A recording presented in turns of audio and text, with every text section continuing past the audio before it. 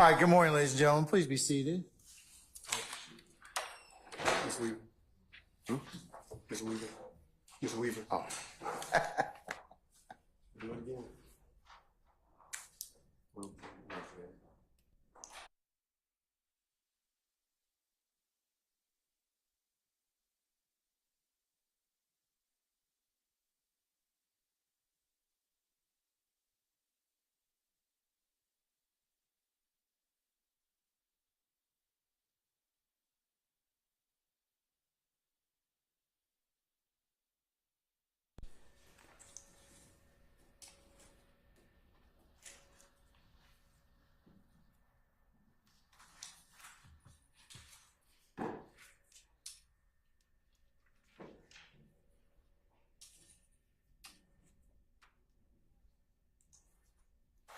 Christina, can you check?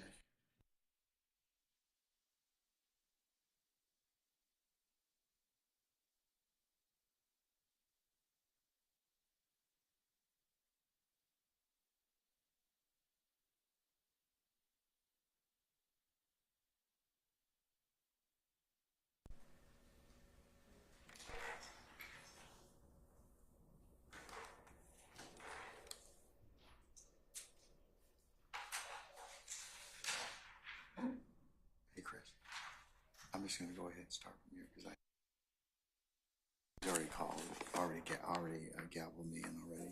So we'll just get started. All right, ladies and gentlemen, we're on the record formally in the matter of the state of Georgia versus Cleef Adams et al.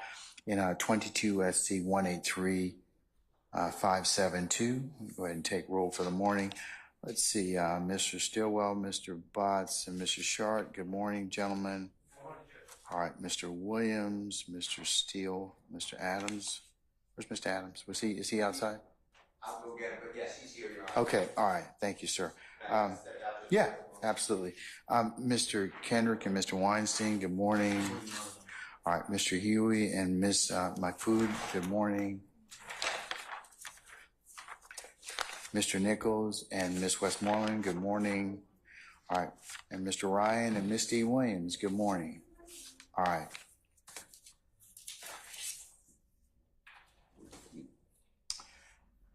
Okay, Mr. Yahelski, Miss Love, Miss Knight, Miss Love, Mr.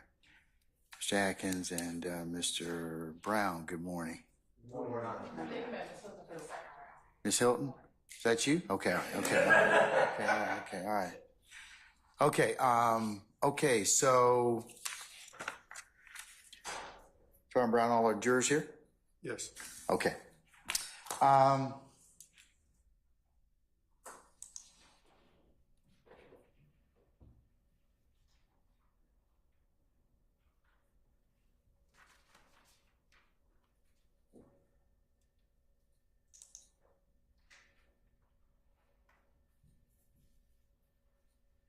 I am in receipt of email sent on Wednesday, the 29th of May at 9:54 p.m., which gives the PowerPoint of Dr. Heninger, which I'll include as the next court exhibit in order. I've also had an opportunity, I will also include Mr. Steele's response from the 30th of May at 7:14 a.m. And I'll also include his second response of at 10:46 a.m. Let me deal with a couple of issues out of it. Mr. Steele, I've had an opportunity, and Ms. Hilton, I've had an opportunity to consider the issue of the autopsy photos. Mr. Steele in particular objects to 311 Yankee, which is a photograph of which reports to be the decedent's kidney. And from looking at it, it would appear the extent of the injury in the court's estimation, and I'm sure the medical examiner will talk about the projectile that went through that kidney. I've had an opportunity to take a look at that particular issue in terms of the photograph that's been objected to, or autopsy photographs in general. I've taken a look at Salverson, Salversen versus the state at 317 Georgia 314 Note 2, discussing autopsy photos. And I've also had a chance to take a look at a more recent case, Baker versus the state, which is 2024 Westlaw 2738174. Again, 2024 Westlaw 2738174. And in talking about autopsy photographs and the admissibility of those photographs, it would appear that as long as that particular photo is shown to show the extent of injury, that it would be admissible. There's only one autopsy photo that Mr. Steele objected to. That was the 311 Yankee photograph. I know in general, even if you lodged an objection to the photographs as a whole, I believe there's 13 as a whole, giving various depictions. And from this court's earlier experience with autopsy photos, Dr. Heninger is going to come in here and testify about his procedure and everything else that goes along with it. So, Mr. Steele, I will note your objection under Salverson. I will also take into account Baker versus the state, and I'll give you a continuing objection on that particular issue. All right? Appreciate it, Your Honor. All right, you're very welcome. As for the screen, are you still trying to use that screen? I think as long as the internet is working really good. Good, because I wasn't going to let you use it anyways. All right, so, but anyway, no, it takes up a lot of space, and there are constraints using that right here. So, but if you can do that without us going down on the internet, I'll take it up if we need to accordingly. Okay. All right. Ask one question of the court regarding the autopsy photos. The state is requesting that the autopsy photos do not be published on the media, given the nature of those photos, that we're asking that when the photos are depicted on the screen, that the media does not show those pictures. I think that would be a fair request to do. So who's ever here from the media today, when Dr. Heninger testifies, please do not, or anybody else, do not take photographs or stills or anything else of those particular photographs of as they are displayed. Okay. All right. Okay. Unless there's anything else, summon our jurors for us, please. Sergeant Brown.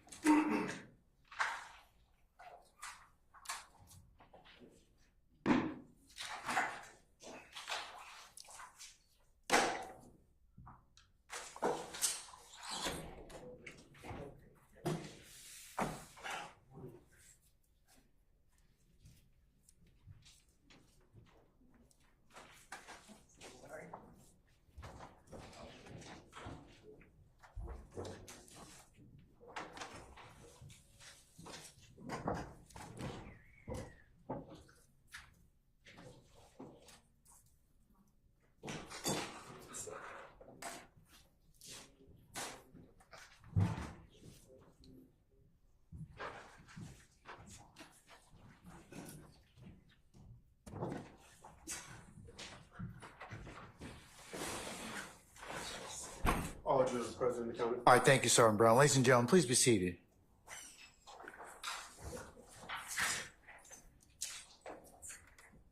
Members of the jury, good morning. Good morning. Okay, all right. You sound kind of tepid. All right, so, but let's see if we can get some excitement. All right, so, State, are you ready for your next, or to call your next witness? Yes, Your Honor, the state is ready, and so to the court's instruction, we will be calling Mr. Sammy Davis. All right, summon Mr. Sammy Davis, please.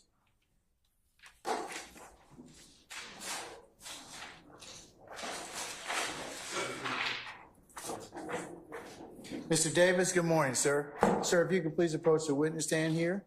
Once you get there, if you'd be so kind and turn and face Sergeant Brown and be sworn as a witness before you sit down, sir. Raise your right hand. Do you swear or affirm that the testimony and or statement you're about to give will be the truth, the whole truth, and nothing but the truth? Will. Have a seat. Give it just to the microphone. State your first and last name with the spelling of both for the courts. All right. Sammy Davis, would be with S-A-M-M-Y, Davis, D-A-V-I-S. All right. Pull yourself up as close to the microphone as you can, Mr. Davis. All right. Wonderful. All right. All right, sir. Good morning, Mr. Davis. Good morning, sir. All right. Where are you from? I'm from Atlanta. Okay. And what part of Atlanta are you from? I'm really from the east side, but I was living on the west side for a substantial amount of years as well. Okay. So I'm going to do something so that you can be heard clearly. All right. If you could just take your time for Madam Court Reporter, as I'm trying to do today. All right. She would appreciate that. Okay. Where do you live today? I live on McDaniel Street. How old are you? I'm 59 years old, sir. You have any children? Yes, 42 and 43. And when you say 42, 43, is that their ages? Yes. What do you do for work?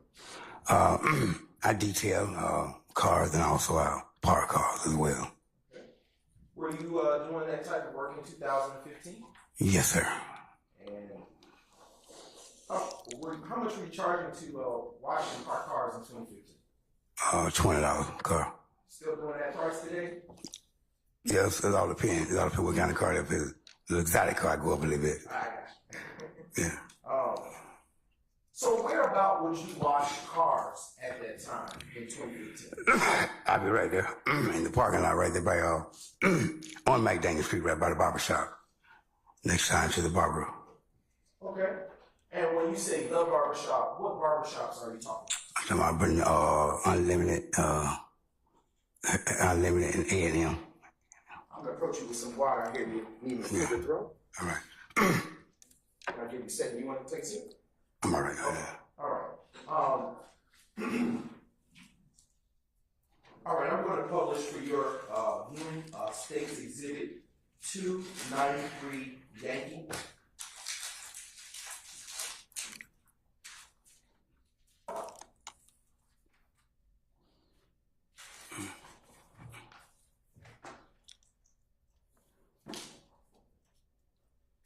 Just 1 second. Right.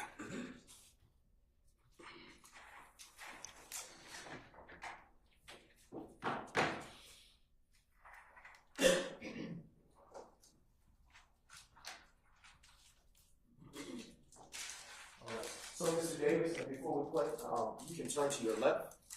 There's a screen right here Right. that you can look at. And it also can do some things here with this little marker, with that color. And when you touch it and put a mark on there, it'll put a identifier or something on the screen, okay? All right. So looking at that screen, can you tell the ladies and gentlemen of the jury what area are you familiar with this area? Yes, sir. Yes, sir. And what street is this running horizontally at the bottom of the screen? Northside Drive, And what street is running here vertically on this side of the screen? McDaniel Street. Okay. And is McDaniel Street the area that you indicated that you work at? Yes, sir. And just briefly.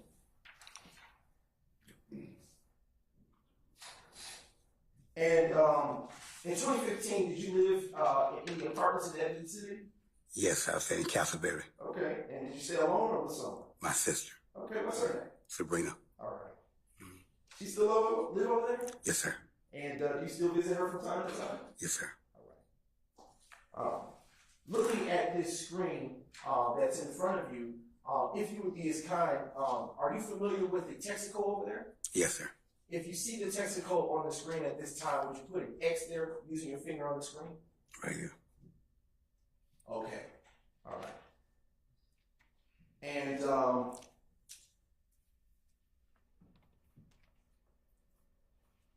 going to fast forward to the 6:20 timestamp on this video. And I'm going to erase that mark. Excuse me. Earlier, Mr. Davis, you indicated, thank you, and that's perfect, actually. For the record, the timestamp is actually 6/17, Your Honor, of State's Exhibit 293, Yankee. Mr. Davis, looking at this screen, do you see the two barbershops that you say you're familiar with on McDaniel Street? Yes, sir. And if you would be as kind, could you put a circle on A&M Barbershop? A&M circle. Yes, sir. And for the record, do you see Hair Unlimited Barbershop that you talked about? Yes, sir. For the record, can you put a triangle on Hair Unlimited? Thank you. All right. Still paying attention to this exhibit. Do you see any of the areas on this particular screen where, or this particular timestamp of this exhibit where you would wash cars from time to time? Yeah, right here. When you say right here, could you do me? All right. I'm going to ask you to put a, if you put a plus sign in the area you would wash cars. Okay. All right. All right. Sometimes here as well. Okay. And when you say here, you're pointing to the Right area there. between the two barbershops? Right, sir. If you put a square in that little area. All right. Okay. And how long have you been washing cars in that area? 20 years, man. You said 20 years? I better, yeah. Okay.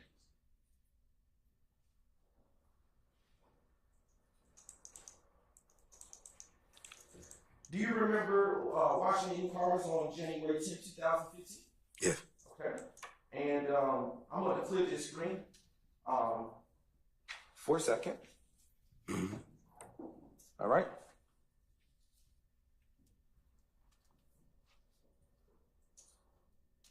And do you know anyone by the name of Nut? Yes. Okay. How do you know him? Well, came up in the hood together around, Come into the mic. and came up in the hood together around the University of John Hope. And come around the university area of John Hope. My apartment in the area at the particular time they had them up. Yeah. Is that also known as the Castleberry area? Yes, sir. Okay. And how many years did you know Nut? Oh man, a lot of years. Cause I remember teenagers stuff were coming up. I'm a little older than he, but I remember he was a young boy coming up. You know, wanted to get into the game for the rapping game. Wanted to be a star. You know. Yeah. All right. So we're going to circle back to that. You say that he got into the rap game. Do you know any artists that he may have worked with? Well, one of the main artists I know he worked with Lucci. Are you familiar with the name Birdman? Birdman? Birdman. Cash Money Millionaire. That would be him. Are you telling me or asking me? Right, that would be him. All right. Do you know if Nut had any friendship or relationship with Birdman? I believe so. Okay. Yeah.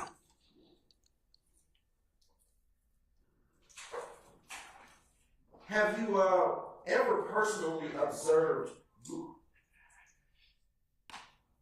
Have you ever personally observed Lucci with Nut? Yeah. Okay.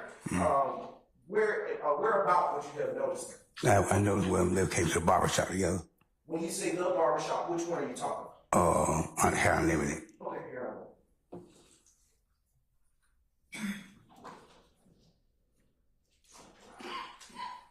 Do you, in that area when you would wash cars, did Nut ever come to ask you to wash his car? Yeah.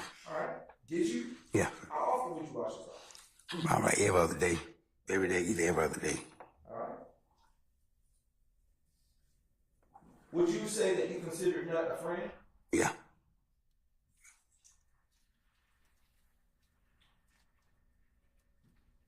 On the day of January 10th, yes, please. Thank you. Now publishing for the jury what has already been admitted, State's Exhibit 3, Yankee. And you can turn to the screen again to your left to look at what is being published, Mr. Davis. Right. Do you recognize the person in that photo? Yeah. Who was in that photo? That. I'm sorry? That. Okay. Yeah.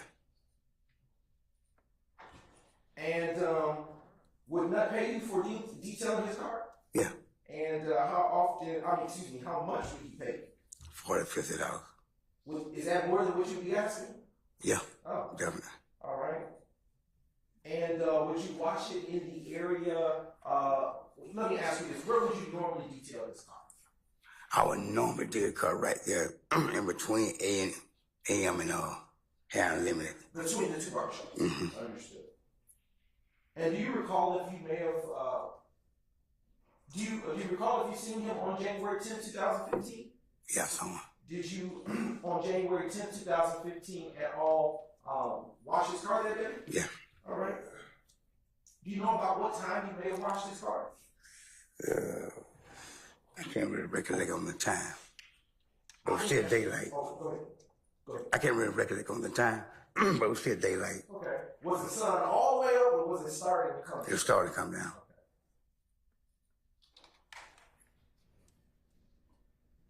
Mr. Davis, would you ever go out in the Texaco area that you described earlier and be in that area when you weren't washing cars? Yeah, Okay. okay. Why would you go out there? Because yeah, just make certain people kind of hang, shoot it, breathe, and talk. You know what I mean? Just kick it. And when you say those things that you said, hang, shoot the breeze, kick it, what do you mean by those things? Let's start with one. What do you mean by hang? Just shoot and breathe, just kicking around for the day, you know what I mean? Okay. Talk. Okay, so shooting the breeze. Shoot and breathe, just kicking it, yeah, just talking. All right. And how often would you go out in that little area and shoot the breeze, as you say? We do it all the time. All right. And when you say we, is it fair to say that you're talking about there are other people? Other guys. Right. All right. Do you know their names? Not necessarily. Okay. All right. Do you still see them all the time? Not all of them, but I see some of them.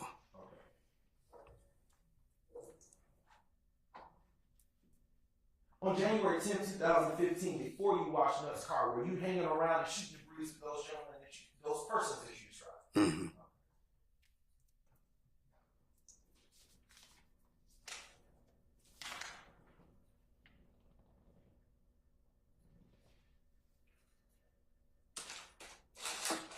Just brief those, John.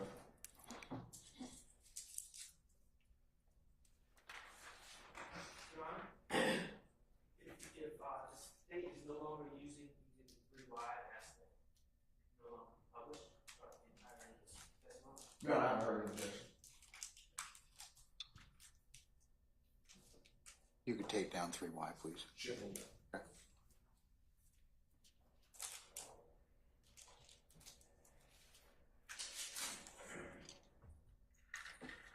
On the day of January 10th, 2015, was Nut wearing the outfit that you saw in State's Exhibit 3Y that was just taken down? No, not that one. What do you recall him to have been wearing on that evening?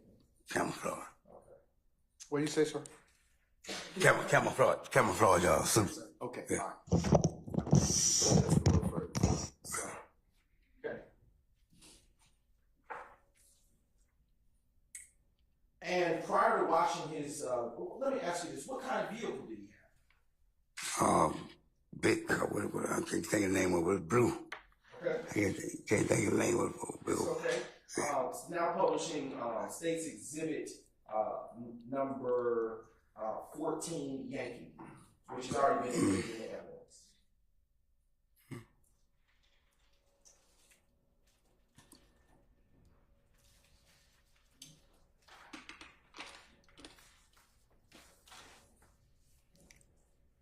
Do you see Nut's vehicle in this picture? Right here. Yes, sir. And when you say right here, can you describe what you're pointing at? Blue, what is it? What kind of car is it, man? Is that a truck? It's a truck, though. So is it fair to say it's a blue truck? Right. Okay. All right.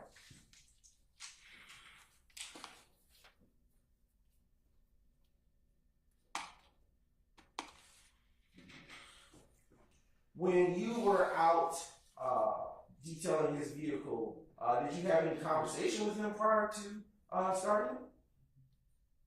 We talked just a little bit, you know what I mean? Okay. Yeah.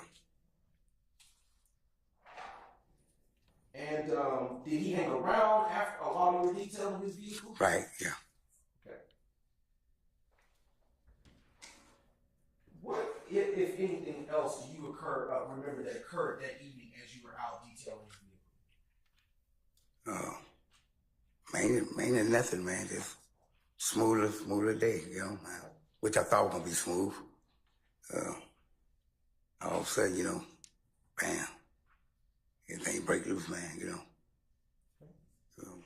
And when you say bam, everything break loose, what are you talking about? I'm speaking on that.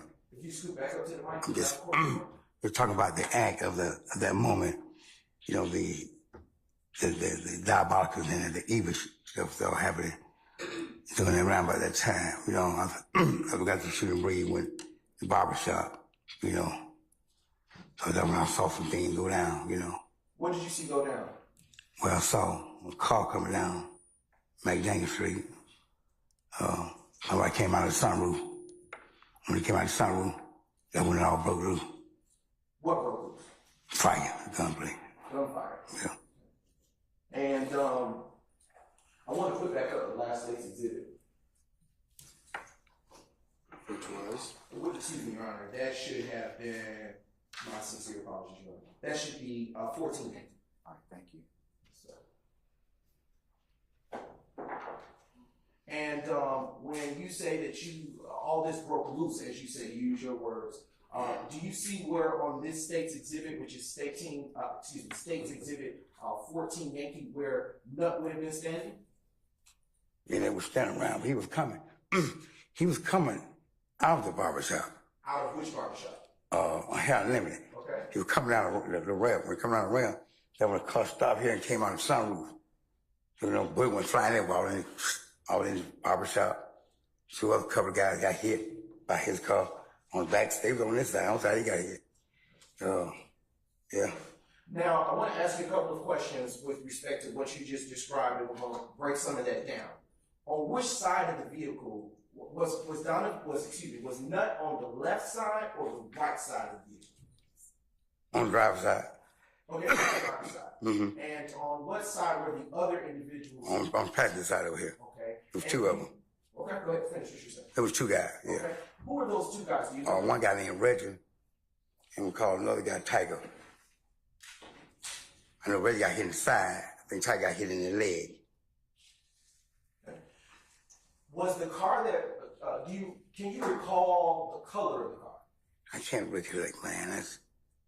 Can't recollect the color now of that, man.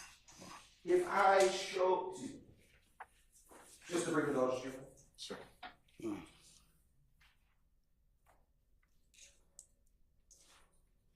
Okay. Let's dial back to a step to something you said earlier. When the vehicle that came down the street and fired the shots that you just described, it did the act. Where were you? I was right by. And if you will, I'm gonna give you this wooden pointer, and I'm gonna hand it to you. And if the court will allow, I'll ask Your Honor if you can step down just briefly to direct the jury with this pointer. He may step down and illustrate his testimony for the jury. I'm gonna hand you this. All right. And I want you to be careful because there's a step here. And if you slide back. All right. Yes, sir. And you can come on down as the court has allowed. Okay. Yes, sir. Come on. Yes, sir. All right. And right here.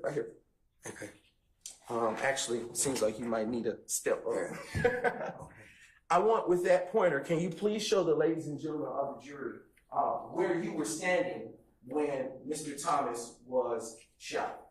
I was standing right here by the back, the car back. Coming out the car back to in Texaco, the back end when you come in. Okay. Back.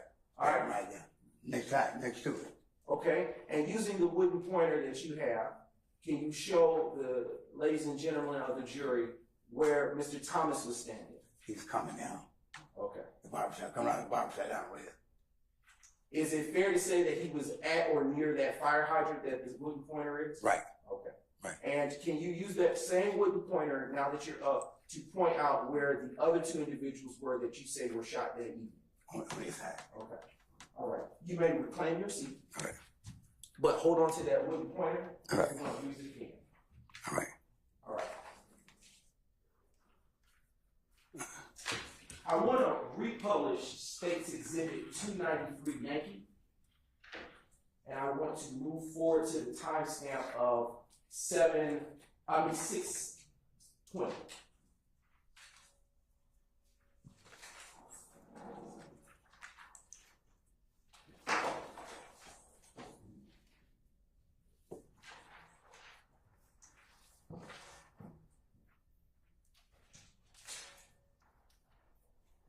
Okay. Mr. Davis, I'm gonna have you rise once again. And again, watch your step there. Stay on this ledge. I want you, for the ladies and gentlemen of the jury, to show where you would have been standing, if you can, based on where your position, using the wooden pointer, where you would have been standing when you saw the vehicle come down and fire the shots. Standing near, what is that you're pointing at? So right back. Vacuum. A vacuum. Okay. All right. And where you were standing, were you able to have a clear line of sight as to what happened? Right. All right. You may reclaim your seat. I want to keep that exhibit up just for a moment.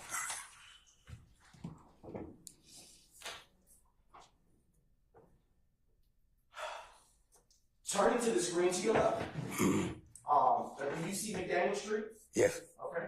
And I want to ask you, was that barbershop that you see, that structure that appears to be orange, closer to the vacuums as you described, is that Hair Unlimited?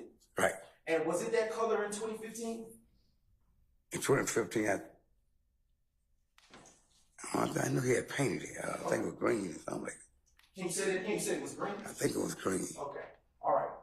And just keep in mind that the mic. Because I know after that incident happened, by then, at the time, I know he kept for a while, but I think he painted another color. Okay. So, yeah. But he didn't want to identify that with what went on at his shop.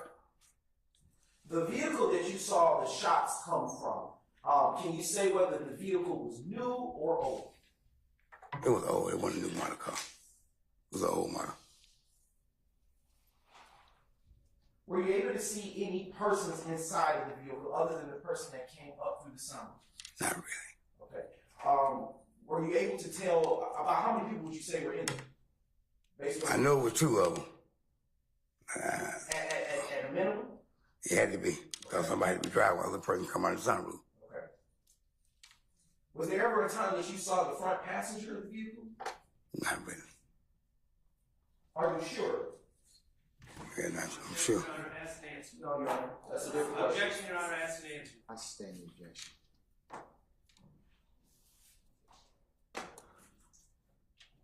This is the brief indulgence, Your Honor. I'm sorry.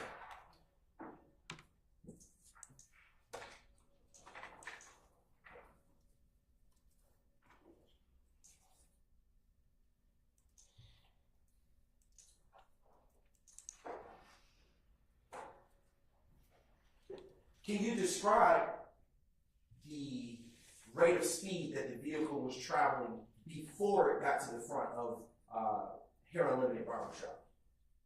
It wasn't real fast, because you come down McDaniel Street.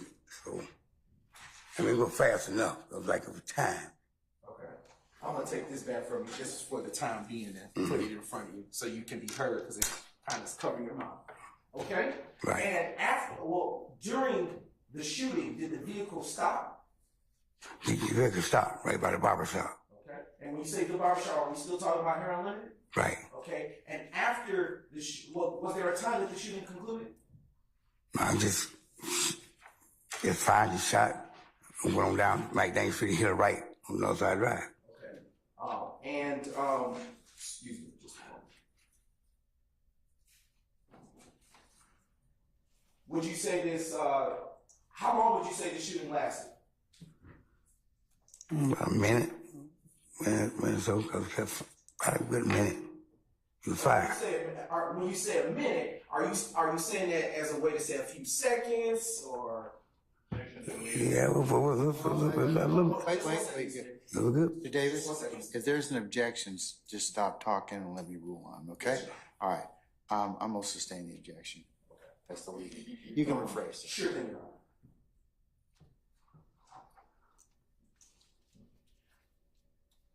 I'll move on, Your Honor.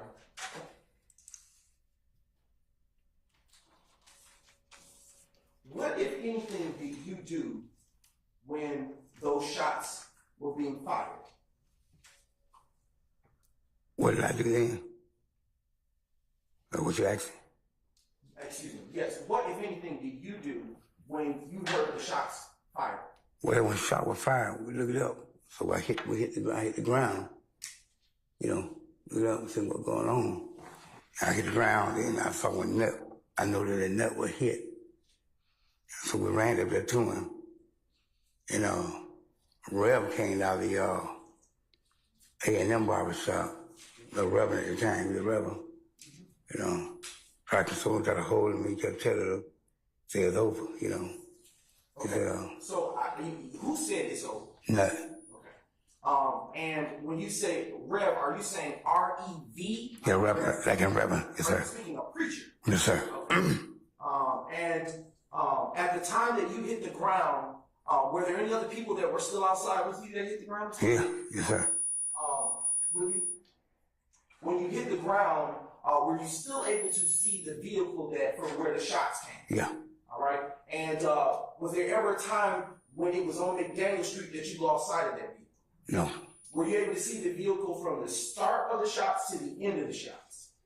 Yes, yeah. But Okay. I see what hit to make that right on the outside drive. Okay.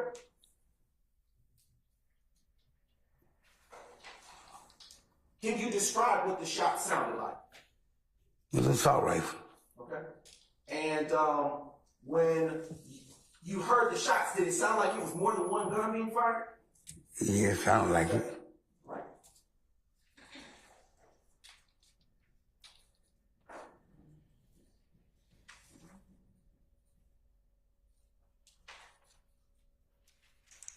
Before Nutt was shot, as well as the other two individuals that you said were shot,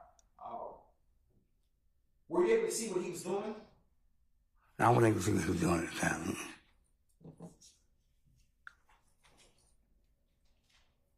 Before he was shot, and Chopper and Reggie described were shot as well. Were you still washing the car at that time? No, I was through with the car. I was finished. Okay. Had he already paid you? Right.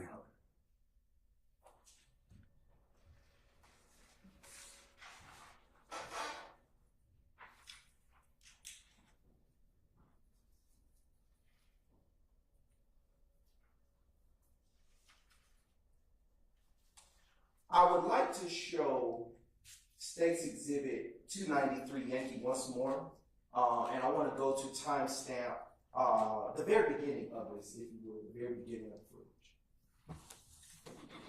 All right, not to play. Do you see Northside Drive from this timestamp, which is it should be 00? Yeah, I see it. Okay, and do you also see McDaniel Street? Right. Utilizing the screen, make sure it's still functioning. All right. I want you to draw a line starting where you saw the vehicle come and where you saw it leave the scene. So it come about a barbershop. Keep going. Keep going. As far as you know where it have traveled. Right. And then where did it go after that? Okay. Straight up outside. Okay. And is that as far where you stopped drawing that red line? Is that as far as you saw the vehicle go? You could see it go? I could see it go. Okay. Yeah. Is that as far as you could see it go? Yeah, before I could see it go from here to there. Okay. Yeah.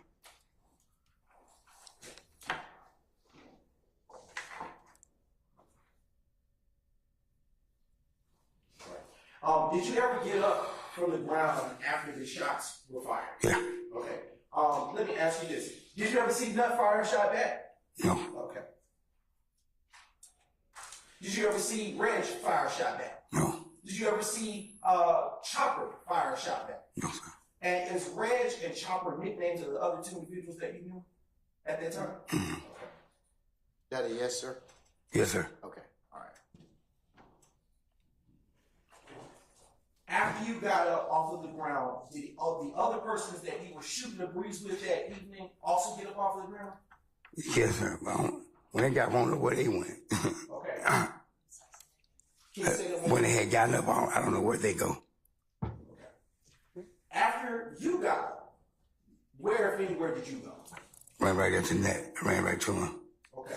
Yeah. Now, when you ran to Nut, was Rev already there, or was he just then coming out? Rev was just coming out too. Okay. Mm-hmm. And out of what barbershop did Rev come out? A&M. Okay. Do you know if Rev was an employee there? He was an employee. Okay. Had you ever been in A&M to get your hair cut? Yes, sir. Okay. Who would cut your hair when you were going to A&M? Mr. George. Mr. George. Who is Mr. George? Oh man. He was, I think George was in 1940 something, 30 something. Yeah. He had been in that long. Who was the owner in 2015 of A&M Barbershop? Mr. George. What was Mr. George's last name, if you know? I don't know the last name. Okay. When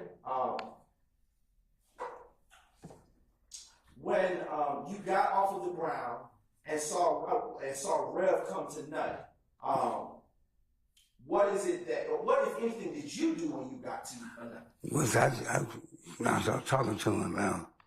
So I got there before Rev. So when I got there, then Rev came a couple of seconds after I came. Man, he just told me, he said it's over with. I said, what's it? He said, we ain't gonna make it, you know. Okay. Yeah. Did you try to help Nut at any point? I mean, whatever help I could do, I mean, what then I could really do, you know. You know, he said he was going, you know. Did you get on the ground with Nut? Yeah. Okay. Did you touch him in any way? Right. What did you do when you touched him? I could put my arms around him, you know.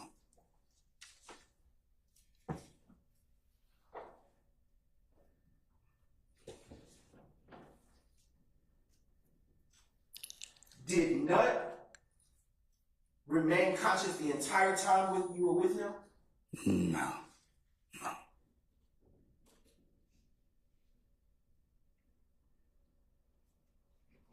Do you know if emergency services ever arrived to the crime scene? They came. Were you still there when they got there? Yeah.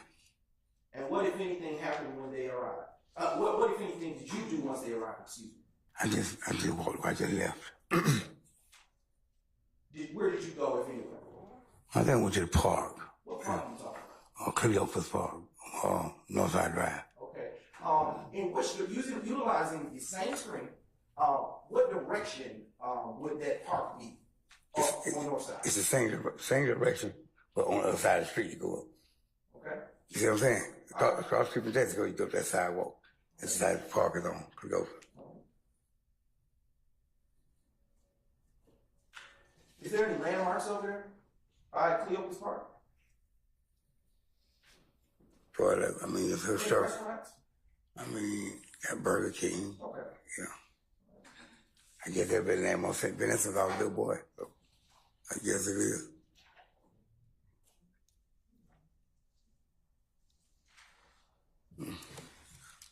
Just bring me those, John. Yes, sir.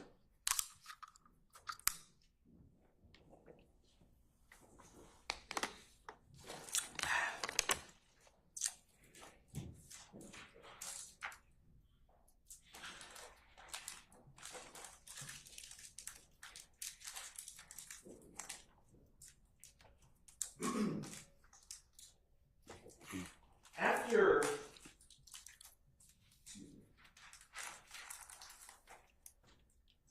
did you ever go back over to that area of the McDaniel Northside Drive area to wash cars after that day? Well, it slowed down a lot. It really slacked up, so I would go on Peter Street. If you would cover your mouth so she can hear you. Yes. It slowed down over in that area, like when it went down. So I would go on Peter Street and still wash cars. Okay. And when you say slowed down, it slowed down. Are you talking about business? Business wise, yeah. Were you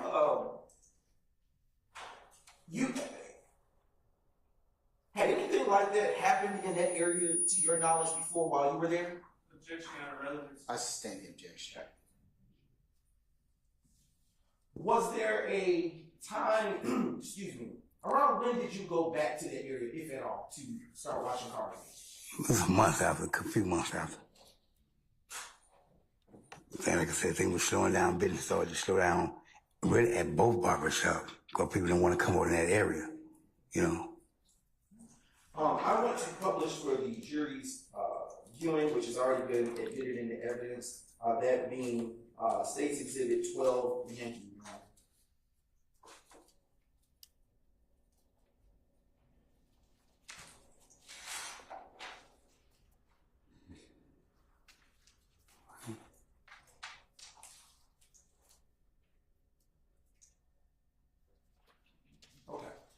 Mr. Davis, again, to your left is a screen showing the State's Exhibit 12Y. Utilizing this exhibit, can you tell the ladies and gentlemen of the jury if this was the area, in fact, where you washed the car, or did you wash it like vacuums? His car at the time, I washed it in his spot right here. Do you see any moisture or liquid on the ground? Mm-hmm. Is that from where you washed the vehicle? It could have been, I don't know. Okay. Did you do the inside and outside? Yes, sir. Okay, and is that your normal custom to do inside and outside? Yes, sir. And did did Nut have a nickname for you? It's short. You said Shorty? Yeah, short Sam. Yeah. Okay. And how did you get that nickname? He gave it to me. Okay. And why did he give you that nickname? Because I was short. Speculation. Oh, sir.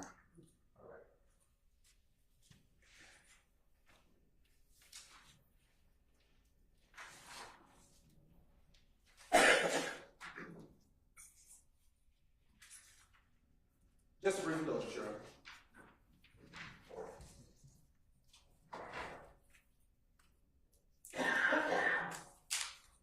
Okay. Do you remember ever speaking to law enforcement, specifically a Detective Thorpe, after this was all said and done? I don't remember it. That's fast, no. Do you recall speaking with law enforcement at all or being interviewed after this? Yeah. Okay. Do you know if a Detective Thorpe was in the room during those interviews? I don't know my name. Okay. All right. When you were interviewed by law enforcement, do you know if it was the same night or time later? No time later. Okay. About how much time later would you say it was? I don't know, weeks, months, something like that. A few weeks or a month. Is it fair to say it's years later? Probably, yeah. Okay. It's so long, man, you know. Where were you when you were interviewed by law enforcement years later? Or I think I was incarcerated, man. Were you in the Fulton County Jail? Right. Do you remember what for? For a particular incident, same thing right here. I'm sorry, I couldn't. For the same thing right here, what we're discussing now. Okay. That was for. Okay, no, I think. What were you in the Fulton County Jail for? I don't know whether forgery or something like that, probation or somewhere, violation. I went up and down.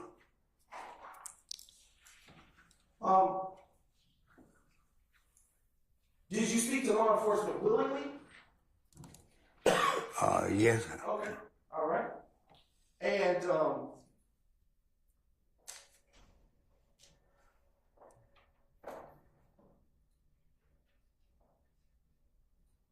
did you say anything to law enforcement in those interviews with the hope of getting out of jail? Objection, inappropriate. I stand the objection. Were you promised anything No, sir. by law enforcement? No, sir.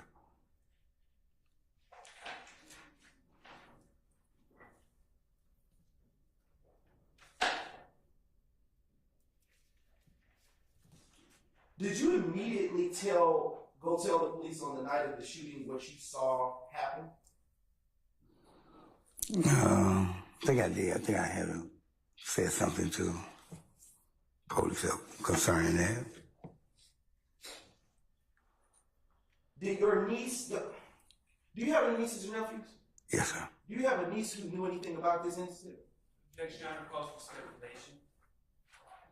I'll sustain the question as to form. You can I'll rephrase. rephrase. Have you talked to a niece related to what you saw and heard about this incident? Yes. And did your niece tell you that a television reporter was out there? Objection, Your Honor, hearsay.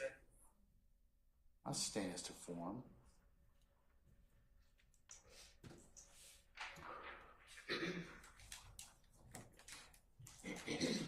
I have a few more questions for you, Mr. Davis. All right. And I am going to pivot back to State's Exhibit 293 Yankee.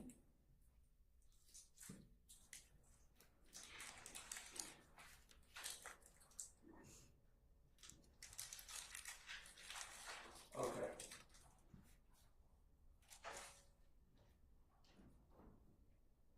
Okay, I am going to play for you State's Exhibit 293 Yankee, and I would ask for you to tell me to stop when you see the direction from which the vehicle that contained the shooters came from, okay? Mm-hmm. I'm gonna object to the ask and answer. Basis.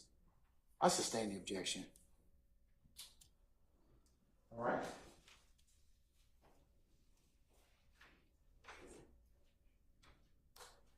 Just brief indulgence, John.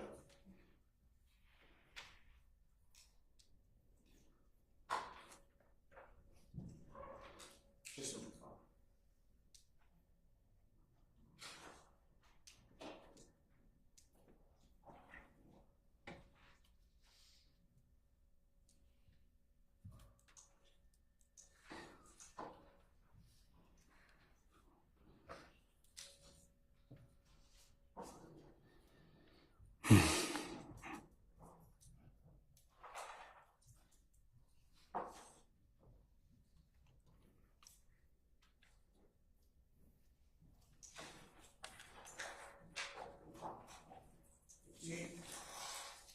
Earlier we spoke about you having a conversation with law enforcement after this shooting occurred. You remember that? Mm-hmm. And I would like to ask you a few more questions about that. Do you recall telling law enforcement that you actually laid eyes on the front passenger of the vehicle? I said that. Okay. And do you recall telling law enforcement during your interview that you recognized the front passenger from the mechanics building? I said that. Hold on. I sustain the objection as to form. Sure. Do you recall? I'll ask you a different question. Where, if anywhere, did you tell law enforcement if you knew? I'm gonna object to the reading question. I sustain as to form. Do you know where you saw the front passenger? Did you recognize the front passenger from anywhere? I don't. Are you familiar with the Mechanicsville area of Atlanta? Yes, sir. Do you know if anyone involved that was in that vehicle was from that area? Objection, Your Honor, ask and answer. Oral, sir. You can answer that question. I know one guy from over there, that area. I'm sorry, can you repeat that? It was one guy they called Woody. He was from over there in Parliament. I think it was Woody, whatever they call it. It's in it. It's in it. Okay, Where? let me ask you a better question. Do you recall telling law enforcement that you knew? It's a different question, Your Honor. I said it's still leading as to form, Mr. Brown. So figure out another way to ask the question. Your Honor, may we approach? Maybe who, what, when, where, why. Try that. May we approach, Your Honor? No. Maybe who, what, when, where, why. Ask the question. It's impeachment, Your Honor. Still. You got him on direct. Sure.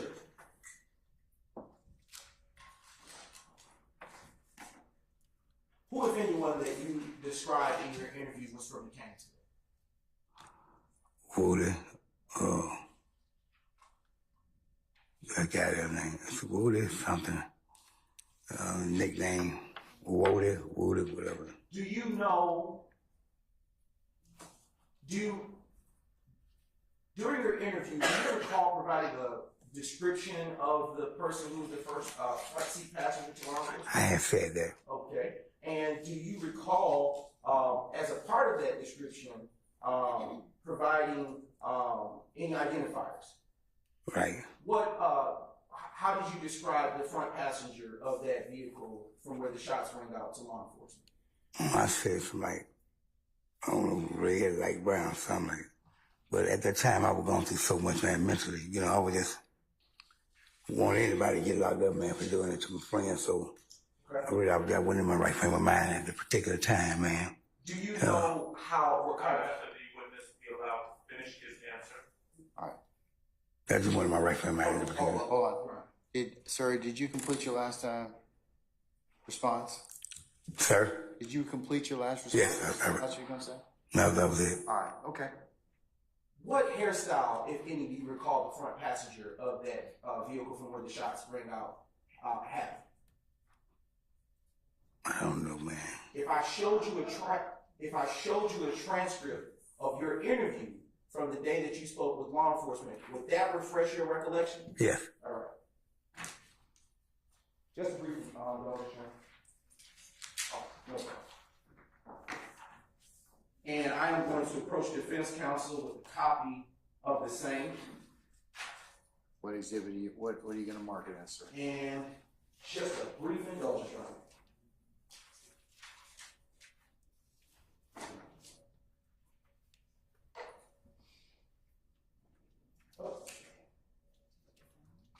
It would be State's Exhibit 323 Yankee Alpha 1.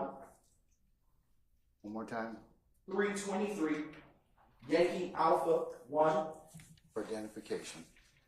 Okay, Yes, sir, Your Honor. all right. And I do believe defense counsel for Mr. Stewart is provided a copy. And I am turning to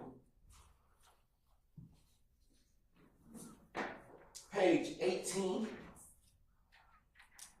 And I'm starting at line 21. Line 25. And I will stop, Your Honor, on page 19 at line 2. Mm-hmm. And I don't want you to read out loud what it is that I'm handing you. Right. I want you to start here, Mm-hmm. and then come over here and finish right here. And when you finish reading that, I want you to look up at me, okay? So from here to here. All right. From 25 to what? To 3? Page 18, line, And I'm page just saying. 18, line 25, to page 19, line 2. All right. Yes, sir.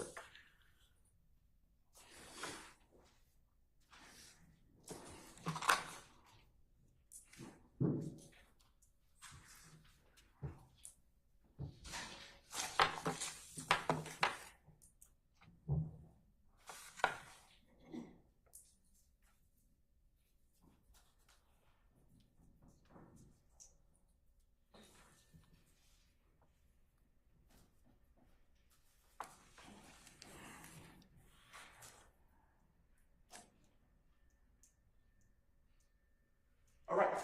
Have you had a chance to read the line numbers and page numbers that I directed you to? Yes, sir. After reading those line numbers of page 18, 25, line 25, and page 19, lines 1 and 2, what do you recall having told law enforcement that the hairstyle of the front seat passenger was? It was dread. Dress. Do you recall, based on what you just read, what complexion you described the front seat passenger to have? Yes, sir. What complexion was it? Brown skin. Yeah. And I'm gonna just take this and close it because you can't read from it. Okay. All right. Brief indulgence.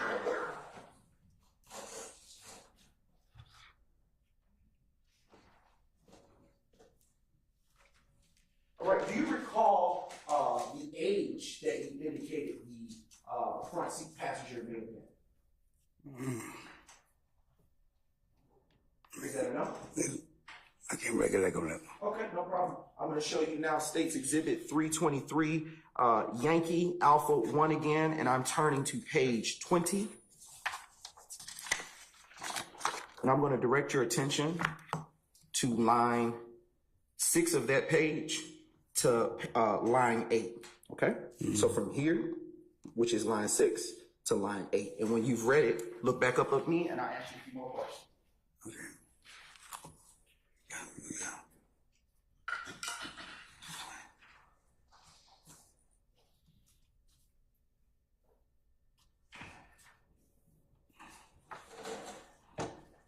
Okay, did you have a chance to fairly review that transcript? Okay, about how old did you tell law enforcement that the front seat passenger was? He's a young dude. Okay, looking at me. Right. Okay, you said he's a young dude? Right. About how old did you tell? Like 20. Okay, all right. And do you recall about how tall you would have thought he was? Is that a no? Yes or no? Okay, I'm now approaching you again and directing your attention on State's Exhibit 323 Yankee Alpha 1, and I am showing you line 23 of page 20. Line 23 to line 24, these two lines. Here you go. When you've had a chance to read them, you can look back at it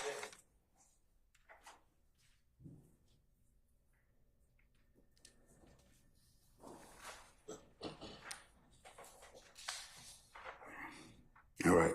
Okay. What did you tell law enforcement on that day about his height? By 5'8", 5'9". Okay. I want you to look back up at me.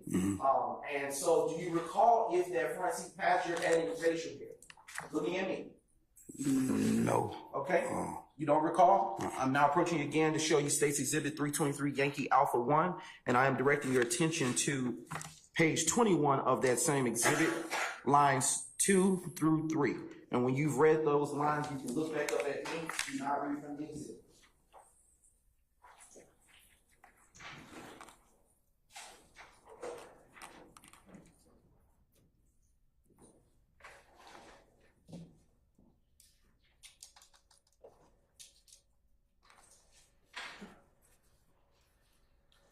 All right. Okay. What did you tell law enforcement and looking at me? No facial hair. No facial hair? Right. Okay. Now, I want to circle back to something you said earlier. What did you mean when you said that you told Detective Thorpe that you was messed up and wanted to get somebody locked up because of the situation? What was that? My mind was messed up, man. I wasn't thinking clearly. Can you move your hand from your mouth? Yeah, I wasn't thinking clearly, man. Wasn't in my right frame of mind at the particular time. Because all that was going on. I saw my friend got killed. So I just didn't want anybody to go down who I thought had something to do with it. And, but is it fair to say that you weren't targeting any particular person? No, I wasn't targeting. Hold on. I sustain the objection. Yes, Your Honor. Don't answer your question.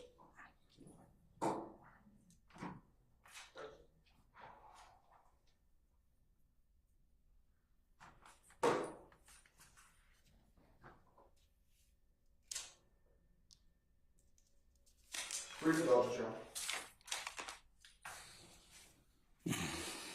Were you targeting any particular person that day? No, not really.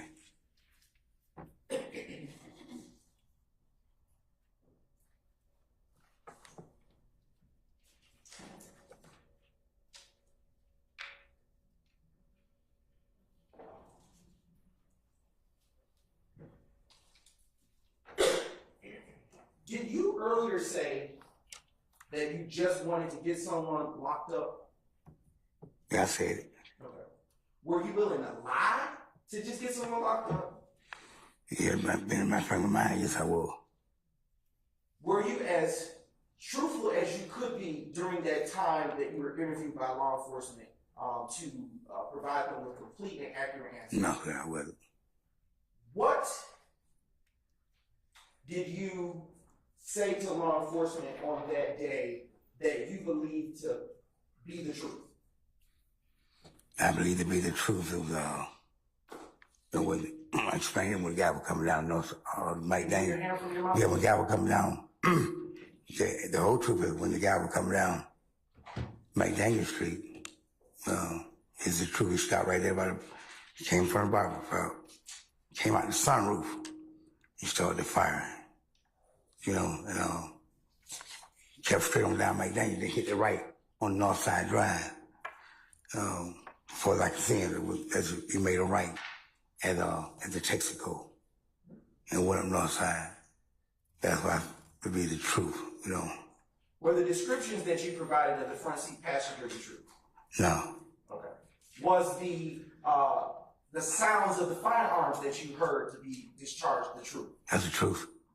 Where you went to help Nut after he hit the ground, was that the truth? That's the truth. Was what Nut told you when he was when you went and put your arms around him the truth? That's the truth. When Rev came out of the barbershop, was that the truth? That's the truth. When you stopped to get up off of the ground after you saw the vehicle come down the McDaniel Street, was that the truth? That's the truth. Is the fact that you watched the vehicles in that area the truth? The truth. All right.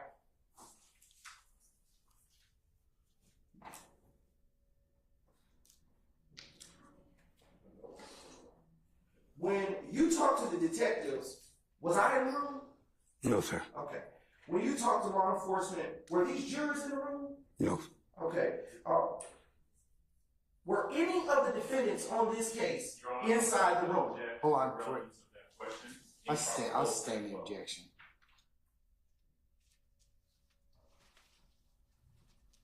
Just a brief indulgence, Your Honor.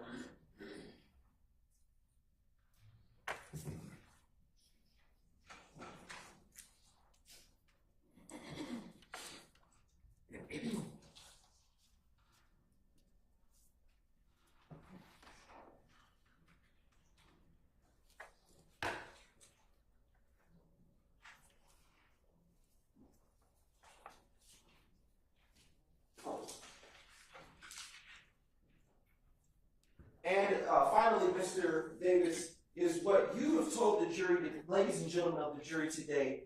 I'm going to object to what I believe that question is going to be a proper false. Your Honor, I believe. Let me hear the question first, Mr. Adams. Yes, Your Honor. Is what you have told the ladies and gentlemen of the jury today, to the best of your recollection, accurate and true? Yes, I'm sir. going to object, Your Honor. It's a proper false. I sustain the objection. Did you have any further involvement with this particular incident after you spoke with law enforcement? No, sir. No further questions at this time, Your Honor. Cross. Mr. Weinstein. No cross, Your Honor. Ms. D. Williams. Mr. Adams. Thank you, Judge. No question. Mr. Shark. I miss anybody? Let's see. Oh, Miss Westmoreland. Thank you, madam. All right. Anybody else I missed? Okay. May we permanently or temporarily excuse Mr. Davis? Permanently, Your Honor. Mr. Davis? Over here. Everybody does that. Don't worry about it. Mr. Davis, I'm going to permanently excuse you as a witness. Please don't discuss your testimony with anybody except the attorneys in this case, okay? And you're free to go about whatever it is you have on your list of things to do today, okay? Yes, sir. All right. Thank you, sir. Thank you, sir. All right. No, you can leave the house. Correct.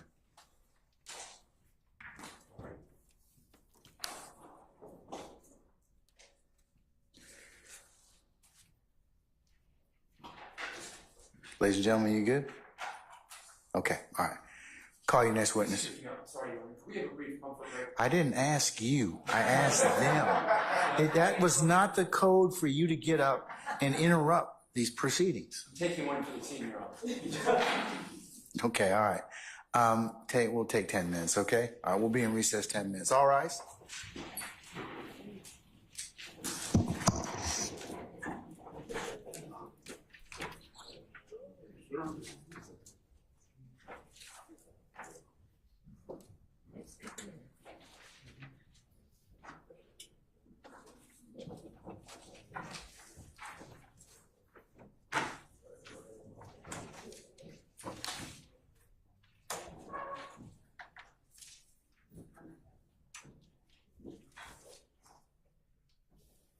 All right, counselors, please be seated. Our jury has left us. State. Who's your next witness? Our next witness will be Mr. Jeffery Williams. Okay, all right. And anticipated length? I know you're going to add something to it, Your Honor. I would say about 35, 45 minutes. Okay. I'll say an hour to be safe. Okay, all right. Thank you. All right, we're in recess.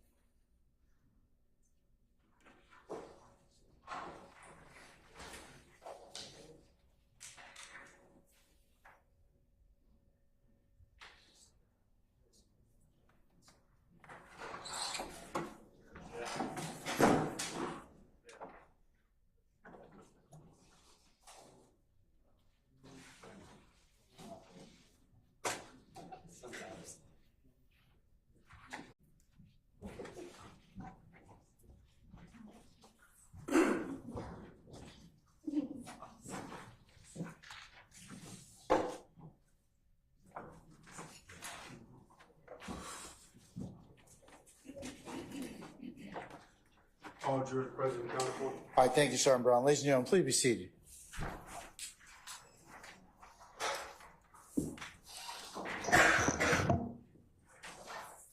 All right, State, call your next witness.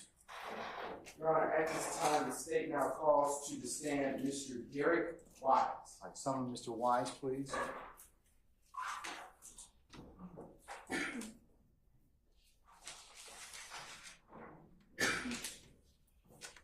Mr. Wise, good afternoon, sir. Sir, if you would please approach the witness stand. Once you get to the witness stand, if you would be so kind to turn and face Sergeant Brown and be sworn as a witness, please, sir. Raise your right hand. Do you swear or affirm that the testimony and/or statements you're about to give will be the truth, the whole truth, and nothing but the truth? I will see you get adjusted to the microphone. Scoot up close to the microphone. State your first and last name with the spelling of both for the courts. Derek Wise, DERRICKWISE. Good afternoon, Mr. Wise. Good afternoon. Where are you from? Atlanta, What part of Atlanta? West Side.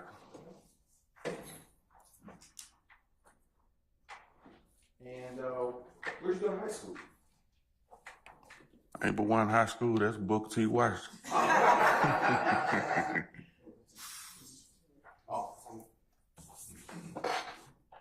Appreciate it. All right. Did you graduate? Yes, sir. Where did you go after you attended D. Booker T. Washington High School? Went to Atlanta Technical Institute. And did you graduate from there? Yes. When? 98. And what was your degree? Associate degree in business and in barber and cosmetology.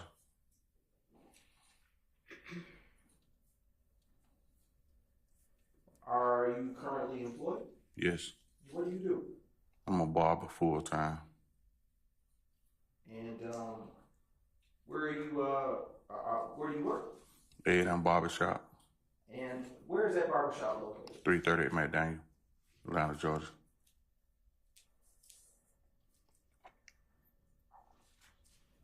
And about how long have you been cutting here? Probably 30 years. Non-stop? Non-stop. And how long have you been cutting at A&M Barbershop? 26 years. How did you get your job at A&M Barbershop? Mr. George. Does Mr. George have a last name? George Axel. Who owns the A&M Barbershop? Mr. George Axel. Is he still with us today? No, he's deceased. Okay. And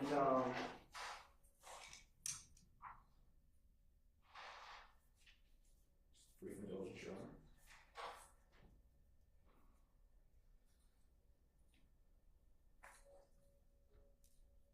Now showing you State's Exhibit 6 Yankee.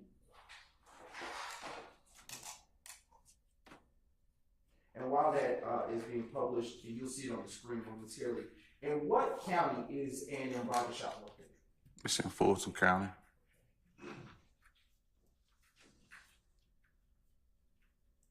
Okay, to your left, there's a screen, and if you would be as kind to show you what this screen can do. It's a smart screen. You can press these, and you can draw anywhere on it, and it'll put a mark on the screen. Okay. Can you please put an X next to A&M Barbershop if you see it?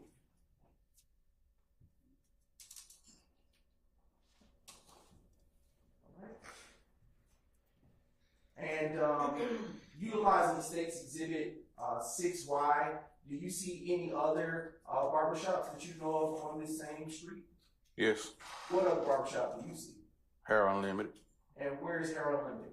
Put a circle on it where you see it. Okay. And what color is Hair Unlimited? Green. Okay. Is it still green today?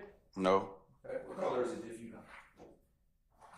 Cream, tan, brownish color. Do you know what business or building what business is next to A&M Barbershop in that same plaza? Next door? It was a restaurant back then in 2015. Okay. You ever gone there? Yes. Was it good? Yes.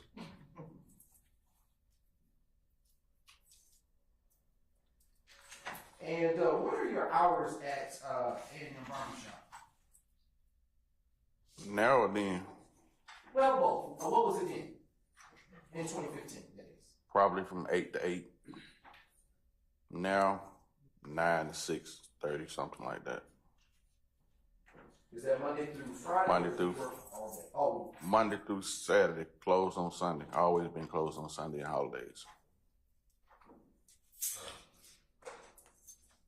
Is there anything special about A&M Barbershop historically? Yes. Tell the jury, please. Mr. George Axel, I think he was the oldest barber. He was the number 2 barber in Georgia. It's the oldest barbershop in Atlanta. It's just like the country club. And when you say it's like the country club, what do you mean? I mean, it's like everybody come there from all walks, all through the years. We're right in the AUC Center, so anybody has came to A&M Barbershop. Are there, excuse me, are there any buildings or structures on the opposite side of where A&M Barbershop is located? Yes. Okay, what do you know that area to be located with? What buildings or structures do you know? Like across the street? Yes, sir. Some apartments. Okay. And earlier you said that Mr. George was the number 2 barber in Atlanta. What did you mean by that? I mean, he was the oldest barber. Okay. He was the first barber ever to get his barber license. Okay. He was number 2. Wow. Was he respected for that reason? Mr. George was respected for a lot of stuff. Okay. The whole community. Did he cut hair in that barbershop as well, or did he just have it as a business that he ran? Both. All right, and if you would turn around from the and face, the jury. I'm sorry, I didn't keep you looking at the screen. When you said AUC earlier, what do you know the AUC to be? Atlanta University Center. Is that where Morehouse College is located? Spelman, Morehouse, Clark. Okay. All right. Do you know Morris Brown to be over there as well? Morris Brown. Now.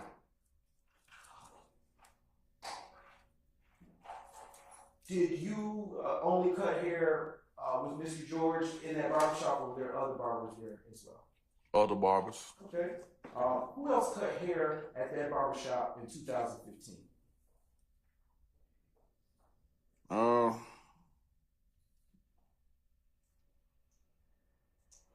Me, Reverend Foster, Mr. George, Twan, Carlos, haircut. Is Twan short for something? Antoine. And do you have a particular chair that you cut hair from inside that barbershop? Yes. Where's your chair? Number one chair, the first chair.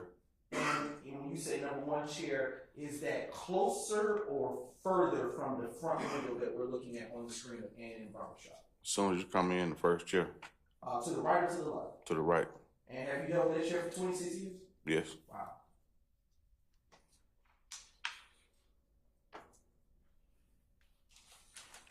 Do you know in 2015 the location of the other barbers in terms of where they cut hair in that, the order, I should say, from where you sat, where they all cut hair? Yes. Okay, can you tell the ladies and gentlemen of the jury what that order was?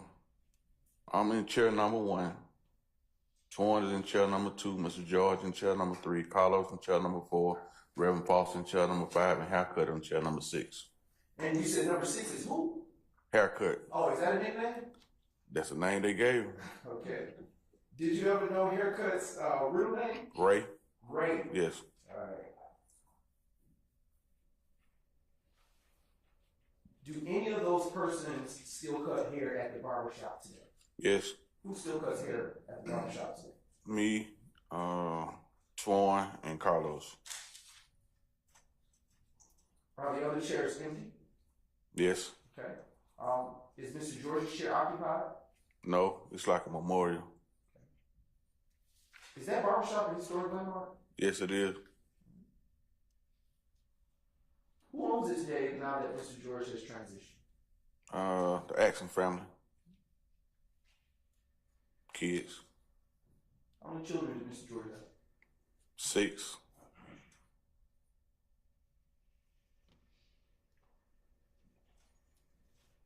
And then us. Okay. When you say us, did he consider the barbershop a family type? Absolutely. Is that why you described it as a country club, bro? Well, no, but he treated us like his kids, and we treated him like he was our dad. So, and for a long period of time, that's what the relationship had built. And in 2015, about how old Mr. George had been? He passed when he was like 92, 93, so probably 80, probably 82, 83, still working. Did he cut hair to his last day? To the last of the last.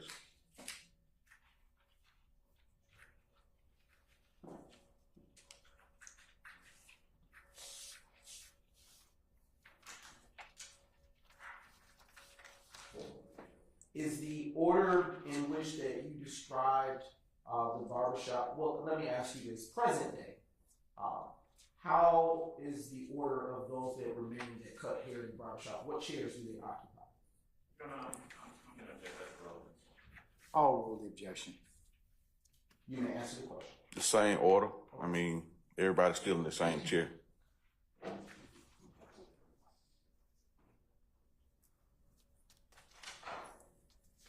Do you recall working on January 10th, 2015? Yes. At what time did you go into work that day? Probably 8:30, 9 o'clock. And what other barbers, if any, were working that day? I mean, everybody worked that day, but a certain period of time, people leave. You know, they leave. Everybody worked, their own schedules. And were there a lot of patrons in the shop that day? Yes. Okay. And I'm now showing you a picture, an exhibit 3 Yankee. Oh, let me clear the screen for you. I forgot. And you can do that with either the box after you've drawn the trash bin on the screen. I've now shown you State's Exhibit 3 Yankee. Do you recognize the individual in this picture? Yes. And how do you recognize the individual in this picture? One of our customers. And do you know his name? Nut. And how long had you known that? Not that long. I mean, he come in and get his hair cut him and whoever else he got with him. Was it frequent that he would bring people with him? Yeah, pretty much often. Did they pay for their own haircuts? Well, they might have paid sometime for their own haircuts, but the majority of the time when he came in, he used to just pay for everybody's haircut in there. He tipped good too. I got you. When he came into the barber shop on January 10th, did he get his haircut that day? Yes. Who cut his hair? Mr. George. And was that his only barber? No, I've cut it before. Oh, okay. Yeah. All right. And was Mr. George his main barber? Yeah, pretty much, yeah. And do you recall around or about what time he came into the shop that day to get his haircut? It's getting dark. On that day? Yeah, that day. Did he bring anyone with him? Yes. And did he pay for any haircuts that day? Yes. Okay. How many people do you think he paid for haircuts? Your Honor, I'm going to object to the relevance of that. I sustain the objection. All right. Don't answer that question. Okay.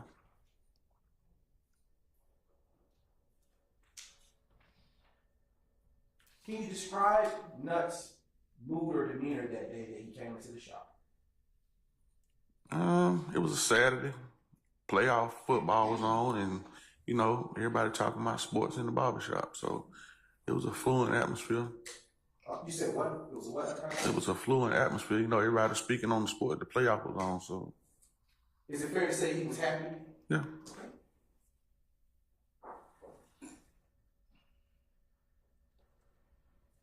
About how long have Nutt been coming to that barbershop to get his haircut? Do you know?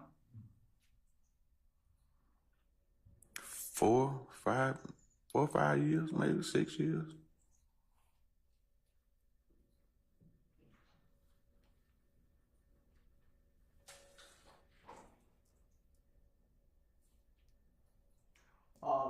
Excuse me.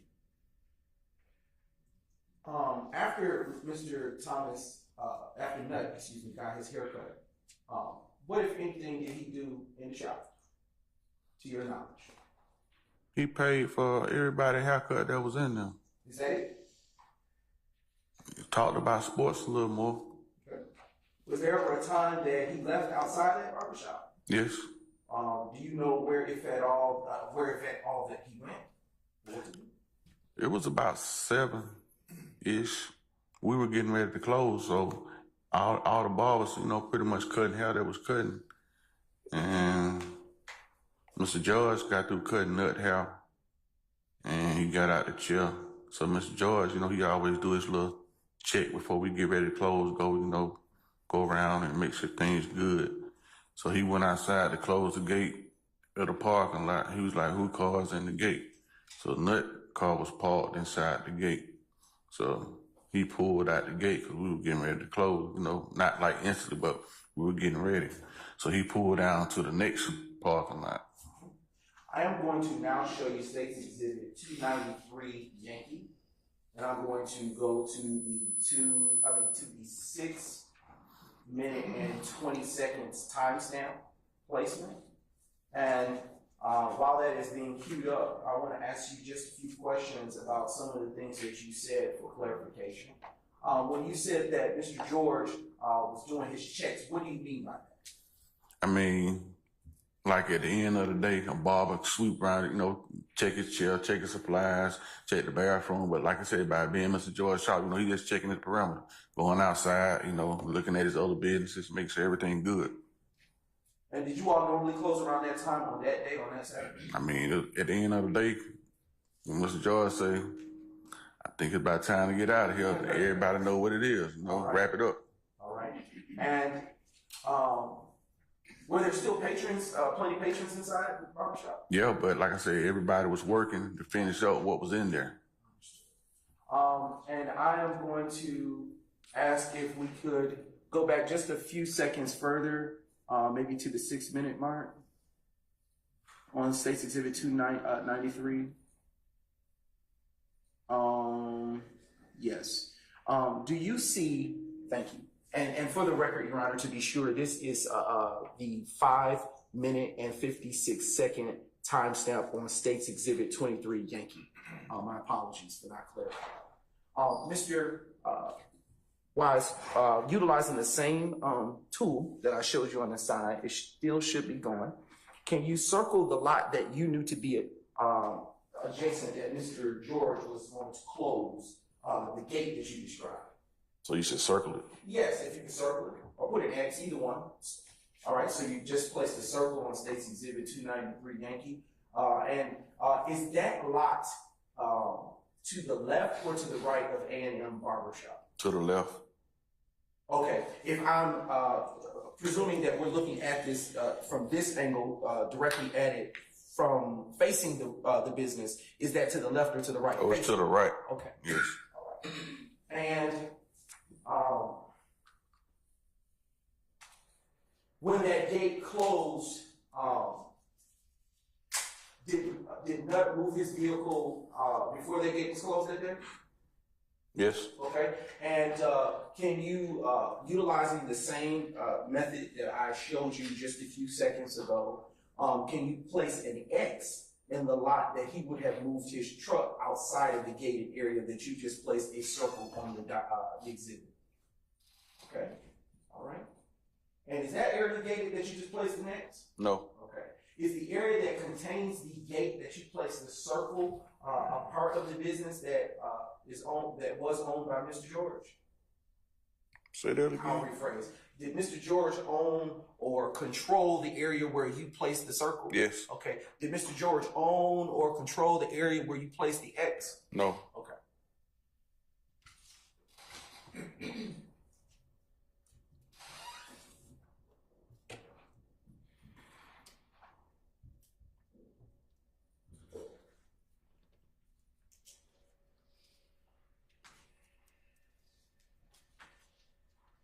All right, just a brief indulgence, Your Honor.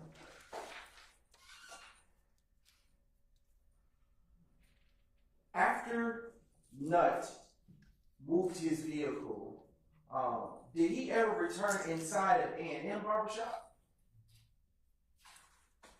I don't think so. And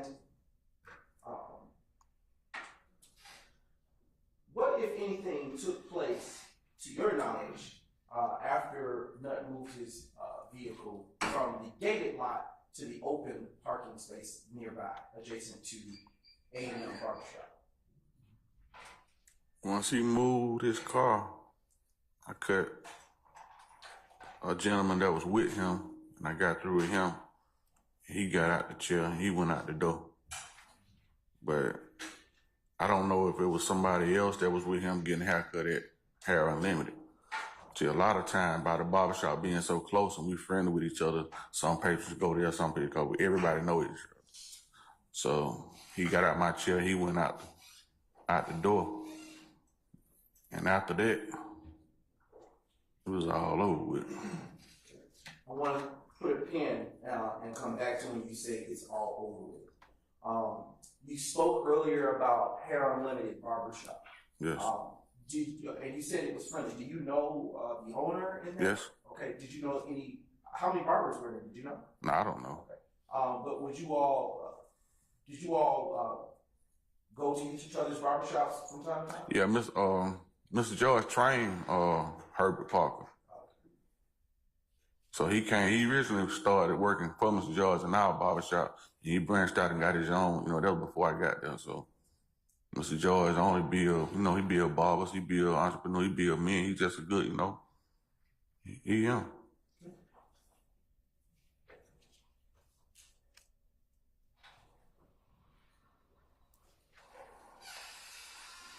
You stated, that after he moved his vehicle, that it was all over. Can you describe and explain for the jurors today what it is that you mean by that?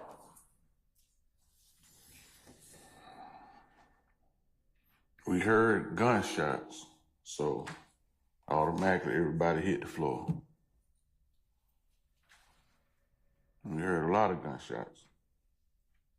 Even Mr. George hit the floor. He 83, 84 years old, so everybody hit the floor.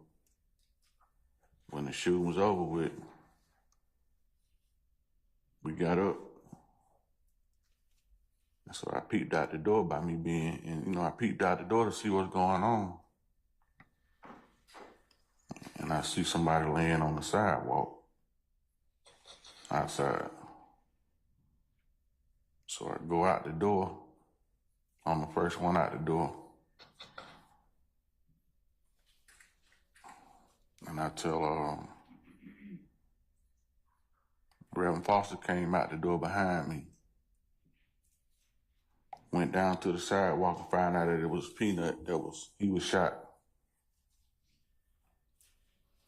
So I just went to try to render aid, hollering back at the barbershop telling somebody to call 911 because somebody been shot.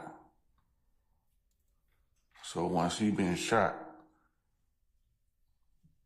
D come out of his business next door to the barbershop. And he comes, so they trying to render aid on that. At this time, everybody coming out of everywhere. So they coming out of Hair Unlimited too. So everybody's coming out of everywhere. So asking that way he been hit at. I stand in objection. Your Honor, that's the question I said. Please don't respond to what I just ruled. Sure. Just move on from asking other questions, okay? All right, thank you, sir. You said a lot there, and I want to unpack it. When the shots rang out, you stated that everyone hit the floor. Yes. Was anyone in your barbershop, that being A&M barbershop, hit by any of the gunfire? No. What, if anything, occurred after you heard the gunshots stop inside the barbershop? Did you all stay on the ground for a long period of time? Some people ran in the bathroom, some people hit the floor, some, you know. There was a lot of going on. Did any bullets or projectiles enter an A&M barbershop? No. Okay. And after the gunfire was shot, well, let me ask you this question. Did this gunfire last for minutes or a few seconds?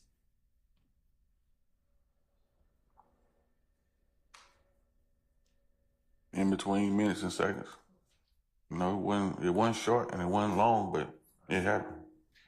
It was rapid. Do you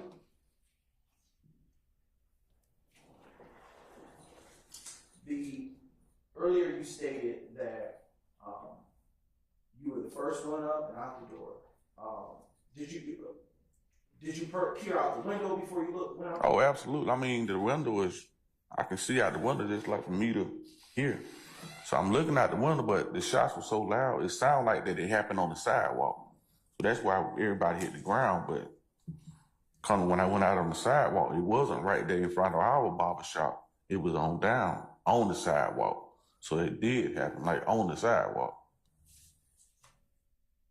Did it sound like it was more than one gun? Objection to the question. I stand in objection. Can you describe the sounds of the gunfire? Rapid. When you say it was rapid, can you describe what you mean by that? A whole bunch at one time. And when you say a whole bunch, are you talking about guns or bullets, or both? A whole bunch of gunfire. And can you, to your best ability, describe the actual sound of the gunfire?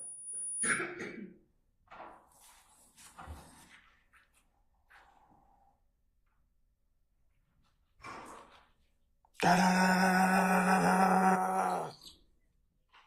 Boom boom boom da da da da. I mean,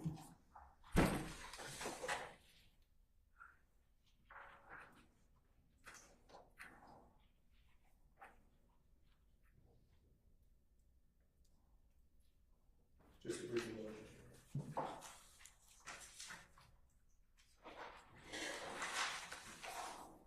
When you got off of the ground and went outside, did you see Nut right away, or did it take you a time to? right away. And what was Nut wearing that day of January 10th, 2015? Camouflage. Okay. Camouflage clothing? Top and bottom. Do you know if he had anything on his head? I think he probably was a skull cap. He used to wear skull cap, different colors, you know. About how long after Nut moved his vehicle did you hear those gunshots that you described a few moments ago that rang out? No longer than 10 minutes. It couldn't have been 10 minutes. Maybe been a little less or a minute more, but I'm gonna say right at 10 minutes.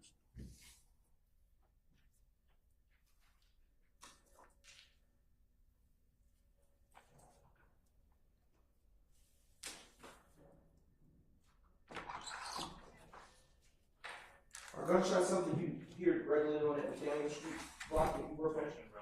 That's standing objection.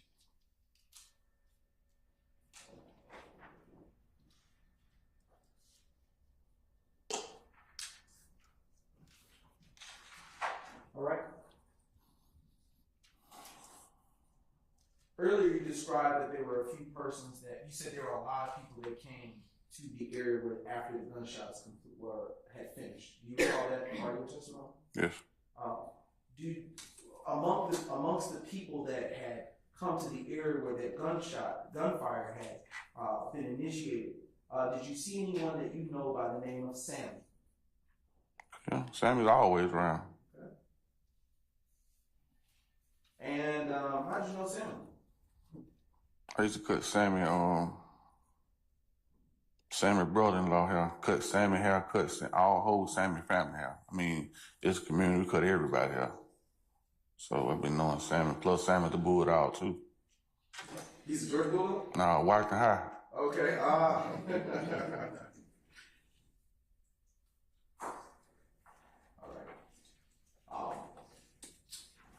When you came to the area, well, let me ask you a few more questions about Mr. Sam.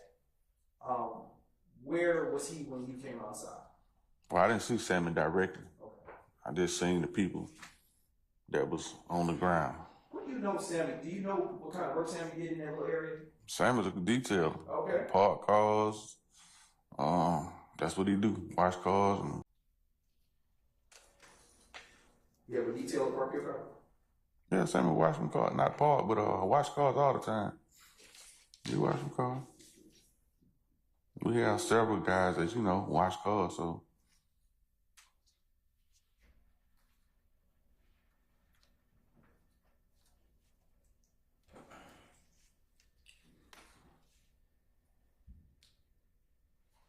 When you left the shop to go to the gunfire, let me ask you a better question. Did the gunfire sound like it was coming from down the street or right next to your shop? At the beginning? Yes. At the beginning, it sounded like it was right outside the door. Okay. Is there a time after you say the beginning that it got a little more distant? Yes. Okay. Is it fair to say that it sounded like it was traveling down the Yes. Yes. Okay.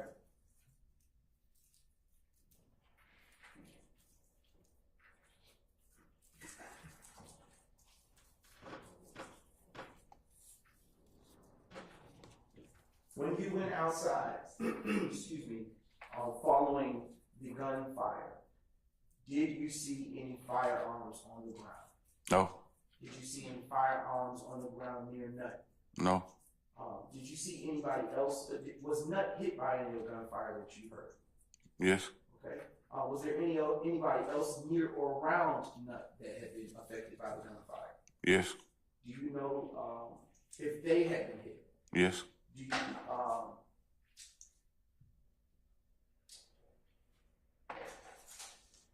when you went to where Nut was on the ground, do you know any landmarks or any things that may have been near the vicinity where he was located? He was laying on the sidewalk. Okay. I am now publishing for you State's Exhibit 14 Yankee.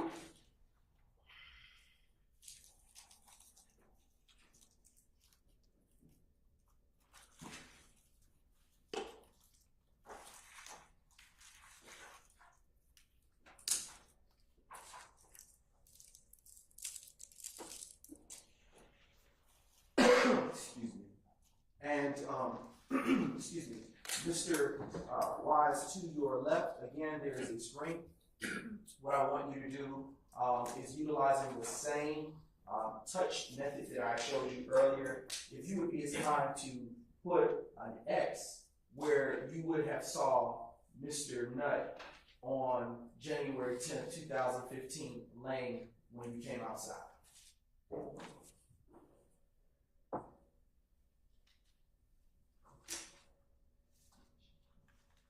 Is it touch?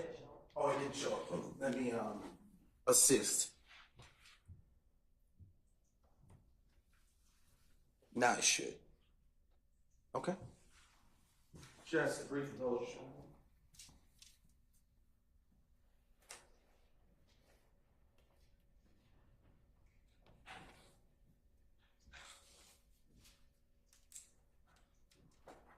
About how many other persons do you know? You can face me just for a second so I can ask these other questions, or the jury actually. How many other persons were hit by the gunfire that rang out on January 10th, 2015? That I could see at least two more. Okay. Do you know if they had any relationships in that?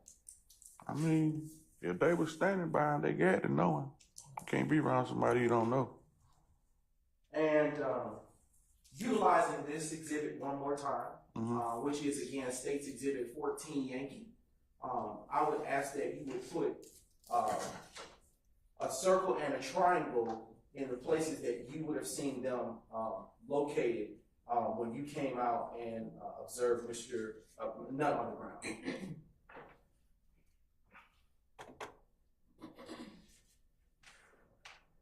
All right. Now, when you exited the barbershop and you approached Nutt, what, if anything, did you do at that time? I mean, trying to render aid, tell them to call 911. So me and Reverend Foster and D was right there, and they asked for towels from, I think Hair Limited gave them towels and stuff, trying to stop the bleeding. Who was D? I don't know his real name.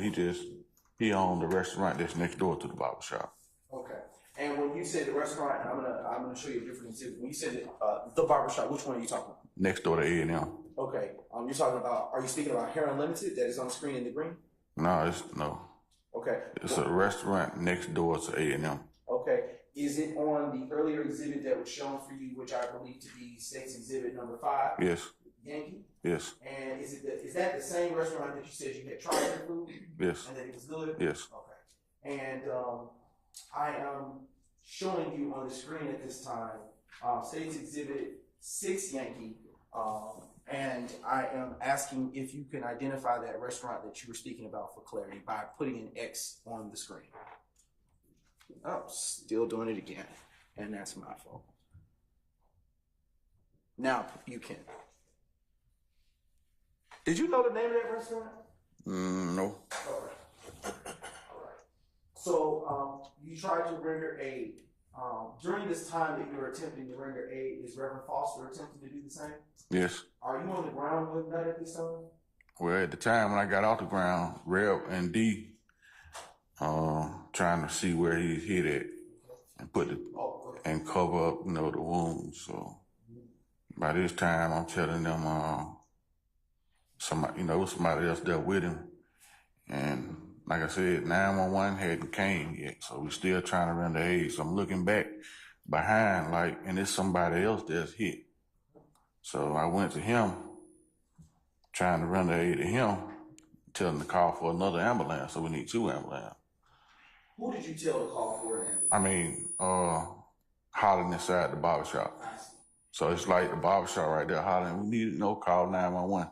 We need another ambulance. And to your knowledge, do you know if anyone did call 911? I'm quite sure, yeah, he was on the phone with him. And when you say he was on the phone, who were you talking My about? coworker. Who was that? I think Carlos. Okay. Yeah.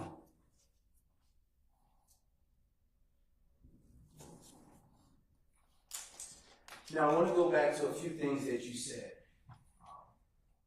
When you rendering aid to Nut. Were you the only person rendering aid? No. Okay. At what point, at the point that you got up from Nut and saw the other individuals that were hit by the gunfire, did Reverend Foster continue to render aid Yes. to Nut? Reverend Foster and D. Okay. And at that point, well, prior to you getting up, do you recall, if anything, Nut saying anything to you? Objection to hearsay. Your Honor, it is, may we approach? I will speak with the objection. All right, come on up.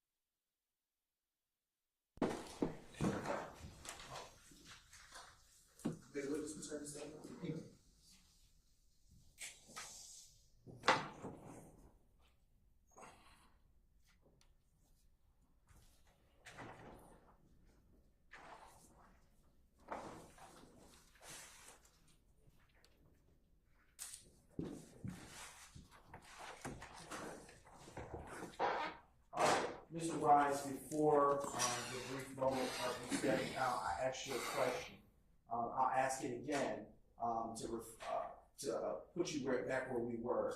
Before you left out, I asked you, what, if anything, did Nutt say to you as you were rendering aid? You may answer that question. He was talking to, well, me, D, and Rail right there directly at him. And he was we were asking him where was he hit at. And, you know, he was like he was losing consciousness, but he did say, he said, I'm gone. He said, I'm gone. And when he said, I'm gone, what did you understand that to be? Me. It was over with.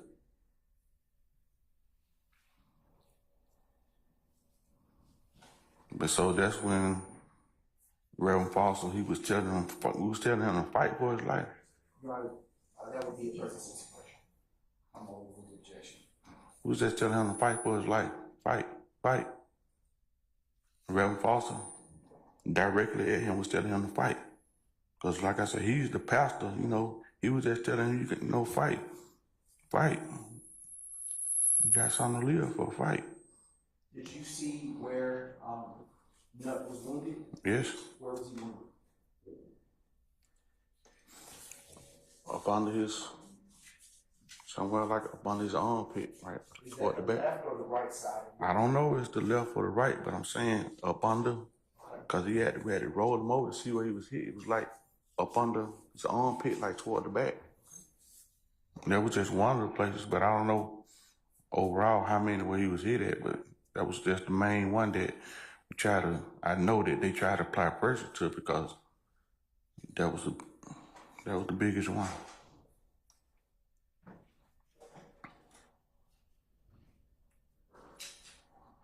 After you got up from where Nutt was laying with Reverend Foster and D, you stated earlier that you went to see where the other individuals were. Do you recall that? Yes. Did you see where they were hit? Yes. Where were they?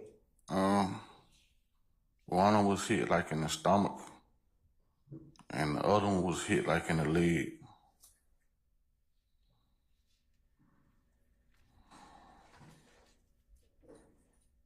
And was there ever a time that emergency services arrived to that crime scene? The police came first. And just to me, it just seemed like it took forever for the ambulance to come. did this seem like a fast-moving situation or slow motion for you? No, it just seemed like the ambulance took forever to get there.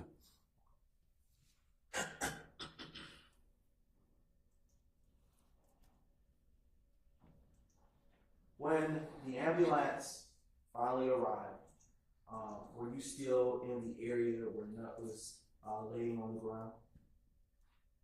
Well, by this time, like I said, the police the first one there, so they moving everybody back.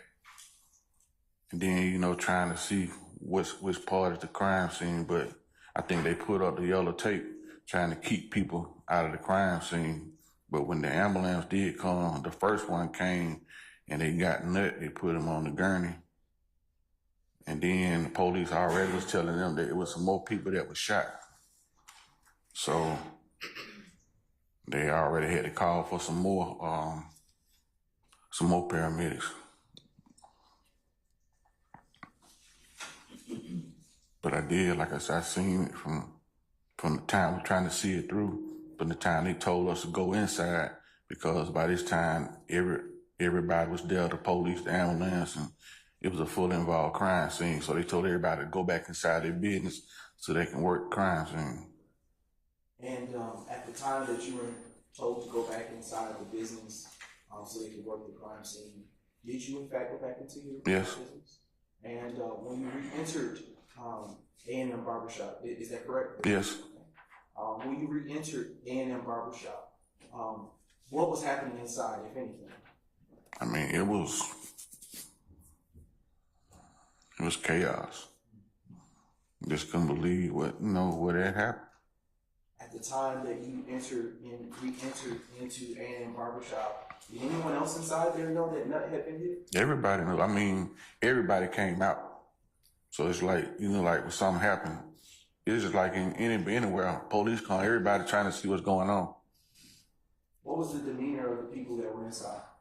Objection, that's relevant, Your Honor. Oh, we're objection. You may answer that question. Everybody was stunned and shocked that, that we just got through serving these customers and then this happened.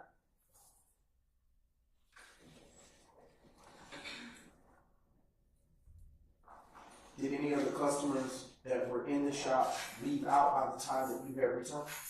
Yes. Is it fair to say that the people that remained were those that worked there? Yes. After you were instructed by law enforcement to return back into the barber shop so they could work the crime scene, what, if anything, did you all do while you were inside? I mean, to me, most of all, I just prayed because I just know the situation wasn't good. It's just like being in the middle of a conversation. And first name you gonna call on is Jesus because it was a bad situation. It was just a real bad situation. How long did you stay at the shop that evening?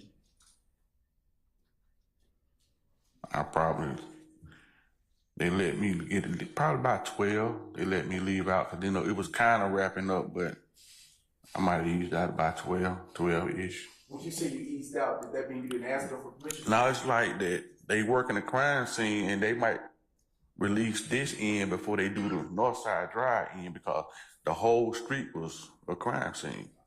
So that's why they might have let this end out before this end. I want to go back, before we continue with where we are, I want to go back to when you indicated that Nut went out to move his car because you all were closing. Was there ever a time, to your knowledge, that the gate on the other parking lot that was to the right of, that is to the right of A&M Barbershop was actually in fact closed? To the right, there's no gate to the right. The only gate is to the left. Well, if I am facing with my back to A&M Okay, so to the left, yeah. Did that gate ever close? Yes. Okay. Who closed it? Do you know? Mr. George. Were there any other cars left inside the gate when it was closed? I don't know because, we don't even focus on that now. In between, I'm going to direct your attention to State's Exhibit 284 Yankee Golf, and I'm going to provide you with a wooden pointer, and I'm going to ask you a few questions. This area where you see the number 49, do you know what that business is? It was a restaurant also. Okay. And I'm going to ask you, do you know what this building is? Hair Unlimited. Okay, and do you know what this structure to the right of the building that has the 49 on it is? This is our building, but this is the restaurant. The first one to the left is the restaurant. Then to the right is the A&M Barbershop. And to your knowledge, do you know if there was any other vehicles inside this open space where the number 49 is on State's Exhibit 284 Yankee Golf? Yes. And do you know what vehicle or whose vehicle that was? It was the people that own the restaurant. They parked their car right there. Okay. And do you know, to your knowledge, when you exited the building outside of the front of Hair Unlimited, if there was another vehicle that you recognized? Yes. Did you know whose vehicle that was at all? Yes. Okay, whose vehicle was that? Mr. Parker, he parked right there, and then Mr. Sam, they parked. They always park right in front of the barbershop, 1, 2. Okay. No, 1, then 2. And where was utilizing State's Exhibit, again, 284 Yankee Golf, and utilizing the wooden pointer that you have in hand? I'm going to move my back so that the jurors can see. Can you use the wooden pointer to show where Nut would have been laying when you found him on the ground? Right there. Was there a vehicle that was close by to him on the in that parking lot? To the parking lot was his. They said that was his car. Okay. But to the street, that was Sam's car. Okay. All right. All right.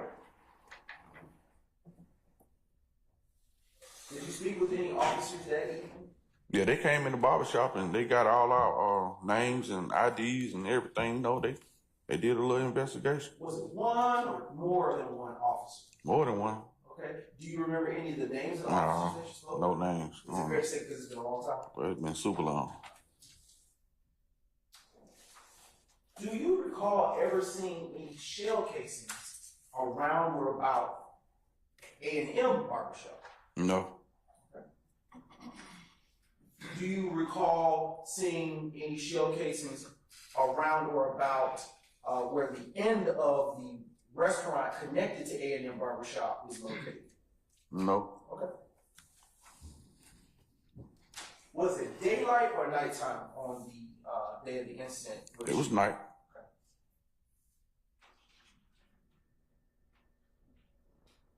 And where did you go after you left the barbershop that night? Home.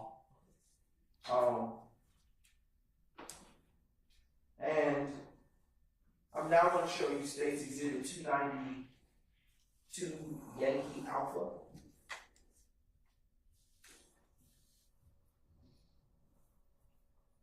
And this video has already been admitted into evidence.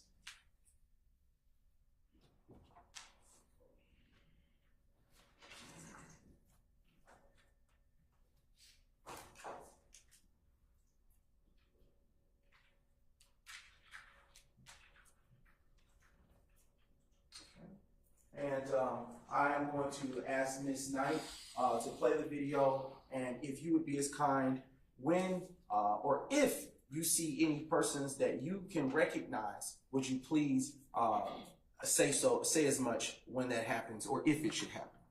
Okay.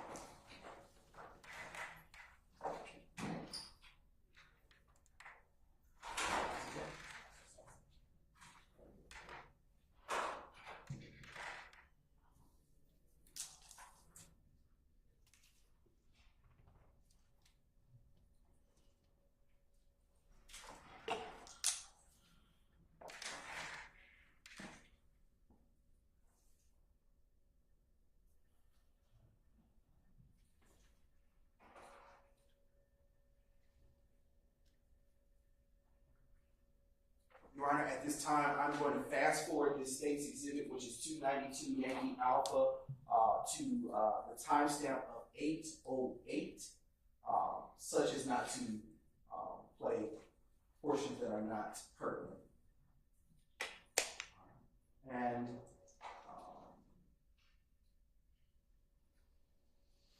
see the camouflage. okay, if you put 8:08, yes.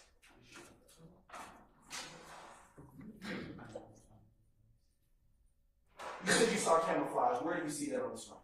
That got on camouflage. Okay, if you would be as kind with the state's marking tool on this smart board, would you be as kind to circle where you see none in camouflage on this exhibit, please? But you got to go back because it went on and then it stopped. If you could go back to about 5 minutes and 59 seconds, I believe it was. Miss Knight?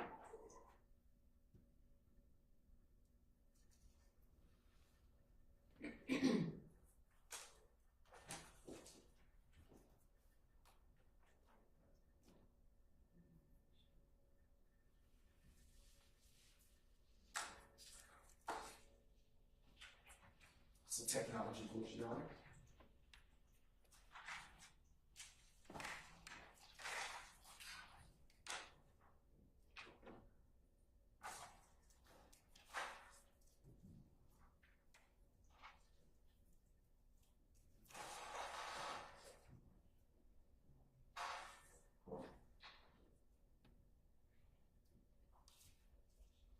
And you said put a circle around it? Yes, if you just kind to place a circle, it should still be able to do it. Okay. No, it's not actually because the screen was canceled out. So if you can do it now, you can put a circle around where you see a nut. Do you see anybody else in this frame of this of this segment of the State's Exhibit 292 Yankee Alpha at timestamp 6:01 that you recognize? No. Okay. I'm going to actually clear the screen from the circle that you placed on the smart board, and I'm going to ask Ms. Knight to play State's Exhibit 292 Yankee Alpha from 808 timestamp. And then from there, if you would be as kind to identify any persons that you know or recognize, should that be the case.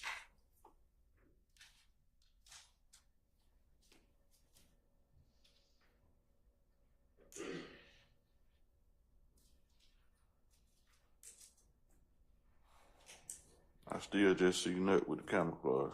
Okay.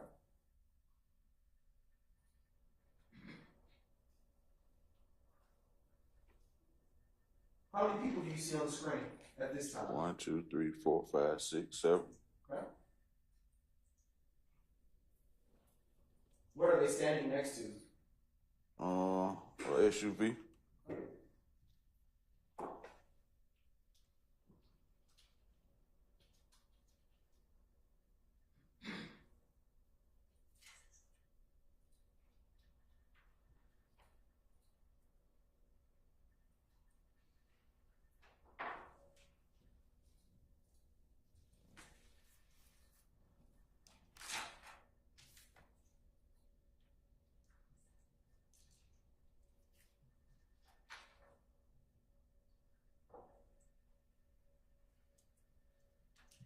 If you may pause, Ms. Knight.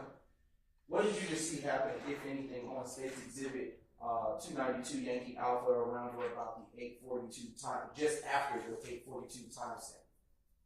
It's just a matter of shooting everybody running. Okay. Now we may continue playing from the 8:42 timestamp.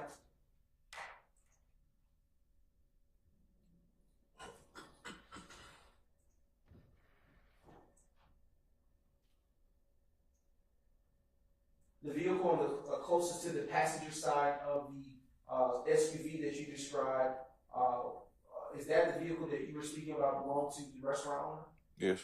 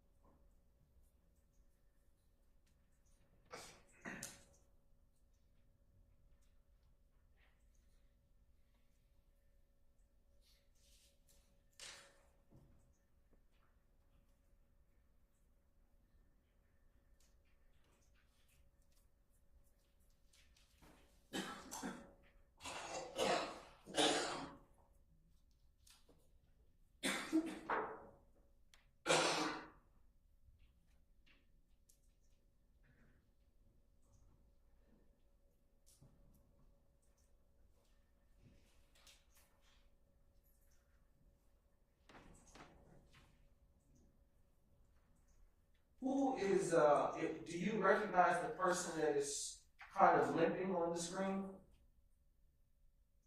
He look familiar. I see me. You see me? No, you said recognize people that I see the. I seen me. Okay, you see yourself. Yeah. And do you recognize what you were wearing at that time? Not really. I mean, dark clothing. And I see.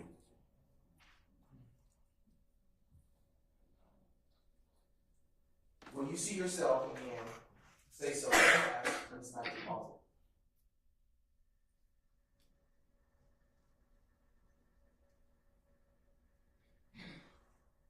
Do you see yourself at this point? Yes, right. Okay, pause, please. Where are you But located? you got to go back. It went past it. Right now, you on the screen. That's Reverend Foster. Who is? Could you please circle Reverend Foster? It ain't. That's not sure.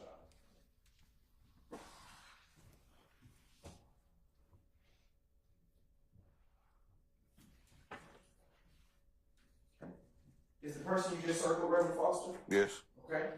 Could you clear the screen using that garbage can next to you on that same? Yep. All right. And you said we would have to go back to see you. And I see.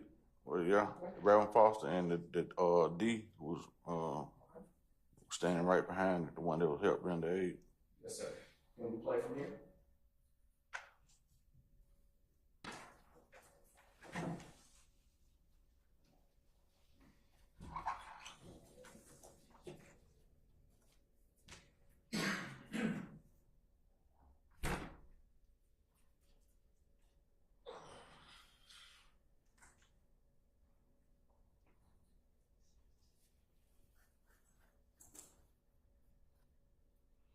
Just a brief moment to technology run.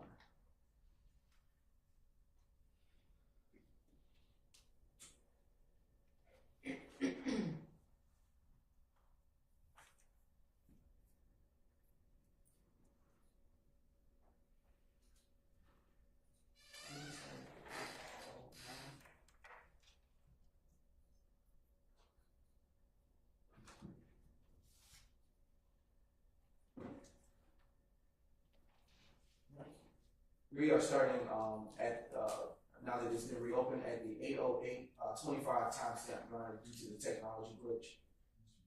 Yes, sir. Before we go ahead. Sure. All right.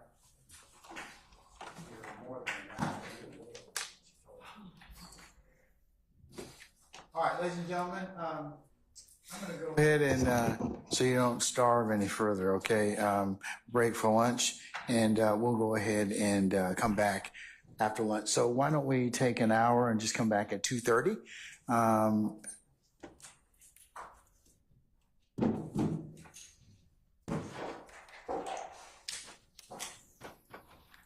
Mr. Wise? Yes, sir. I'm going to release you for lunch. If you could just come back right for 2:30, okay? Sure. Don't discuss your testimony, anybody except the attorneys in this case, all right?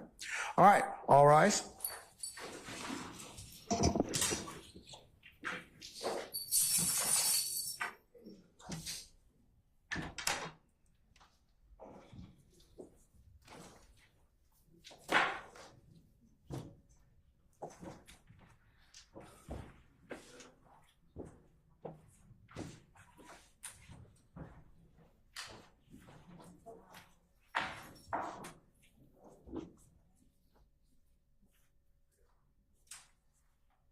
All right, ladies and gentlemen, our jury has left us. We'll be in recess now, okay? For 2:30. All right, thank you.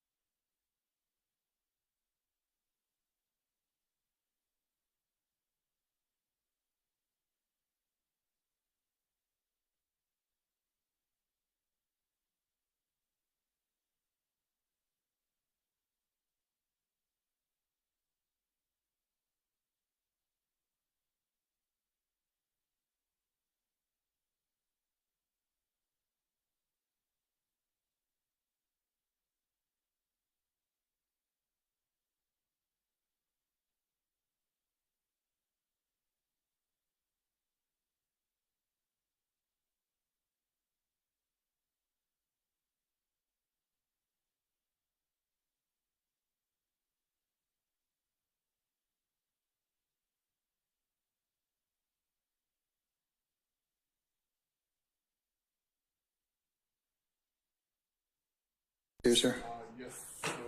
Yes, everybody's present. Okay. All right, folks. Can we recall our witness, please?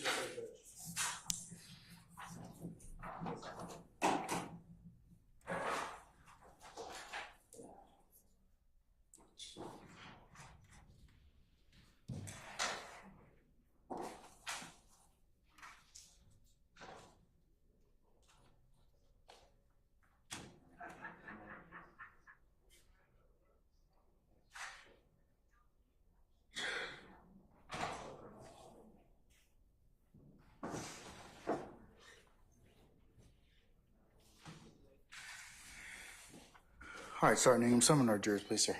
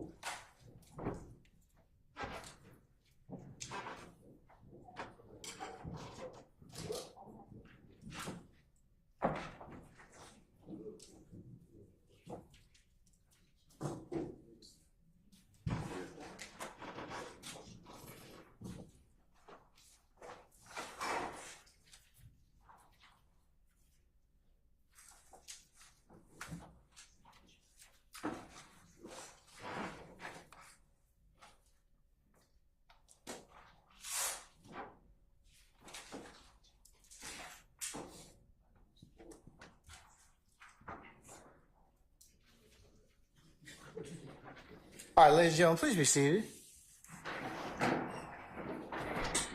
All jurors present, counsel. All right, thank you, Sergeant Ingram. All right, Mr. Brown, you may continue, sir. Mr. Barber, just a few questions related to some of the things that we were talking about earlier. Do you remember talking about, before we broke, a little bit about the gate that is adjacent to the barbershop? Yes. And I want to ask you, around what time did Mr. George usually close that gate on work days? We pretty much close at 8, but if it's slow around 7 or whatever, he'll get ready, make preparation to close it. And around what time did he close it on January 10, 2015? It could have been close to 7 or a little bit out. Okay. And would the time that around the time that Nutt moved his vehicle would have been around or about that time just before the gate was closed? Yes. To be sure, what would you say it was about for him to move his car, time-wise? How long it took him to move his car? About what time you think he moved in relation to when Mr. George closed that gate? I don't know the exact time, but like I said, anywhere between 7-ish. Okay. Just a few more questions. About how long would you say that it takes for you to cut guys' hair at the barber shop? Excuse me, let me rephrase that question. About how long did it take you to cut the customer's hair that you had in your chair after you cut Nutt's hair? After Mr. George got through with nut first, and probably about 10 or 15 minutes after that, I was through with the gentleman. Were you paying attention to the exact time that Nut left the barbershop? No. Why not? I mean, just a regular time. Okay. All right, just a few questions related to the barbershop that you spoke about, in terms of things you spoke about earlier before we broke. Do you want to talk about a lot of things inside the barbershop with your customers? Absolutely. And do you tend to go to the police and tell them, did you go to the police, excuse me, and tell them what you remembered that night? No, sir. Okay. Why not? I mean, that's not my duty to go to the police, but if they come and, like, when that situation happened, they got all our IDs and all our identities, and they interviewed us right on the spot. Did you even want to testify here today? Your Honor, the relevance of bias to show the absence. I'll rule the objection. You can answer that question. No. Okay. Why not? I mean, because I just felt like I didn't see anything, and I didn't participate in it until just me being a citizen, just trying to render aid. But I didn't want to stop my money to come down here, but when y'all subpoenaed me, I had to come. I understand. Is talking to the police something that is popular to do amongst your patrons? Objection. I was Mr. Short, Mr. Adams, Ms. Weaver. I sustain the objection. Why did you tell Reverend Parker to lock your door behind you and left out? Reverend who? Why did you tell Reverend Foster? Okay, Reverend my Foster. apologies. Got to put some respect on his name. Yes, sir. I will put it all of it. Why? So you can answer the question. Why did you tell him to lock the door? Lock the door? Yes. What do you mean? Did you tell Reverend Foster to lock the door at any point during this incident on January 10, 2015? No, when I went out the door, Reverend Foster came behind me out the door to go render some aid and see what's going on. I am going to now show you what has been previously marked as States Exhibits 292, Yankee Alpha 1, 292, Yankee Alpha 2, 292, Yankee Alpha 3. And there's an amendment that needs to be made here.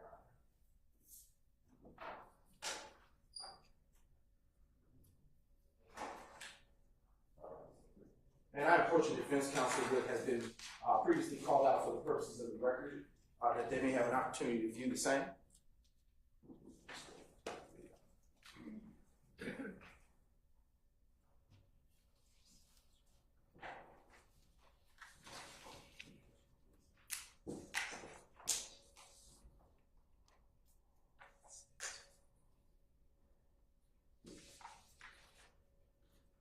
Thank you, sir.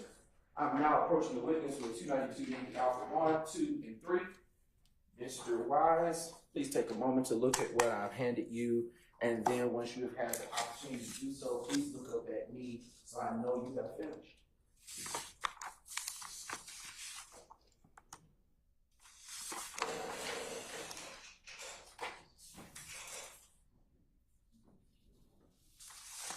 What are States Exhibits 292 Yankee Alpha 1 through 3? It's a picture of the barbershop and some people that's there. Do those appear to be still images from the surveillance footage that we showed you earlier? Yes, still footage.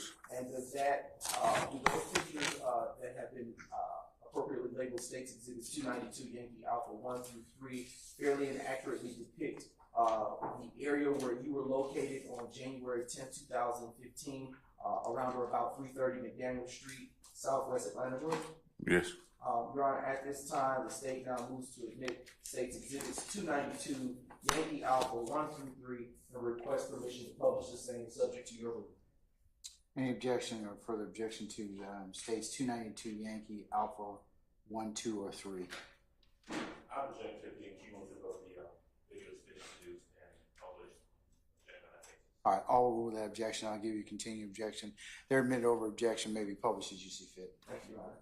All right, starting with State's Exhibit 292, Yankee Alpha 1, which you can view probably in a better way to the left of you on the screen, Mr. Wise.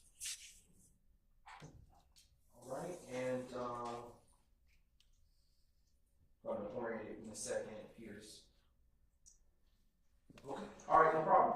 Mr. Wise, can you tell the ladies and gentlemen of the jury, the time stamp that is at the top of this still image that has been labeled State's Exhibit 292 Yankee Alpha 1. 8:10, 46 seconds. Is that AM or PM associated with that time stamp? PM. Okay.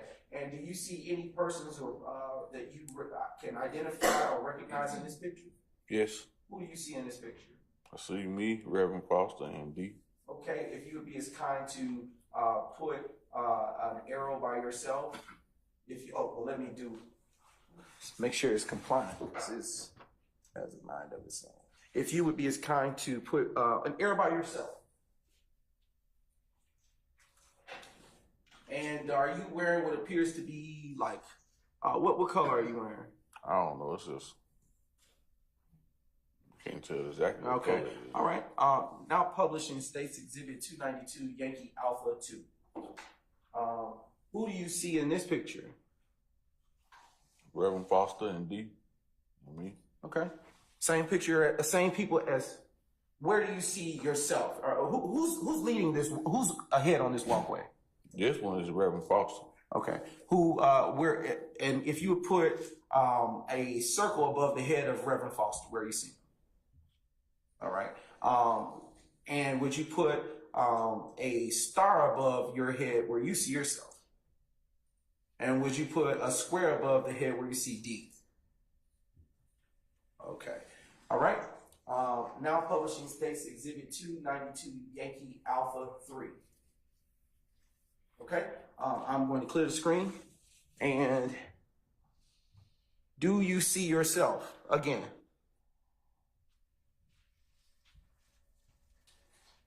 Not really in this.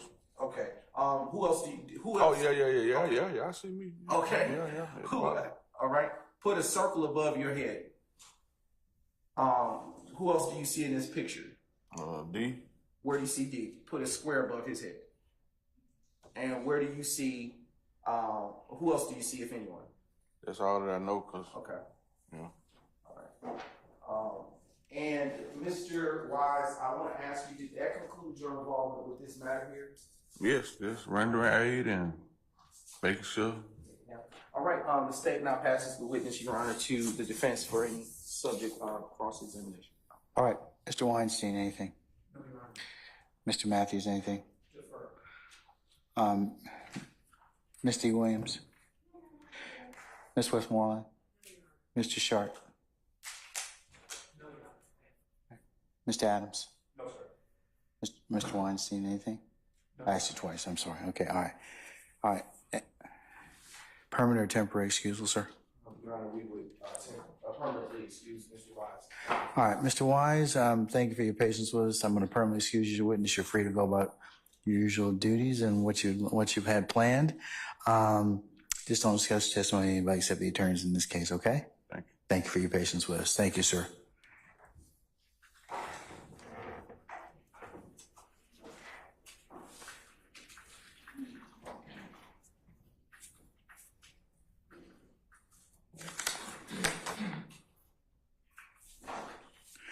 All right, State, call your next witness. Your Honor, the state calls Mr. Reginald Hendricks to the stand.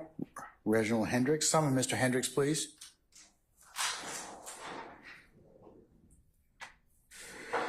Mr. Hendricks, good afternoon, sir. Up here. Come on up.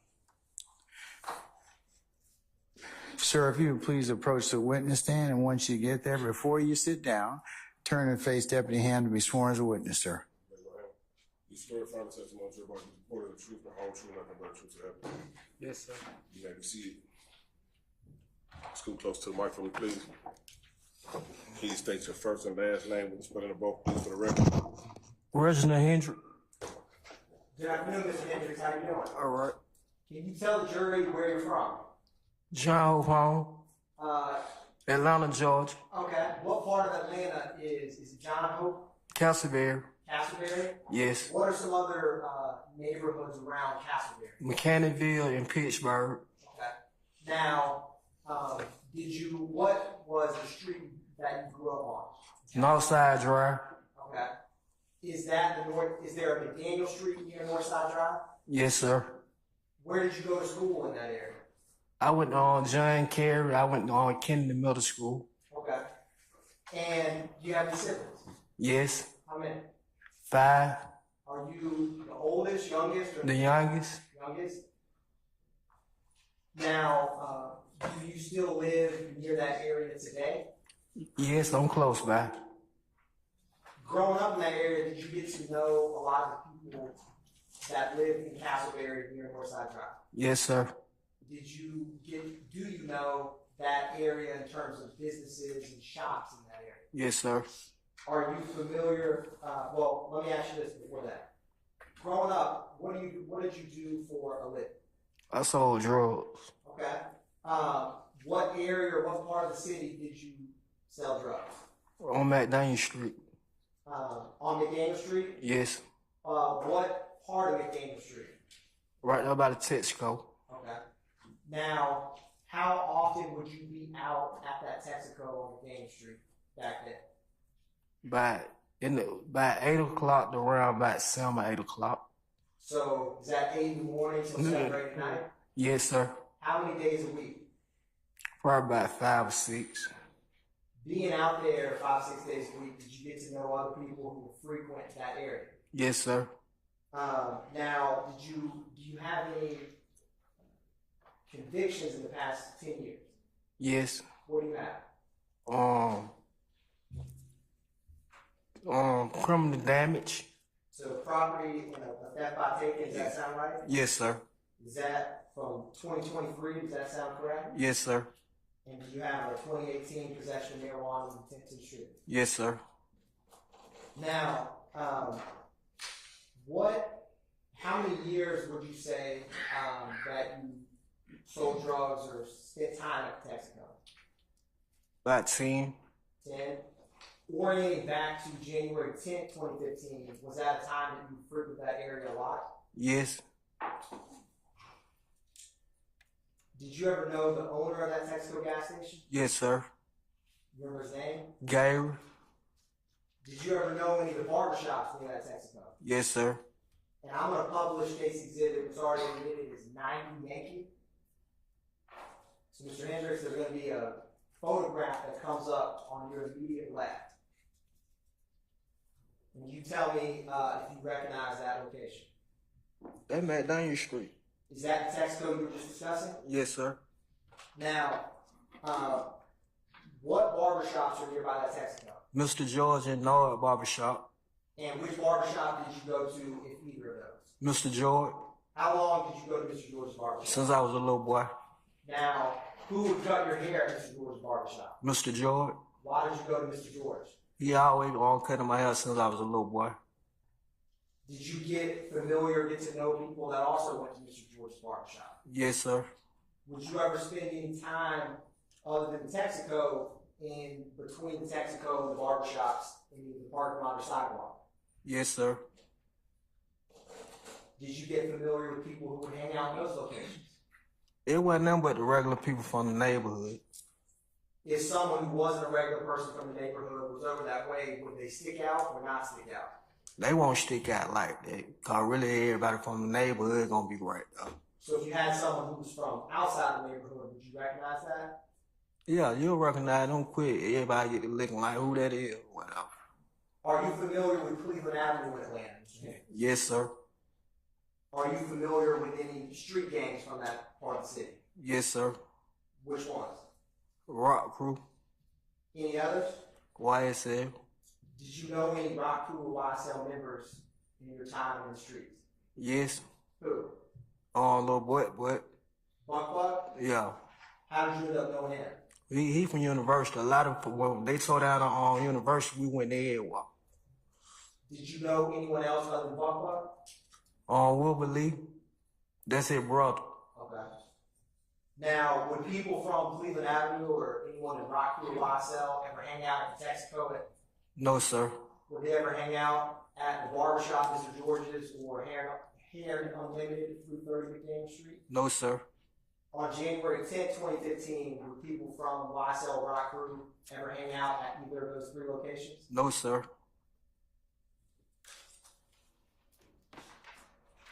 Did you ever know someone whose name is Donovan Thomas, also known as Peanut or Nut, sir? Yes, sir. How did you know him? Childhood friend. What did you call him? Nut, Peanut, Did he have any nicknames for you? Guido. Did anyone else call you Guido besides Nut? No, sir. If you had the ballpark, how old were you when you met Mr. Thomas? About 15. He was about 13. Did he grow up near where you did? Yeah, he stayed at the bottom. I stayed at the top. And what do you mean by that? He stayed at the bottom. Bottom of the apartment in University Hall. Right. Did you all go to school together? No, sir. Did you know his mother, Miss Evans? Yes, sir. How did you know her? We used to go down here house and play the game. We used to play in front of the yard and stuff. Did you ever spend any time staying at Miss Evans' residence? Yes, sir. When was that? When I had got shot the first time, I had stayed over there. What year was that? Like 2012 or 13. And No, it was about 2010 when I first got shot. And real briefly, what kind of situation was that? What happened? I had somebody tried to rob with a. Wait, there's an objection. That's relevant. Your Honor, it's relevant to explain. You just mentioned being shot, so that's Okay, all right. I'll overrule the objection. Mr. Hendricks, you may answer that. Sir, Mr. Hendricks, you may answer that question. I didn't hear what he said. He said basically he overruled the defense counsel's objection. So when you were talking about being shot the first time, what was the circumstances of that briefly? What happened? Oh, somebody tried to rob me. And after that, did you spend time in Miss Evans' house? Yeah, when I had got shot, I had left the house while I went on straight over their house. And they let you stay there? Yes, sir. Did you know Mr. Donald Thomas Sr., Nut's father? Yes, sir. Now, where would Nut get his haircut? Mr. George. Now, how often would you see Mr. Thomas? Back in January of 2015. Every day. Every other day, he'll pull up. And is that similar in terms of 2014 or 2013? He was pulling up. Now, back then, do you know what kind of car Nut drove? He had a GTO, red GTO, then he painted, he wrecked it, then painted it black. Did he ever have a blue truck? Yes. Now, how often would Peanut go to that area of McDaniel Street where the barbershops are? Does it every day. That's home to him. Now, would he take the same route to get there? Yes, sir. What was that route? Coming off Metropolitan, coming from like the West End, you go up under the bridge. Now, when Mr. Thomas Nut would get to the McDaniel Street area, how would people react to that? Would people know he's there or not? They'll put it like that. When he ain't around, it be dead. Like everybody know when he pull up, everybody get to pop him up from everywhere. Everybody just pop up. Did people recognize his car in the area? We did, like the homies did. Like Wait, one sec. Speculation, Mr. Sharp. Speculation. Okay, I got it. Okay, I'm gonna sustain the objection. Mr. Hendricks, you just said that when Don Thomas arrived on the scene, everybody would come out. Do you remember that? yes, sir. How is it that everyone would come out when he arrived on the scene? How did they know he was there? Like when he pull up. Hold on, wait. Overruled. Now you can answer the question. Thank you, Your Honor. You may answer, Mr. Hendricks. Well, like it'll be won't nobody be outside. Soon he pull up, like everybody know he there. And with you being in that, you would be in that area about 5 or 6 days a week. Is that what you testified to? I sustain the question as to form. Mr. Hendricks, were you out in that area often when Mr. Thomas would? Yes. How would people, would there be other, would you be the only person outside or would other people? A lot of people be out there too. How did they react when Donovan Thomas arrived to the location? We gonna smoke, you know, they're gonna be outside smoking. We gonna get some blunts, go to the barbershop, get our haircut and stuff. Would people other than yourself recognize his car when you drove up to the location you went to frequently? Objection calls for speculation. I sustain it. Like when Hold on, you can't answer the question when I sustain it, okay? All right.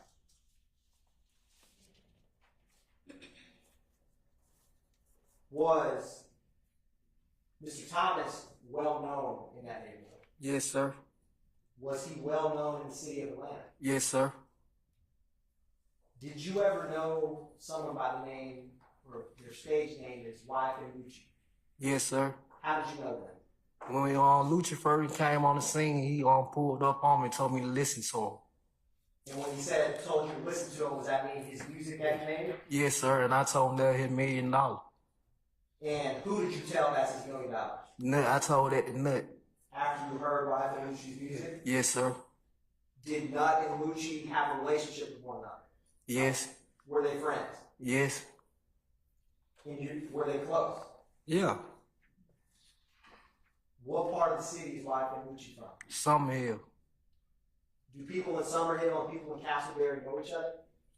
Objection calls for speculation. Nah. I sustain the objection. How Nah. close is Summerhill to Castleberry? That's about a 10-minute walk.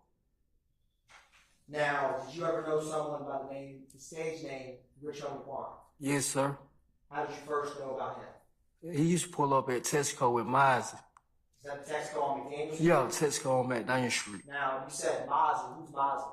Mozzie from East Atlanta. When you first saw him, was Rich Homie Quan, how old would you say he was? He was about 16, 17. And did Donovan Thomas ever know or have a relationship with Rich Homie Quan? Yes, sir. What was that relationship? On some music. Did he have a music relationship with Wycliffe Lucci too? Yes, sir. Now, Mr. Hendricks, is Donovan Thomas alive today? No, sir. Where were you the day that he passed away? I was right there on McDaniel Street. Can you tell the jury how that day started for you? I was just leaving my rooming house, and I was going to get me a haircut. I supposed to be going to the movie that night, so it was about 50 people out there. Everybody rushing in the barbershop Why were people rushing in the barbershop? to get a haircut.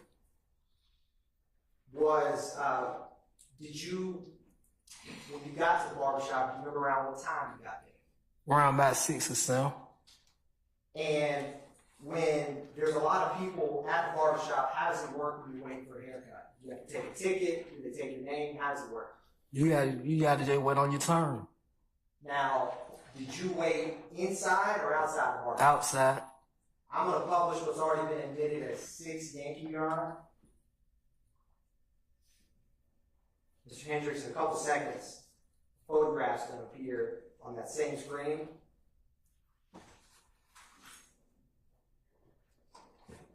And is this the barbershop? Yeah, Mr. George barbershop. And so you said that you were waiting outside or you were waiting for your hair? Yeah, on the side. Did you see Nut out there? Somebody that day? Yes. Yes, sir. Where was it? He was in the parking lot right now. I'm going to publish what's already been admitted as 12 Yankee. Mr. Hendricks, another photograph's going to appear at your side. Do you see the area where you saw Nut at after you came out of the barbershop? Where are you? And Mr. Hendricks, I'm going to show you something real quick. It's a touch screen. And so if you touch it, there'll be a red line. Can you circle where when you first saw Mr. Donovan Thomas, you knew his nut at the barbershop that day? Or outside the barbershop? Do you see his truck? Where are you? And did you walk up and greet him once you saw him? Yes, sir. What were you doing with him while you were waiting for your haircut? We were smoking. We had got some blunt. I had walked to the store and got some blunts. What was the move? Did you go to Texaco to get those? Yes, sir. Did you, when you got back, what was the mood like outside? It was some bad. You could tell it was something in the air how everybody was moving. It was some bad movement going on. You weren't feeling it. What do you mean about that? How everybody was like they know what something was going on. Folk pulling off, they moving all funny. The bad movement. How was back at that time, like in the weeks and months before the day that Nutt was killed? Would you see him often? Yes. Was he moving any different in that time frame? Yes, like he felt something, like he wasn't acting like himself. Like he knows something, it was something in the air. Now, I'm gonna publish, Mr. Hendricks, what's been marked as and already admitted as 292 Yankee Golf. Another photograph is gonna come up on that screen. Now, I'm going to help clear this. I'm going to ask you if you see there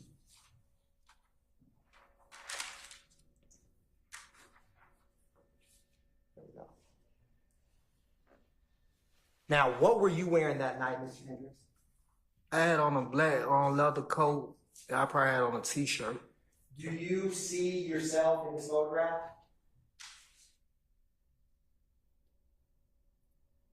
I can't really tell, but I was in the area. I know I was right there somewhere because he was right there. Do you see Donald Thomas in this? Right there. Can you draw a circle around him?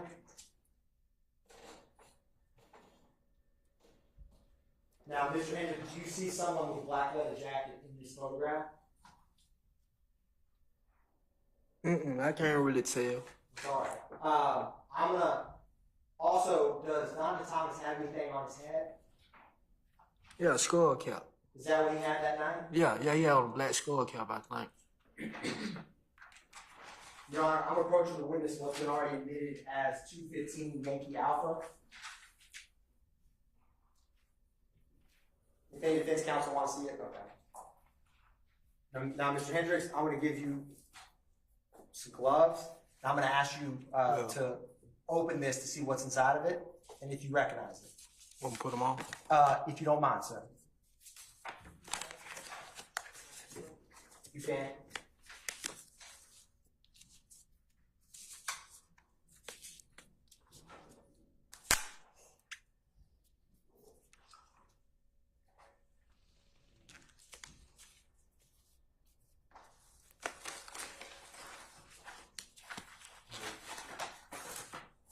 Put some on with you, James. Oh.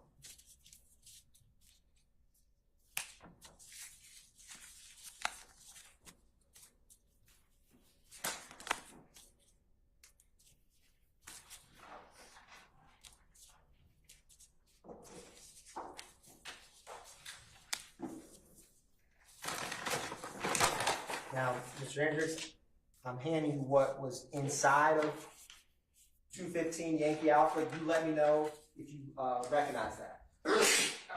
I don't recognize that. Okay, that's perfectly fair. Thank you, sir. All right.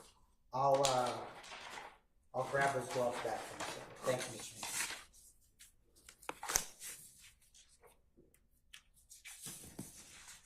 Now,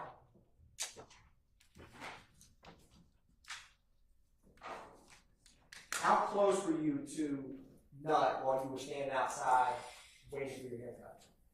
I real close. All of it right. I think he had made it in there to get his haircut. I think he did. And you said he had gotten his haircut and came outside? Right. I think he did make it in there. Now, while you were outside, was there anyone else you knew other than Peanut? Yeah, it was a lot of us from the neighborhood. Some of them little boys from Summer Hill right there who doing all the funny movement. How they were going back and forth. You could tell something was going on. Did you see anyone you knew as Tiger out there? Yeah, he was out there. How old would he have been back then? Probably about 14. Now, while you were standing, is this the photograph that's on the screen? Is this where, well, let me ask you this. While you were out there at this location standing next to Peanuts? Did anything happen? Somebody that night. Correct. Like, to be honest, like, we standing right now, so have a great Pontiac pull across. It slow rolled across. Before the Pontiac pulled out, I told you about the funny movement going on, like, it was a call came through. So they had, the car had pulled out there when the Pontiac slow rolled across the barbershop. And it came out the teeth. They shot like 3 times when we wanted to see we got some guns. Soon they got right up by the nut, and when all the commotion happened. I want to break some of that down. So you see how there's some headlights on the photograph on the screen? Was the car that you saw, was it coming that way down? They were coming across from Mechanicsville way. Would that be? Where the railroad track is. Okay. So you see how there's that light pole in this photograph on the screen, Mr. Hendricks? It came from that way. Okay. The same way that car is traveling? Yeah, it came from that way. And what stood out about the car that you saw? I mean, in terms of what drew your attention to it? It slow rolled across, and first thing, it creeping across. Like on boys, you watching boys, anybody seen boys in the hood, you know it's a drive-by. Were you able to get out anything before? I tried to get it out before I get ready to tell them drive-by. They was already out the one, out the T. And when you say out the T, what do you mean by that? On sunroof. What was the person out the sunroof doing? He had a chopper with the mask over his face. And did you see, what was that person that was with the chopper outside the sunroof doing? Were they looking around? What were they doing? Like, basically, they were looking for their man. You know, you ride by, they say on the shooter, you ride by looking like, where he at? You hit right here just to make the crowd move, and you went straight at your target. Now, when that car got closer to where Peanut was standing, was there more or less shots? All the shots. And when you say a chopper, what do you mean by that? A Honda shot, machine gun. If you remember or recall, about how many shots did you hear from that machine gun? Probably about 100. Now, after the shooting starts, what did you do? What did you get shot? Let me ask you that. Yes, sir. Where did you get shot? In the back. Do you still have a scar there today? Yes, sir. Did you initially realize that you got shot? I didn't know I was shot at first. What did you do immediately after the shooting? I had laid, be honest, I had laid down that little tiger. I told him to play, don't move, play dead, you feel me? I had said him like, he gonna get back up and hop on, try to run. And so you told little tiger to stay down? Yeah. Was he shot as well? He got shot in the leg. Now, I'm going to publish what's already been admitted as 15 Yankee. Mr. Hendricks, another photograph is going to come up. I'm going to clear this.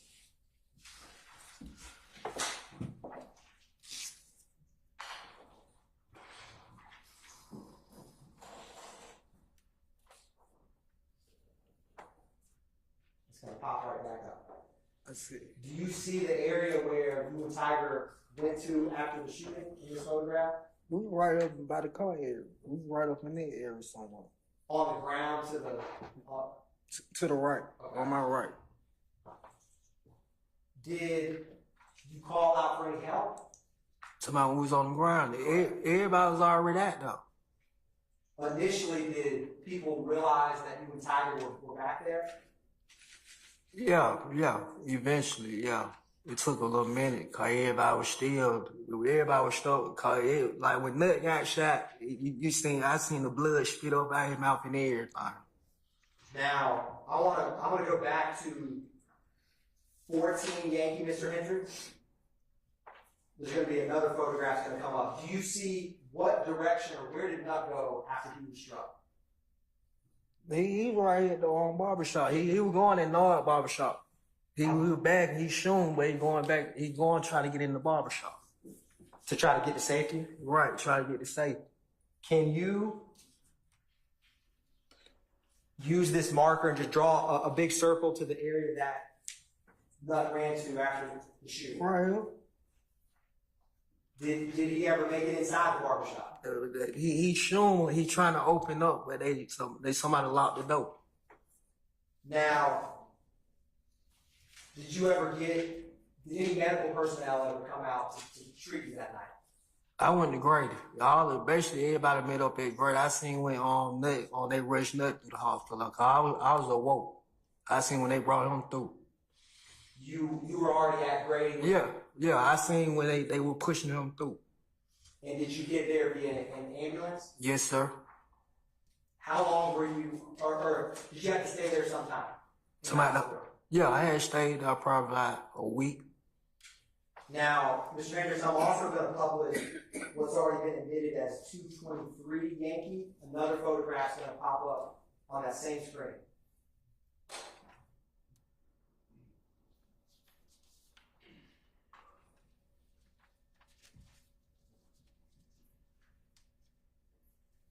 Do you recognize what that is, Mr. Hendricks? Phone? Look like my phone.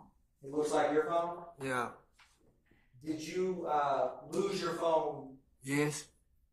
I'm going to also show you what's already been admitted as 216 Yankee. Another photograph is going to come up, Mr. Hendricks. Do you recognize that phone? No, I don't know whose phone that is. Now, after you got out of the hospital, did you still hang out or frequent the McDaniel area? I think I had went on my baby mama house.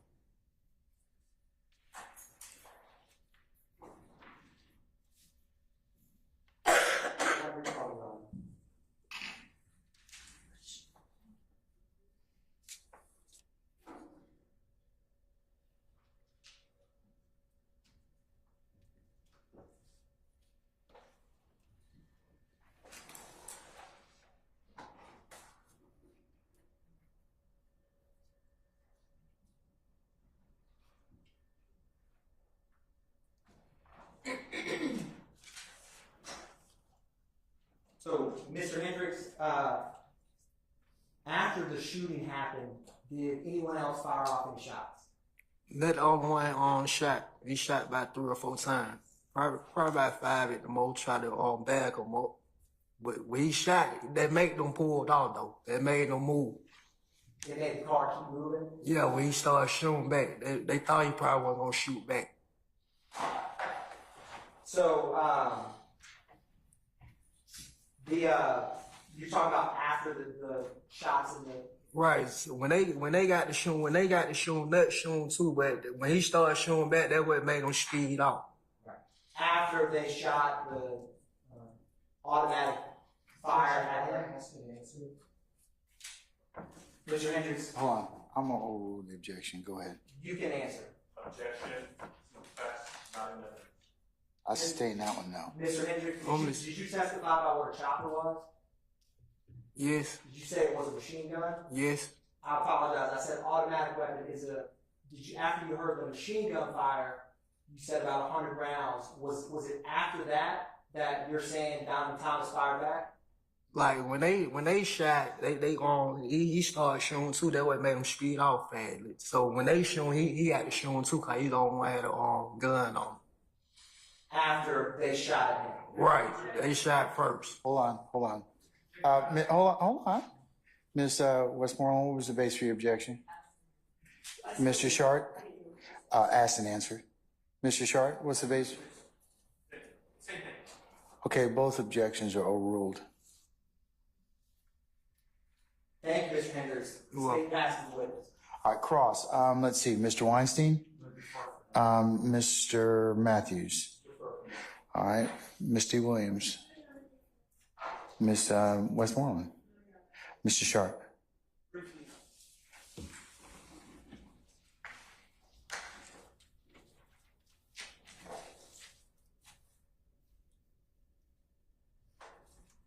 Good afternoon, Mr. Hendricks.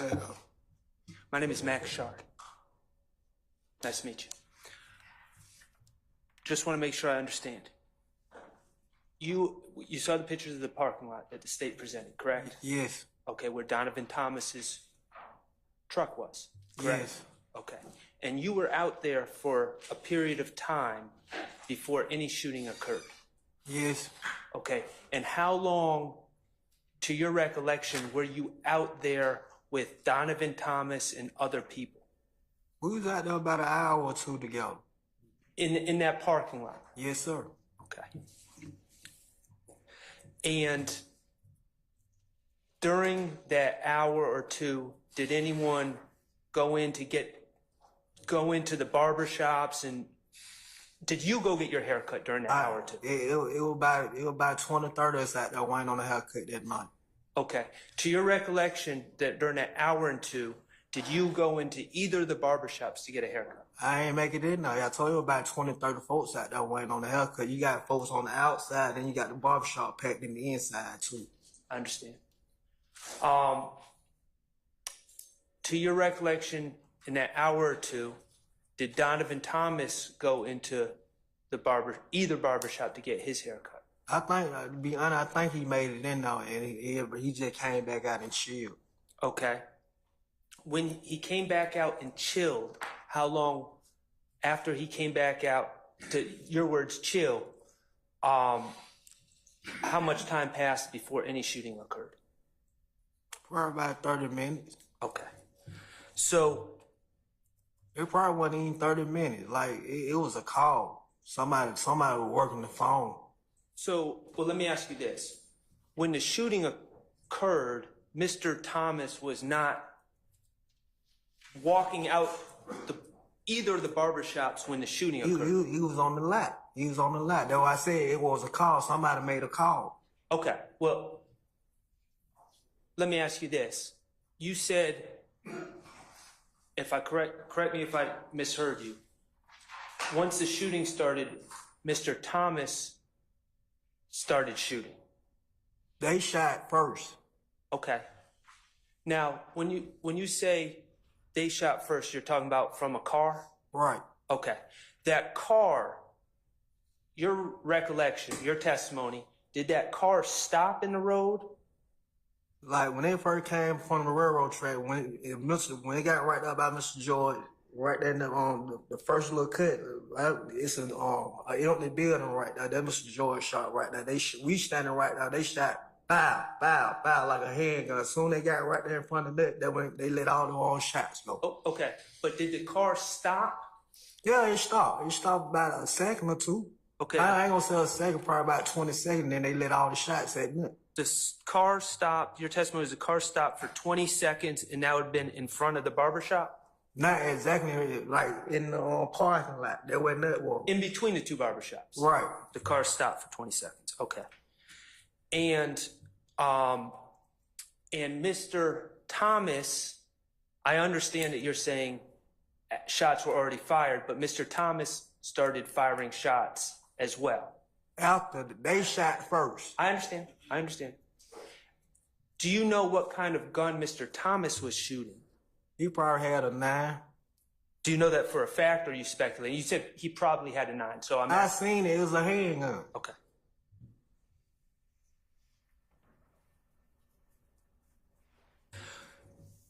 To your recollection, were any of the other individuals that were out in that parking lot with you and Mr. Thomas, did any of those other individuals shoot? No, sir. Okay. I don't have any further questions. Thank you. Mr. Adams. One moment, please, Judge. Yes, sir.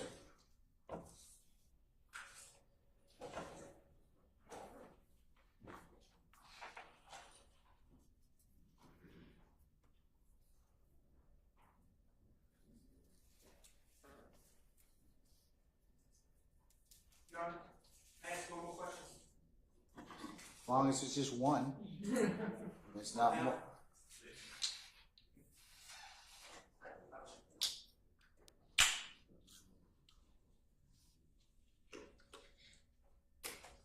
Mr. Hendricks, I'm going to ask one more question. Do you know what happened to the gun that Mr. Thomas had? No, sir. Shooting? No, sir. Okay. Thank you. Thank you. I have no questions. All right. Anyone I miss? Oh, Mr. Matthews, sorry. Go right ahead, sir. Mr. Hendrick, good afternoon, sir. just one or two questions. Did you see a gun out there that I like to refer to as a big pistol, kind of large, black, with look like it may have a handle?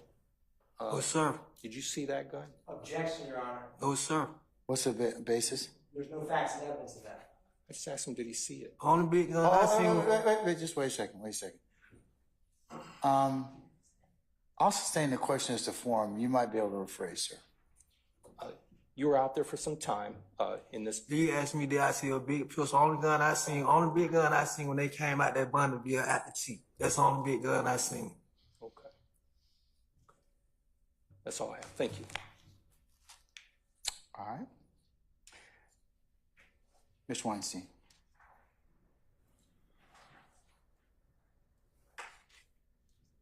Good afternoon. How you doing? I'm doing well. My name is Doug Weinstein. I'm Mr. Hendricks' attorney. So you testified that the car stopped for about 20 seconds, correct? Yes, sir. What's your degree of certainty that it would stop for around 20 seconds? It paused. The car just stopped where it was going. They already know what they target was. I understand. How certain are you of that? I was standing right there. Okay. Is that the same degree of certainty you have with the respect to you're saying that Mr. Thomas shot back? They shot first. I understand they shot first. Are you just as certain that Mr. Thomas shot back as you are that it paused for around 20 seconds? Just put it like that here. When they shot him first, he got a chance to shoot his gun too. So when he's showing as he's spraying blood up. Because you're standing right there, correct? Yeah, I'm right now. He's showing as he's spraying blood up. He getting his shots out too. Okay. Is that your same degree of certainty that it was a Pontiac? It was a Bonneville. Okay. Thank you. Great. Thank you. No more questions. All right. Bonneville. Yeah. All right. State, you have any redirect? No, Your Honor. All right. May Mr. Henry be permanently or temporarily excused the witness? Mr. Hendricks may be permanently excused, Your Honor. All right, Mr. Hendricks, sir, thank you for your patience with us. I'm going to permanently excuse you as a witness. You don't have to come back. And just don't discuss your testimony with anybody except the attorneys in this case, okay? All right, thank you, sir. Thank you, sir. Appreciate you.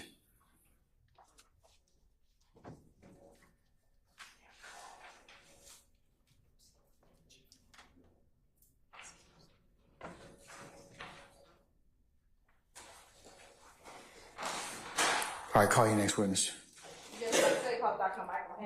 All right, summon Dr. Heninger, please.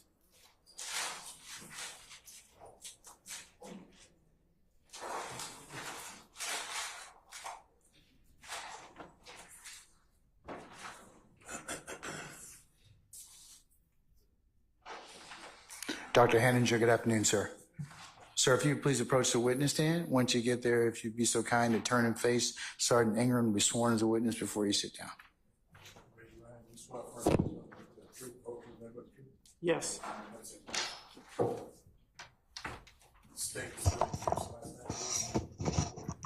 Okay. So my name is Dr. Michael Heninger, and it's spelled M-I-C-H-A-E-L, and then H-E-N-I-N-G-E-R. Good afternoon, Dr. Heninger. How are you? Fine. Are you currently employed? I am retired, and I have kind of part-time job doing a little bit of what I've always done. Okay. So let's first talk about your part-time job. Where's your part-time job? Okay, my part-time job is over at DeKalb, at the DeKalb County Medical Examiner's office, and I work about maybe 7 days a month. And how long have you been with the DeKalb County Medical Examiner's office? Since I retired from the Fulton County Medical Examiner's office, which was in January of 2023. And when you retired from the Fulton County Medical Examiner's office, how long had you worked at the Fulton County Medical Examiner's office? I started in 1995 in July, and so it was about 27-something years. And if you could tell the jury about the responsibilities of the Fulton County Medical Examiner's office. Okay, so the medical examiner is a government agency. It's fairly small, and we are charged with investigating suspicious deaths or violent deaths. And so we have a process and a team that does that. There's about 40 people that work there. This team includes investigators who go out and collect information. And some of them are cross-trained, either, we're police investigators and now work for us, or, there's a lot of overlap. There are physicians like myself who conduct autopsies and other examinations on the remains of deceased individuals. And then we have a lot of administrative people that help us prepare the information that we gather. And then the biggest part of this is sharing that information with interested parties, which one of the top of the list of that is the attorneys, the prosecuting attorneys and the defense attorneys. Then also there's family members that are interested in this information, or life insurance companies or public health departments. So all that information has to be shared.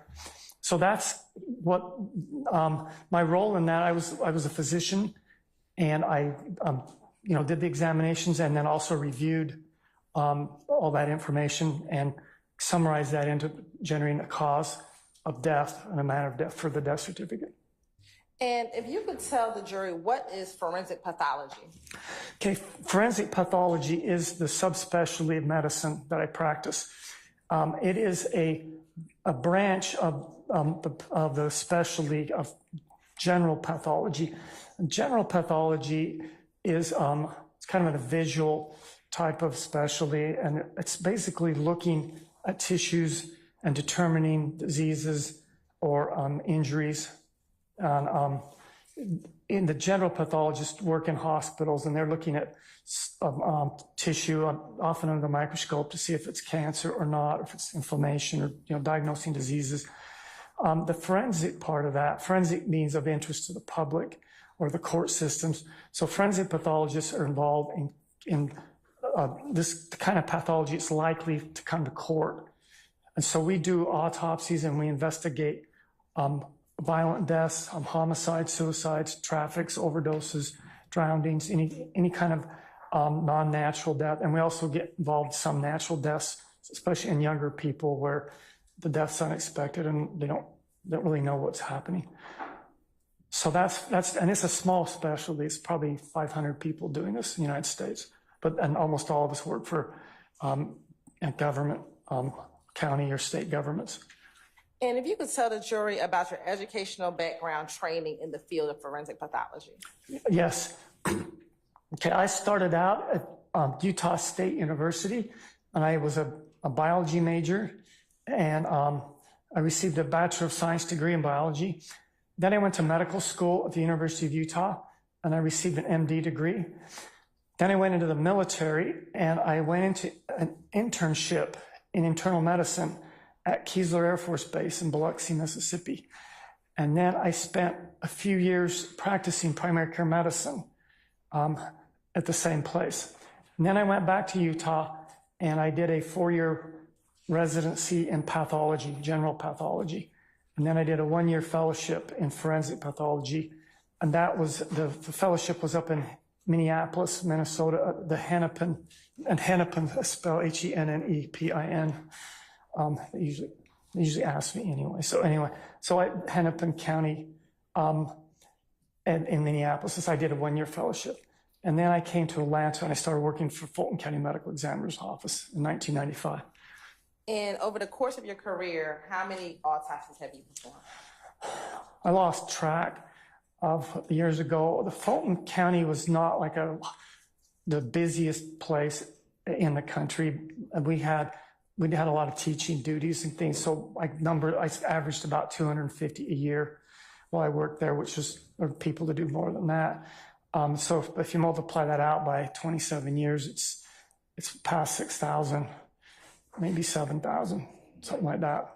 And have you been qualified as an expert in the state of Georgia? Yes. And do you know how many times you've been qualified as an expert in the state of Georgia? No, hundreds of times, and I've lost track since I retired. It's over 30 times since I retired. Your Honor, this time the state would like to tender Dr. Michael Heninger as an expert in forensic pathology. Anybody wish to award Dr. Heninger or have any objection? All right, the court will designate Dr. Heninger as an expert in the area of forensic pathology. Thank you. Dr. Hendricks, can you please tell the jury what does it mean when we talk about the manner of death? Okay, manner of death. That word manner has a general usage, which everybody knows, but we've kind of hijacked that meaning. Okay, and so for us, in our little field, manner of death is where we look at a case, a death that we've investigated.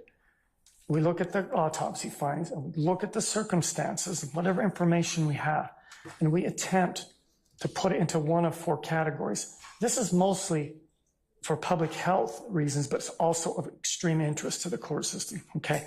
The four categories are natural deaths, which are due to things inside of your body that stop working, accidental deaths, which are due to things outside of your body, an environment that harm it or damage it, kind of unforeseen, suicides, which are self-inflicted injuries that cause death, and homicides, which are injuries that one person inflicts on another to cause their death.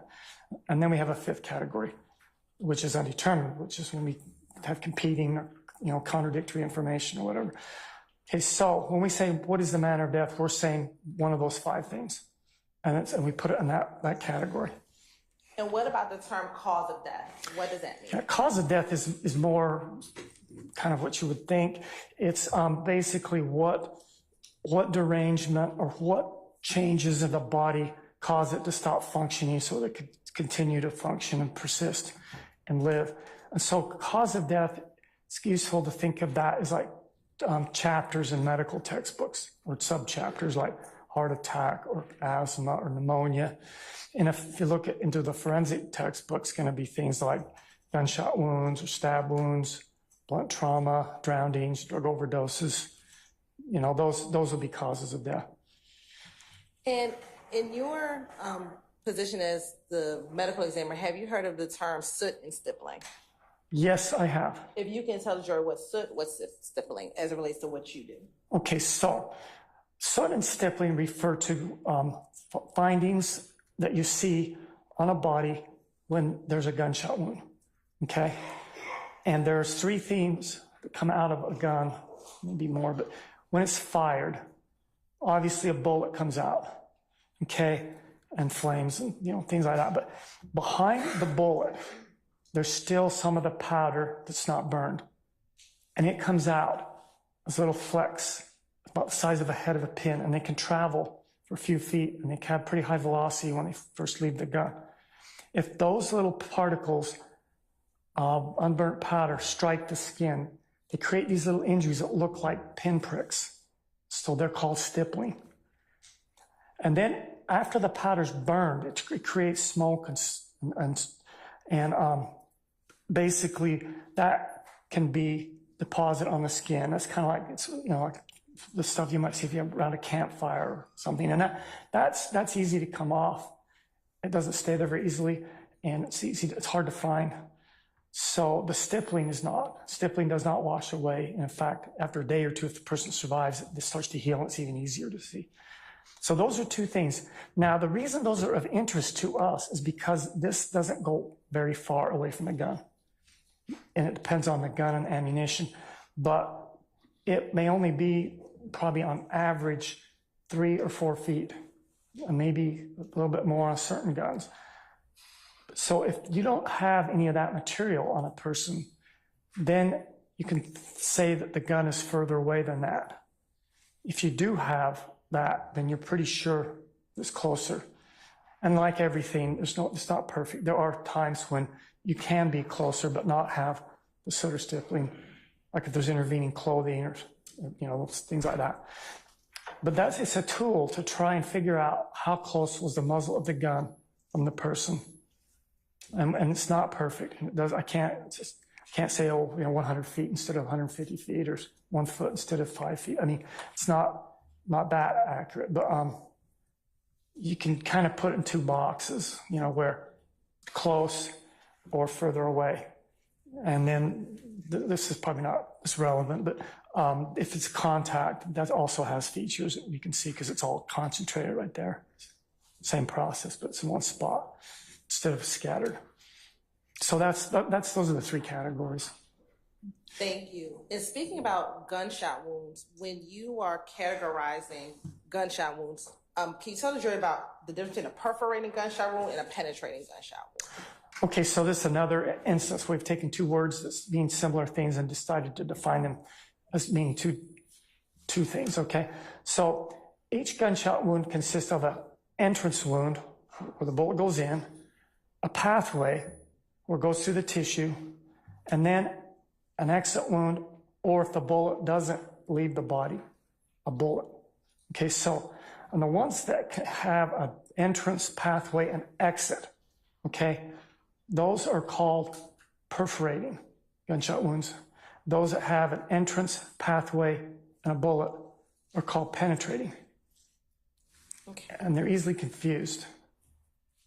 And when you say they're easily confused, why is that? It's just easy to, I mix them up myself when I'll be talking. I realize I said that wrong. The two words are similar.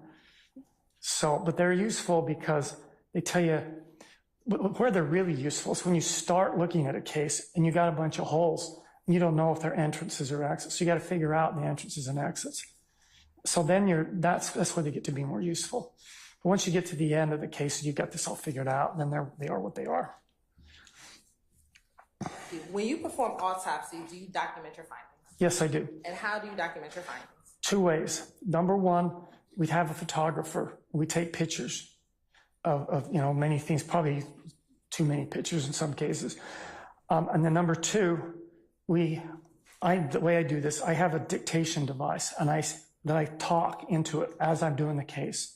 I just say what I can see as I'm going through it. And then that gets transcribed. And then I get a report that I have to then sort it out and put it in the format, make it make sense. So that autopsy report is also very important. The two complement each other. There's some things that are better described in a report, some things that are better preserved as photography, and they also confirm and bolster each other, the information. I want to direct your attention to Sunday, January 11th, 2015, at approximately 8:45 a.m. Did you have the occasion to perform an autopsy on a Donovan Thomas Jr.? Yes, I did. And do you recall how old he was? Could I refer to my report, which Permission to approach, Your Honor? You may. I assume it's already been shown to defense counsel? Yes, Your Honor. I'm showing what's been marked as State's Exhibit 322Y, which has been shown to defense counsel. If you take a moment and review that document. Okay. Is State's Exhibit 322Y a copy of your report? Yes, it is. And will looking at a copy of your report help you in your testimony today? Yes, it would. And does that appear to be a fair and accurate copy of your full report? Yes. Your Honor, this time the state would like to tender State's Exhibit 322Y into evidence for the record. Counsel, is there any objection, not dealing with any issues that we'll take up later, but any other objections as to 322 Yankee? All right. 322 Yankee is admitted. How old was he? Okay, we were told he's 25 years old. Oh, excuse me, 26 years old. And how tall was he? He is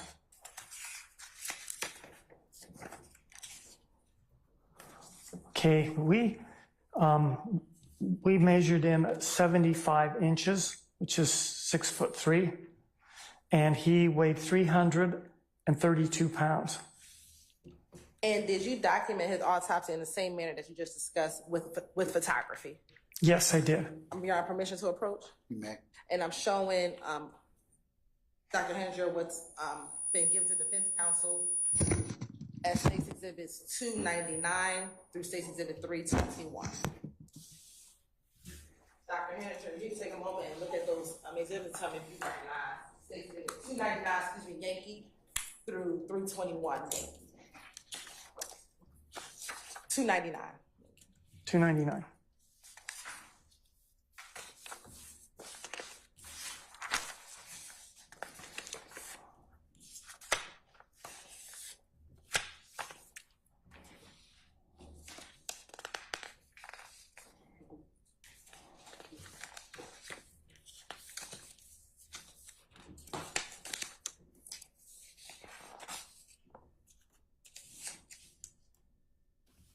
Okay.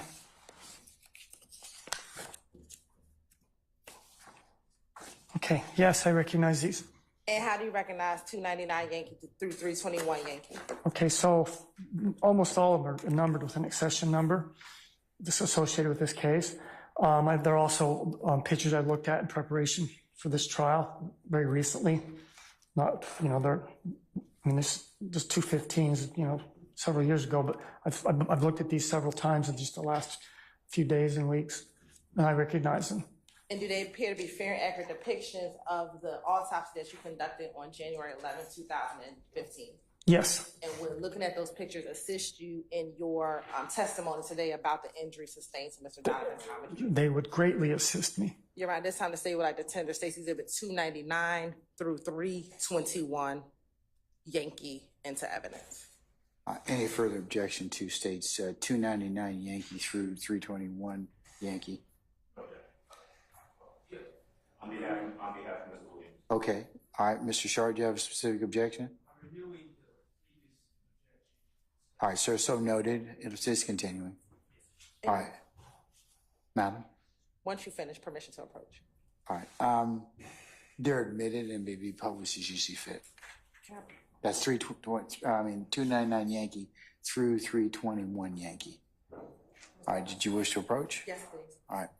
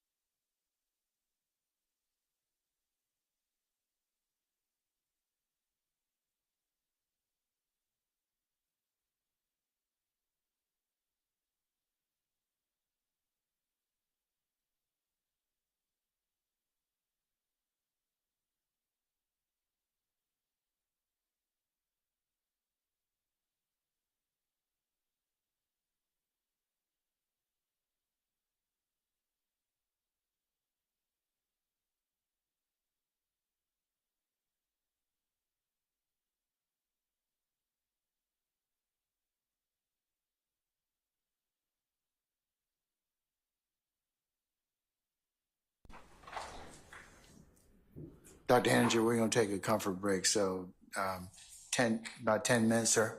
Okay? All right. Ladies and gentlemen, comfort break, 10 minutes. All right? All rise.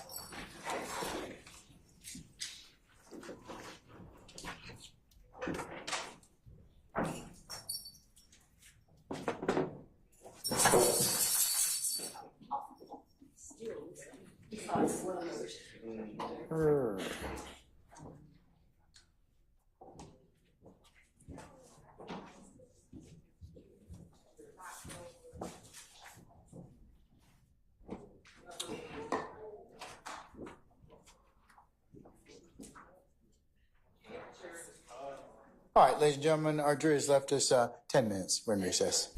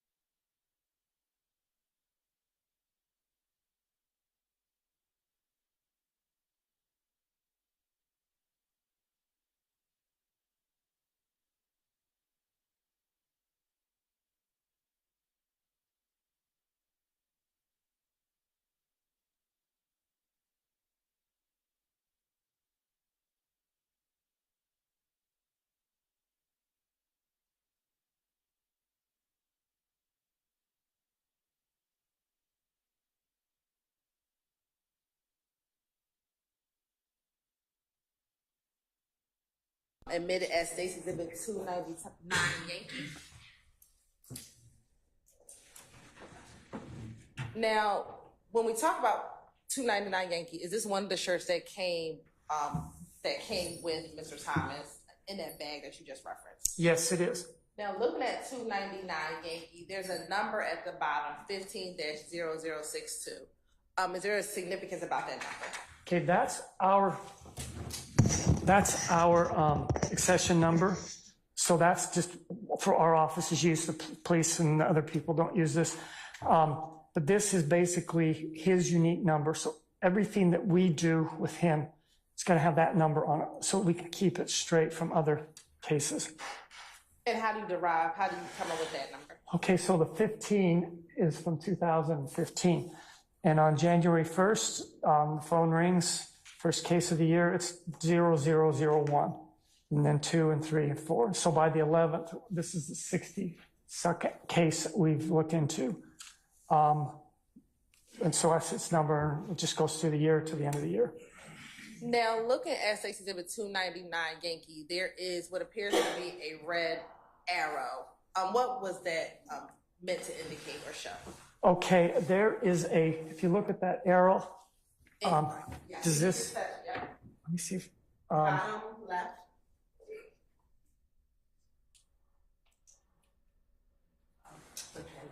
To the left.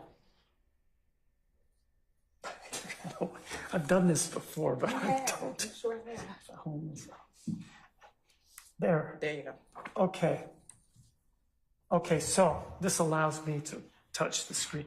Okay, there's this arrow right here, this little red arrow. And then it's pointing to a little white hole. This is a hole in his shirt. And the shirt is black. Okay, so this is kind of whatever, except for this is a hole over one of the gunshot wounds. So the importance of this is for me to look at it and say, is there any soot or stippling on it? Of course, it's black, so it's really hard to see. And were you able to determine if there was any soot or stippling? I didn't see any on there, but it could be hidden pretty easily. All right. Now looking at what's been admitted, Stacy Exhibit 300 Yankee. Okay, let's see. There's a way to. So there should be a trash can Right for you there. to. Okay, so now there's another. This is the same shirt. This shirt is this is the back of the shirt that we're looking at. It's been cut in like here. Okay, and that's if you think about when you go to the emergency room and they're gonna take people's clothes off in like seconds, you know, when they're in trouble, and so they're gonna cut in front. Okay, so this is the back of the shirt. So think about the back of my shirt. This is the left side, the back of the shirt, and there are 2 holes right here, but they're in kind of the axillary or the armpit area where you imagine clothing it can be folded. So, you know, if you have one bullet going through, it might go through 2 places. Okay. But there are 2 holes over there in the left part of his shirt. Now looking at 301 Yankee. Okay. Is this the front of that same shirt? Yeah, so you can see the front, and you see where it's cut right here. And you can see over here the left, the holes aren't as evident there, but it's kind of this reddish color. There's blood on this shirt also. And it's hard to see, but that's kind of over there on the left side near where those other holes were. Looking at 302 Yankee. What, if anything, was significant with 302 Yankee? I think it's the back of, well, no, it's not. It's, Show 303 Yankee? yeah. Okay, this is a close-up. Oh, you know, this is the other shirt. There were 2 shirts, and they're both black. This is the other shirt, and so the other shirt is similar to the first. It's got holes on the left, like still. And do you know which shirt he had on over the other at this point? I don't. Okay. Now I want to look at State's Exhibit 304 Yankee. When we're looking at State's Exhibit 304 Yankee, describe to the jury what we're looking at. Okay. So after the body bag is opened, this is moments after the body bag was opened, and we take a picture. This kind of shows us where we start. Okay. So I can see there's medical intervention. There's tubes in his mouth. There's some incisions on him that are closed up. Other devices. This thing out on his arm is just a sheet wrapped up on his arm. And there's no clothing. So he didn't, if he had died where he was at the scene of where this happened, not taken to the hospital, they would leave the clothing on. So that kind of all fits together. It tells me where to start. These medical intervention things are very important because they can mimic injuries. So it's good to know, they're there, be familiar with typical ones. And what are some of the medical interventions? You talked about the face. What are the medical interventions? Okay, there's this incision that goes like this, comes across his chest. And that is for what's called a thoracotomy, or your thorax, going into the thorax. And that they open that up so they can kind of reach in and grab the heart and kind of squeeze it and try and get it to keep beating. Buy them a few more minutes until they get blood going. It could also be something they go in to try and fix anything they could see in there.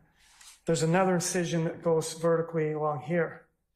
And that's if they've got any kind of indication that there might be injuries in the abdomen. So they open that up and try and correct any injuries there. There was the ones I mentioned on his face. There's at least 2 tubes there, one for breathing, one into his stomach to take any stomach contents out.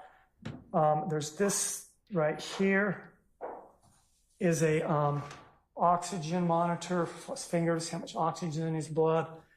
And I think it's just hooked onto the rest of that. And those are the ones you can see in the picture. I have like 10 of them listed on here. Now, after you open up the bag and you see the medical intervention, what do you do next?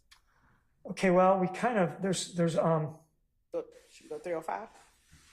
Oops. 305. So just keep going. Okay, so it's kind of a process. You start kind of on the outside and work in. So you start with the clothing and then the medical intervention. Then you look at the body, the surface of the body. You're looking for trace evidence. You're looking for where the injuries, looking for blood patterns, because the next step, you're going to wash the body. So you want to not have lost any information from doing that. So you inspect it, make sure there's no really useful information from that. And then we wash the body. And then we examine it again, external surface. And we look for injuries, and we look for, disease processes, whatever we can see. So that's the first part of it. Second part is we open up the body and our standard excisions, and we look at the organs inside of the body, and then we take them out, and we see which organs are damaged, which was, diseases. And did everything you just testified to, did you do that in this case? Yes. Now looking at Stacey Exhibit 306, Yankee, what's the purpose of this picture here? This is the identification photo. Okay, we take a picture of his face, and it's got that accession number. And the real purpose of this is to kind of keep in mind, this is not just a project. He's a human being. And this personalizes the case for us. This is who he is. It's like his picture. And sometimes it's used for identification, but there's not always. Now, earlier you talked about seeing 2 holes on the shirt, the one on the back and then the ones in the sleeve. How many entrance wounds did you find on the body? I found I found 2 entrance wounds that were clearly entrance wounds. Okay. We're going to look at Stacey Exhibit 307, Yankee. Looking at Stacey Exhibit 307, Yankee, what is being depicted in 307, Yankee? Okay, this is his back. Okay, he's kind of rolled up on the table. And there's this little tag right here. This tag is got 2 inches, so it's 2 inches long. It's a ruler, and it's also got the accession number on it. Right above that tag is one of the entrance wounds. Okay, and you can see it's on kind of the left lumbar back here, this part of the back. There are some artifacts in here that are distracting and don't mean anything. There's these, you can see these round holes here, these little round things.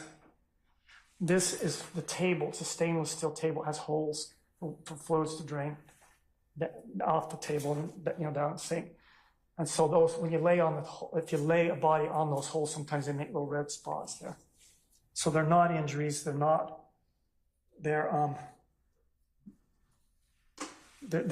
artifacts of the autopsy. And earlier when you talked about perforating and penetrating gunshot wounds, this entrance wound that we're looking at here, was this a perforating or a penetrating gunshot wound? Okay, this is I just noticed this. This is a penetrating gunshot wound. Okay. If you could tell jury what was the pathway? Okay, so this gunshot wound, it goes into his back, into the muscles, it goes into his spinal column, the bones. These bones are numbered from 1 to 5, and it goes through the first and second one. It goes through his right kidney. So his right kidney's on the other side. Okay. And then it goes through, the projectile is fragments into 2 big pieces, and it goes into his right 9th rib. So there's 12 ribs. So it's going over here. And then the other one is just kind of moving about freely within his abdominal cavity and is down by the bladder. So it just got into his abdominal cavity, it didn't get stuck in any tissues. So those are the 2 fragments.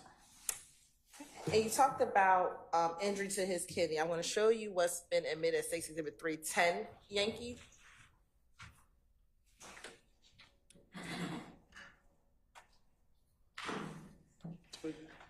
Go back one more.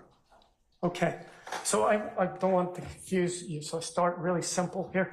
This is just pictures of kidneys, kind of like sitting in a body, like this, okay?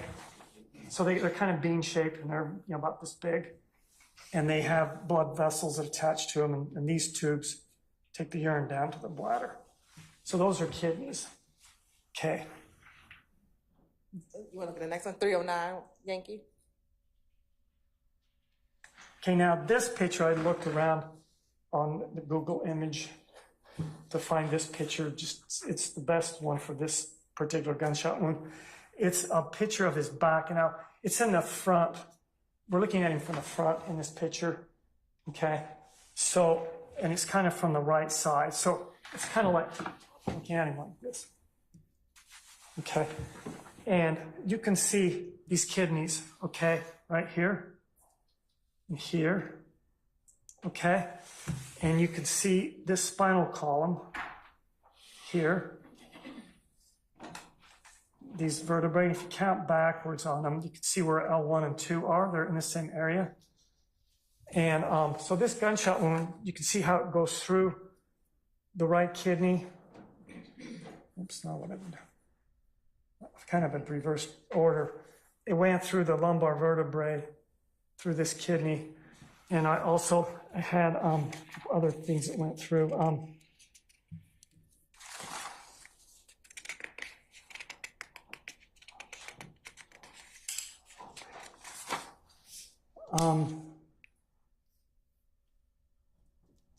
And let's see, I think there also, I know what I was trying to remember.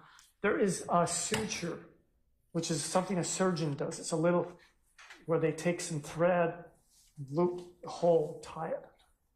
There's a little suture on what's called the inferior vena cava. Okay, and that's this vessel right here. Okay, now there's a big huge vessel that comes out of your heart, takes all the blood down through your body and your kidneys. It's called the aorta. It's right here. Can't see it very well. And next to it's this vena cava. It's taking all the blood back up to the body, and it's pretty large, not a lot of pressure, but it just, if it's injured, it just oozes and oozes blood. So you can see this is also damaged. This inferior vena cava, lumbar vertebrae, and this kidney. And then the bullets, one piece of it is over here on the rib. It's not on this picture. The other one, the bladder is down here somewhere. So this is where the 2 bullets are. So it's coming kind of like this. And what kind of direction did you identify that? Okay, so what we do for direction, there's an inherent problem with direction. I don't know what he was doing when he was shot. Was he standing up? Was he sitting down? Anything. So what we do to solve this problem, we go back to medical school, we go back to anatomy, and we have this idea, it's called the anatomic position. It's like this, okay? And this is like because the bones cross. If you don't, okay? So we put the body in our minds, we put it into anatomic position. And this is how we think. I think most physicians think of the body as if in anatomic position. So, and then we have some directions. We have up and down, right and left, front and back. So in anatomic position, this bullet goes through him from back to front, okay? Starts out on the left side, goes to the right side, and then it's slightly upward, okay? Now, if people are generally not in anatomic position when they get shot, but if you lean forward or backwards like this, you can change that up and down thing, okay? Obviously, if you turn, if this is right and left, if you turn all the way around, you can switch that around too. You know, right, left, back, and front. So that's the direction of that bullet. All that tells us is, it's like a snapshot. But for 1 instant, while that bullet traveled through his body, it was coming from his left to his right, like this. And that's what you can learn from the direction. And looking at State's Exhibit 311, Yankee, and when you talked about the kidney, is this what the damage was done? Okay, so remember that picture with the 2 kidneys, the beginning? This is his kidney. This is his right kidney. They're on there as if, you know, I'm sitting like this, okay? And this right here is damage from the kidney. It's torn it just about in half. There's little pieces of tissue hold it together, and morcellated this tissue in here. So that's the injury to the kidney.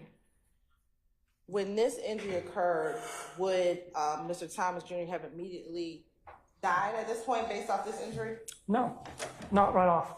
The problem is this kidney is getting each kidney gets about 10% of your blood supply.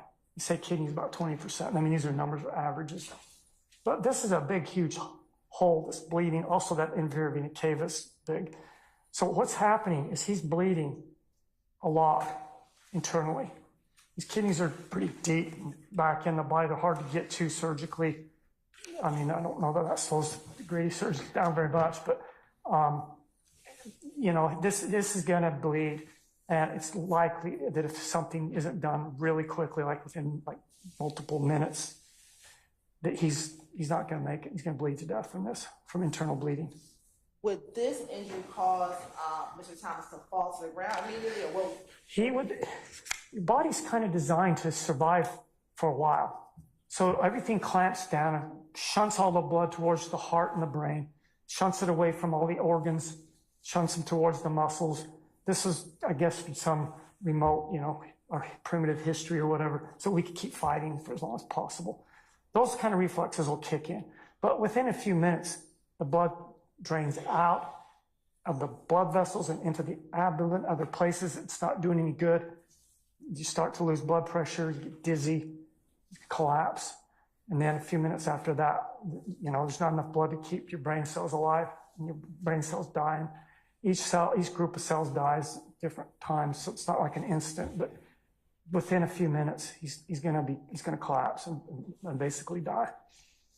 You talked about some bullet or fragments being found inside of this pathway. I'm going to show you what's been admitted as Exhibit 312 Yankee and also 313 Yankee. Looking at both 312 Yankee and 313, are those what you found inside of this pathway? Yes. Going back to 312. Yes. And this is what I do with bullets. It's pretty, most people do something similar. But I got this sticker that's got his name or accession number on it, and the date. And I write in my handwriting where I got this bullet from, right lateral 9th rib, and I put my initials on it. And this is it's an irregular piece of metal. It's got a jacket on it that's kind of pointed. It looks kind of like this instead of like this.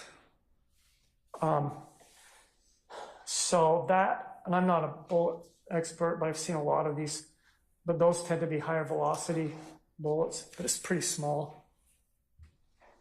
To further characterize that bullet scientifically, I would defer to a gunshot bullet person. It's kind of their area. Looking at 313 Yankee, is that the other frame that you found kind of floating, like you said, in the body?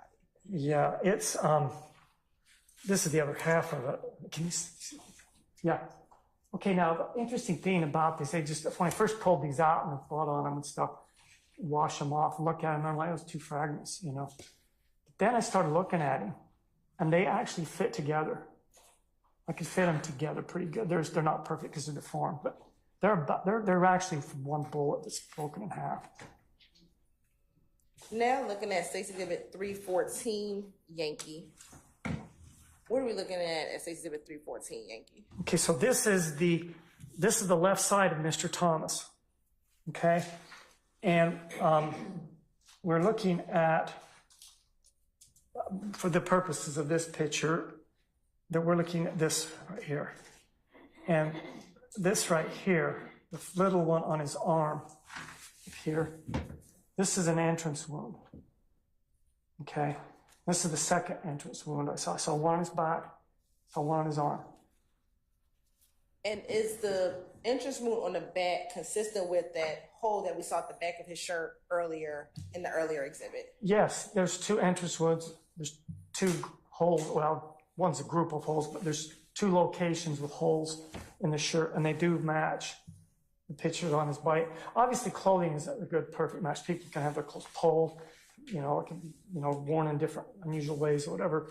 So there's not, clothing can't take that totally to the bank. But when you see it, and you see the body, which those holes don't move around in the shirt, you know, they kind of all fit together. And with the same thing with the two holes we saw in the shirt earlier, is that consistent with the exhibit with the entrance wound that you circled in 314Y? Yes. Now, looking at State's Exhibit 315 Yankee, is that a close-up of the entrance wound that we just discussed? Yes, and this is important because this one, the other one was pretty easy. There's a hole and there's a bullet, so it's an entrance wound. This one's got a little bit more complexity to it. So this is important, this picture's, and it is characteristic of an entrance wound. It's not characteristic of a exit wound or an irregular wound. Okay? How are you able to determine that this is a characteristic of an entrance? Okay, entrance wounds, when the bullets, they're coming pretty fast, and they hit the skin, they're spinning, and as they punch through the skin, they abrade the edge. And if the bullet is coming through, use this. This is an arm. The bullet's coming straight on. It'll create a nice little round hole with an abrasion around it. The bullet is coming at an angle like this. It'll create an abrasion, maybe a furrow, kind of deeper in the skin, and then it'll go through. Okay, but it'll still have this abrasion. Okay, this gunshot wound has got an abrasion here along this edge, real thin one there, a thicker, irregular one here. So this suggests a bullet is coming in at an angle, and it's an entrance wound. Okay, because of the abrasions. Now, looking at State's Exhibit 316 Yankee. Okay, now this, where things get a little bit more complicated, but this bullet, the entrance wound is kind of hidden behind his arm over in here. Okay, this is, and I have to do this through dissection and show the pathway, and also I can put probes in them sometimes. But this entrance wound connects to this hole here. So this is an exit wound. And how are you determining that's an exit wound? It doesn't have the abrasion, and it's kind of torn out. When they come out, bullets are often tumbling. They might be deformed if they hit anything hard. They tend to tear out, tend to be irregular, and they don't have abrasions. So this is an exit to that. This right here is kind of a perplexing one. It's close to this incision, but there's a pathway that comes down like this inside the body, okay, that connects, kind of jumps through, they cut through it, and it connects to that, okay? And this right here, if you take the arm, I got it like this, if you take this arm, put it down next to each other, okay, this is where it's going to fold. If you were to imagine this right here, folding it up like that. With his arms down here like this, those two are touching. So this bullet, I think, went out and right back in through that. Okay? So this is a re-entry wound. I think it's all one gunshot wounds now. Entrance, exit, re-entry, projectile. Which leaves this bullet, this defect up here to deal with. Now, when a bullet is going at a high velocity and when it's damaging skin and tearing skin, you can see this made this huge hole. It's either tumbling. And Dr. Hendricks, I don't know if the circle came out. Which hole are you referring to? Listen, there's a lot of energy associated with that. And I think if that arm's kind of held against his body like that, I think this is kind of like collateral damage. There's like concussive waves of energy that tear things. And this is characteristic of higher velocity bullets where you get a lot of damage, particularly where they come out and, you know, tissue gets torn. So I think this is is due to the, just part of, it's just in the, you know, collateral damage, basically. It's part of the injury, but there's no pathways through this. It's just a tear. And there's other, I guess you could try and think of other ways to get a tear, but it's kind of seems like there's this going on right there within a couple of inches, probably all related. And from this entry, exit, and re-entry, what was the pathway of the bullet once it re-entered the body? Okay, this, usually when I see these, I'm thinking about internal organs. In this case, he's pretty big and thick. It didn't get inside of his ribs. It stayed out of his ribs. It stayed into his soft tissues all the way down through him. And this one was the one that was recovered down here in his abdomen. It's actually come down pretty steep. Okay, now, so it didn't get into his body, but again, this is a high velocity bullet. It has a lot of energy around it. There were bruises on his heart and his lungs. And some of those you could maybe blame on the trying to resuscitate him when they're trying to squeeze his heart. Maybe they squeezed it too hard or whatever, but they don't squeeze lungs, okay? And so some of this is from a gunshot wound. So he's got bruising of those organs. And looking at, you just said he had bruising on some of his organs. Would any of that bruising cause Mr. Thomas to maybe spit up any type of blood? He might. The lungs are very fragile. You can think of, they're like a sponge, okay? And if you start messing with the sponge, you know, if it's fragile, you can tear little walls of the bubbles of the sponge. If any of that gets injured, they can get blood inside the airway. And when you're breathing in that, you might breathe some of it up. It might be enough to spit out. It might not. I don't think it'd be very much. So I don't really know for sure. I think it's like a definite maybe. Maybe it could, maybe it couldn't. So there is injury to the lungs that could cause it, but on the other hand, it might be not that much. So I don't know. Now, looking at 6 Exhibit 317, Yankee. Okay, of course. What is the 317, Yankee? All right, so this is the other bullet was recovered on his left lateral abdomen. So it didn't ever get over to his right side. Although there was bruising on the liver, but some of the liver's on the left side too, whatever. And this bullet looks a lot like the other one. And it's got this kind of pointed look to it instead of like this look to it. So I think that's important. I'm not the one that decides what kind of bullet this is. They have people, I don't know, I don't know that much about bullets, and it's like, when you start studying this, there's like hundreds of different kinds of bullets, and you have to be pretty obsessed with bullets to be good at, say, this is this kind of bullet, and this is that. So I defer that to the crime laboratory, that if anybody wants to know what, where that bullet came from, what kind it is. I'm looking at 318 Yankee. Now, are those the 3 items that you recovered from Mr. Thompson's file? Yes, I like to do these kind of pictures, or in this case, maybe, just a little bit extra information, but sometimes you'll have like 15 or 20 of these. So it's nice to have them all in one place. You can kind of see in this view how these kind of fit together. And then this is the one. So this is the one from our first gunshot wound in the back, or these two. And this is the second one.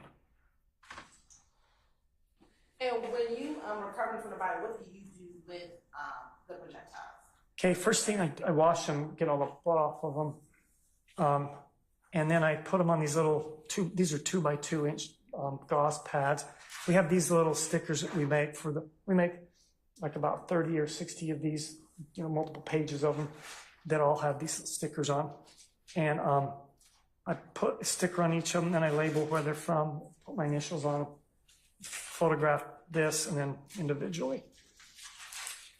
And do you box them up and put it in a? Oh, I do all of that. Yeah, I forgot it. Finished. Don't just run off and leave them.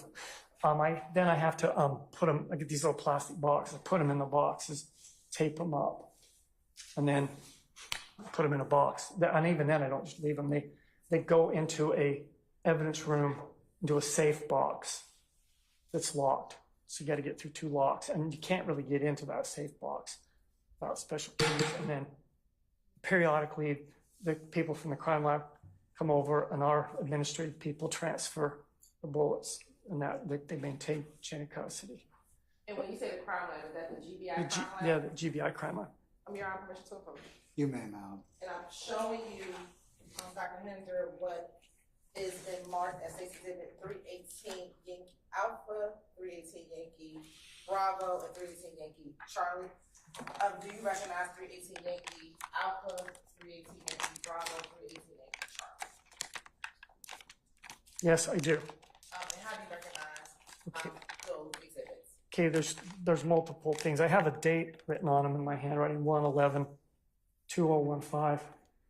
Probably didn't do 2 cases with exactly 3 projectiles in the same day. Got my initials on it. I can see, if I look through these packages, I can see all of them.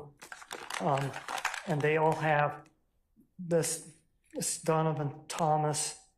And if I look at the right angle, I can see the left, this is left lateral abdomen, and behind bladder, or posterior to bladder. That means behind the bladder. And this right rib, I look at them carefully, I can see those labels on it. And then I can do this and see what they look like. So you actually just will open it help you? Oh, that would help a lot. It's okay. And there's some gloves here for you? Do you want me to take them all the way out?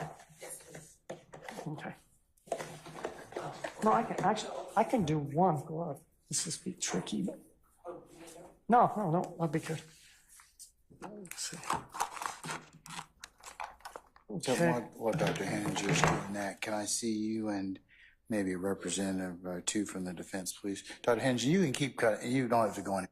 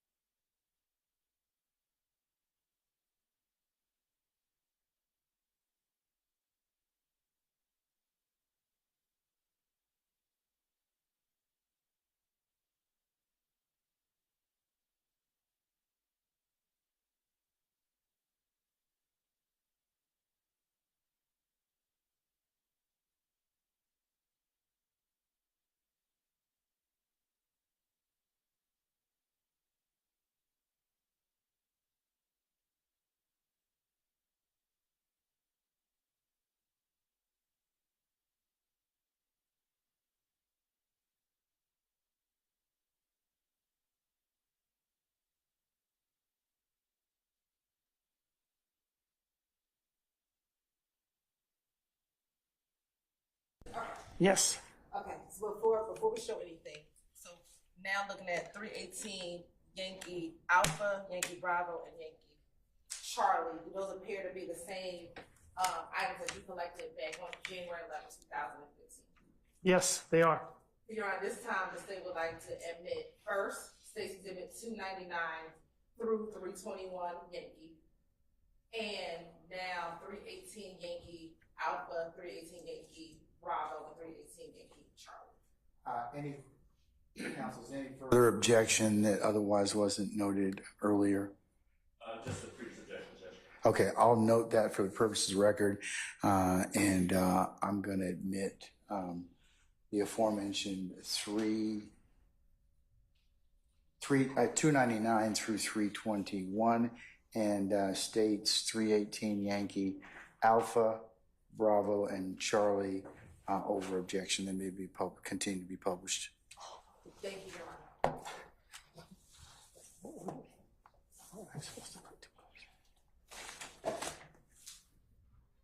Okay. And if you go first, hold up 318 Yankee Alpha. Okay. Shoot.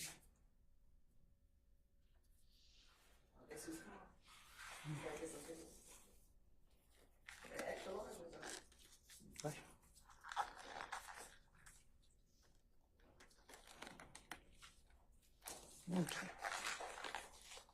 Actually, also be tear easily. I can do it with one glove. Is that okay? Yeah. Okay. So this I put the bullet in this box, put this tag on it, and I put this red tape around it with my initials and names.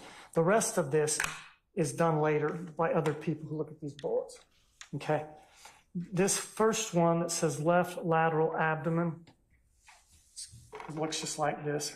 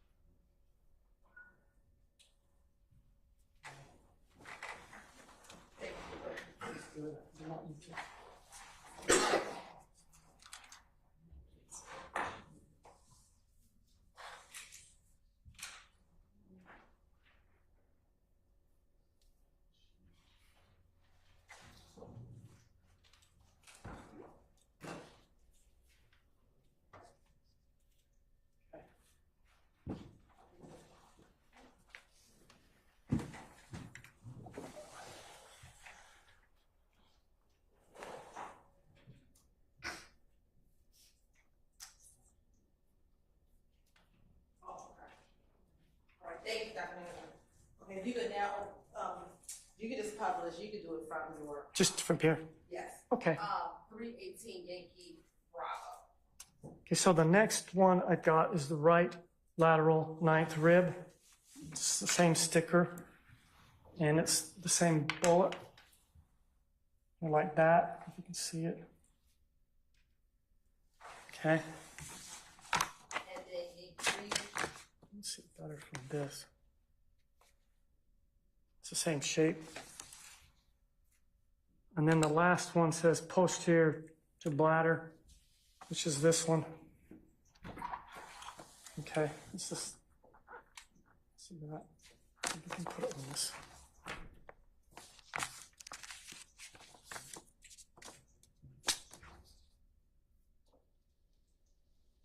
And with that 318 Yankee Charlie. Yes. Thank you, Dr. Manager.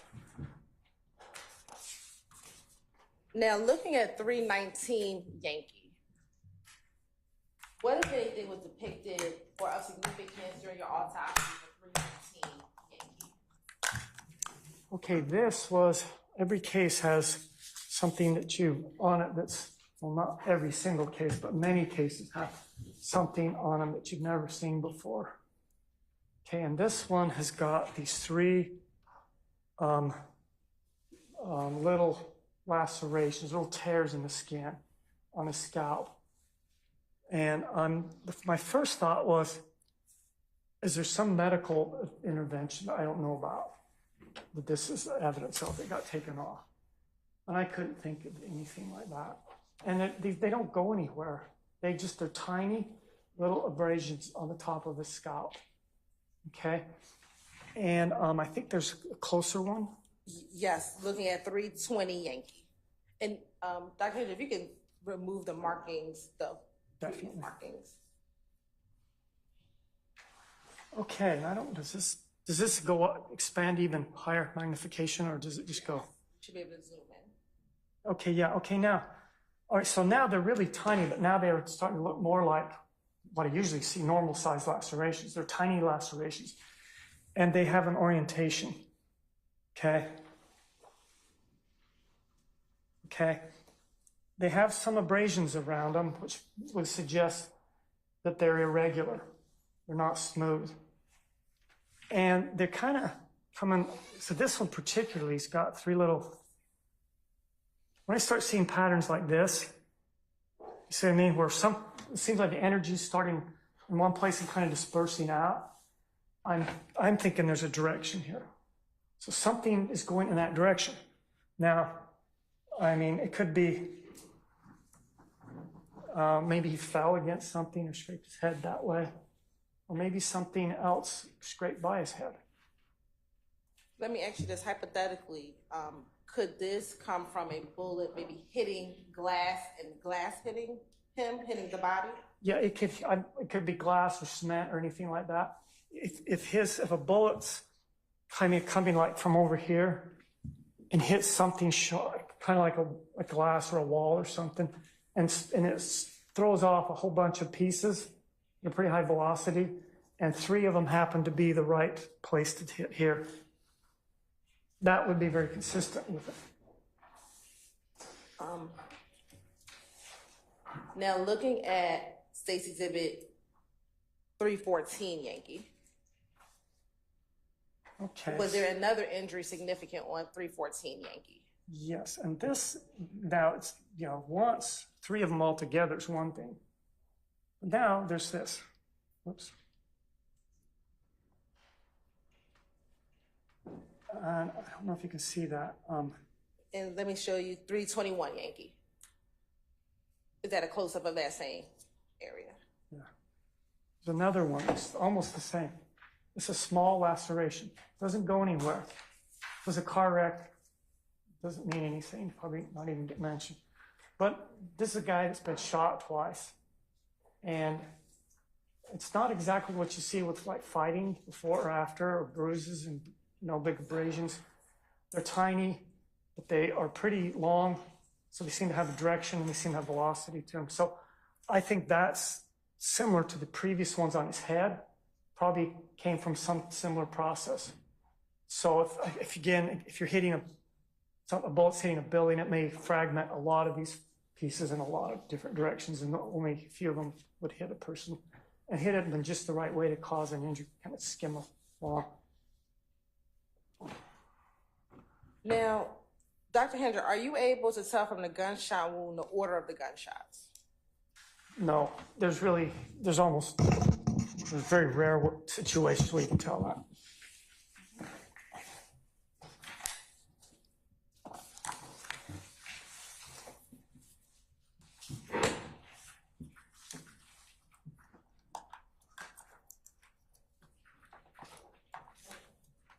After conducting the autopsy, did you determine what his cause of death was? Yes. What was his cause of death? Gunshot wounds of the torso. And did you determine the manner of death? It's homicide. And after conducting the autopsy and testifying here today, did that conclude your involvement in the case? Yes. Thank you.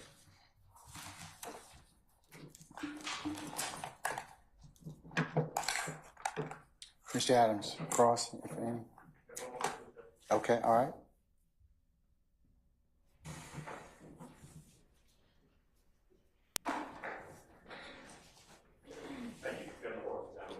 Okay, thank you, sir. Mr. Sharp? No, Your Honor. Ms. Westmoreland? Ms. D. Williams? Mr. Matthews Sr.? No question, Your Honor. Mr. Weinstein? No question. All right. May Dr. Heninger be permanently or temporarily excused? Okay. Dr. Hannah, we're going to temporarily excuse you as a witness, so we'll give you plenty of notice of when you need to return and join us. Please don't discuss your testimony with anybody except the attorneys in this case, okay? Thank you, sir. Thank you. Oh, well, hey, it's even better, Dr. Henning. I'm going to permanently excuse you, okay? Still thing. All right, sir. Thank you.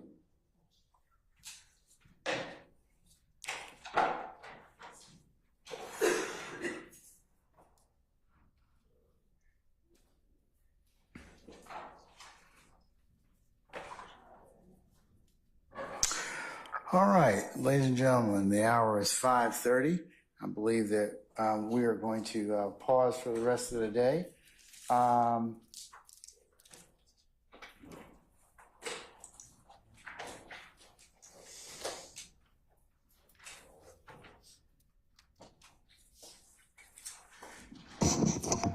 Okay, so tomorrow, as mentioned earlier, the court has other unrelated business. I take up Veterans Court for every second Friday morning. So I'll need you to report for 12:30 for an anticipated 1 o'clock start time. We'll work from about 1 to 5 tomorrow, okay?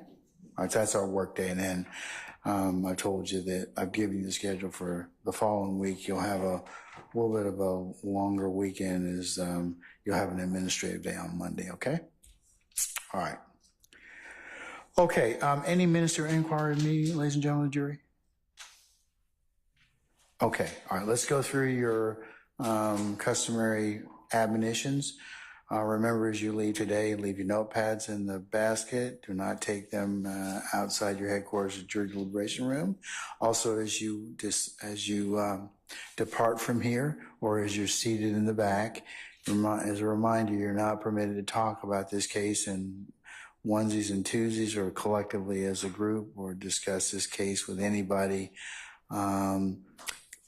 as that would be a violation. Remember, I told you, as you're sitting back there in your headquarters or jury deliberation room, it would be impermissible for you to recap or otherwise handicap the testimony, review what's been presented. As remember, the court will give you at the appropriate time instructions on how you're to begin that deliberative process. But until such time, you are not permitted to discuss this case at all with each other or as you sit back there waiting on us, okay? All right. Also, ladies and gentlemen, please don't listen to any news media accounts or any third-party accounts or recaps or otherwise any other person or persons comments on this particular case. Is remember, you can only consider what's been lawfully presented within the four walls of this courtroom. Remember also, it would be a violation if somebody were to try and attempt to discuss this case in your presence or hearing, or try and reach out to you to try and talk with you about this particular case or anything involved with it, that you need to let myself and Sergeant Ingram know immediately. Remember also, ladies and gentlemen, you've learned a number of scenes that may have been testified to. It would be impermissible for you to go to visit any of those scenes that you may have learned through testimony, or to go by any of those scenes, take pictures or otherwise share that experience with or anything, because remember, it would be a violation for you to do so. You can only consider what's been presented in this courtroom, and it would be a violation for you to go by and visit any of those scenes to otherwise aid or augment in your understanding. Remember about aiding and augmenting, as I mentioned earlier, you can only consider what's been presented within this courtroom. You cannot consider any outside sources or understanding. All right?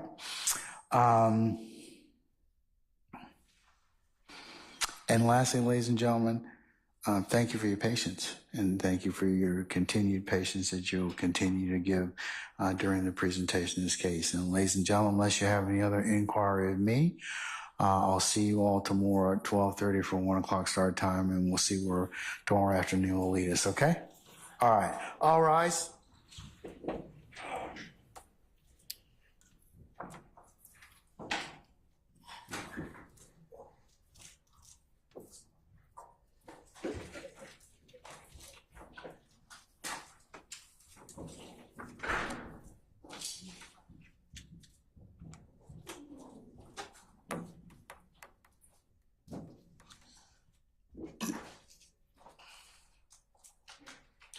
All right, ladies and gentlemen, please be seated. Our jury has left us. All right, any inquiry of me or anything I need to take up with you all before tomorrow? Mr. Sharp?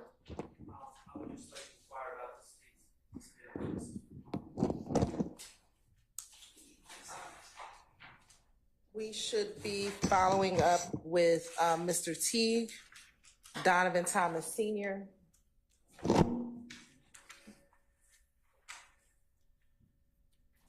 potentially Gervin Fly Henry, and maybe Thomas Burnett, Ira Singleton, Richard Alivor, or John Pulsick. All right. Okay. Answer your question, Mr. Sharp? Yes. Okay. Oh, see what happens. All right. Okay. All right. Anybody else have any other inquiry of the court? If not, ladies and gentlemen, we'll see you all tomorrow for 12:30 for an anticipated 1 o'clock start time. All right. We're in recess.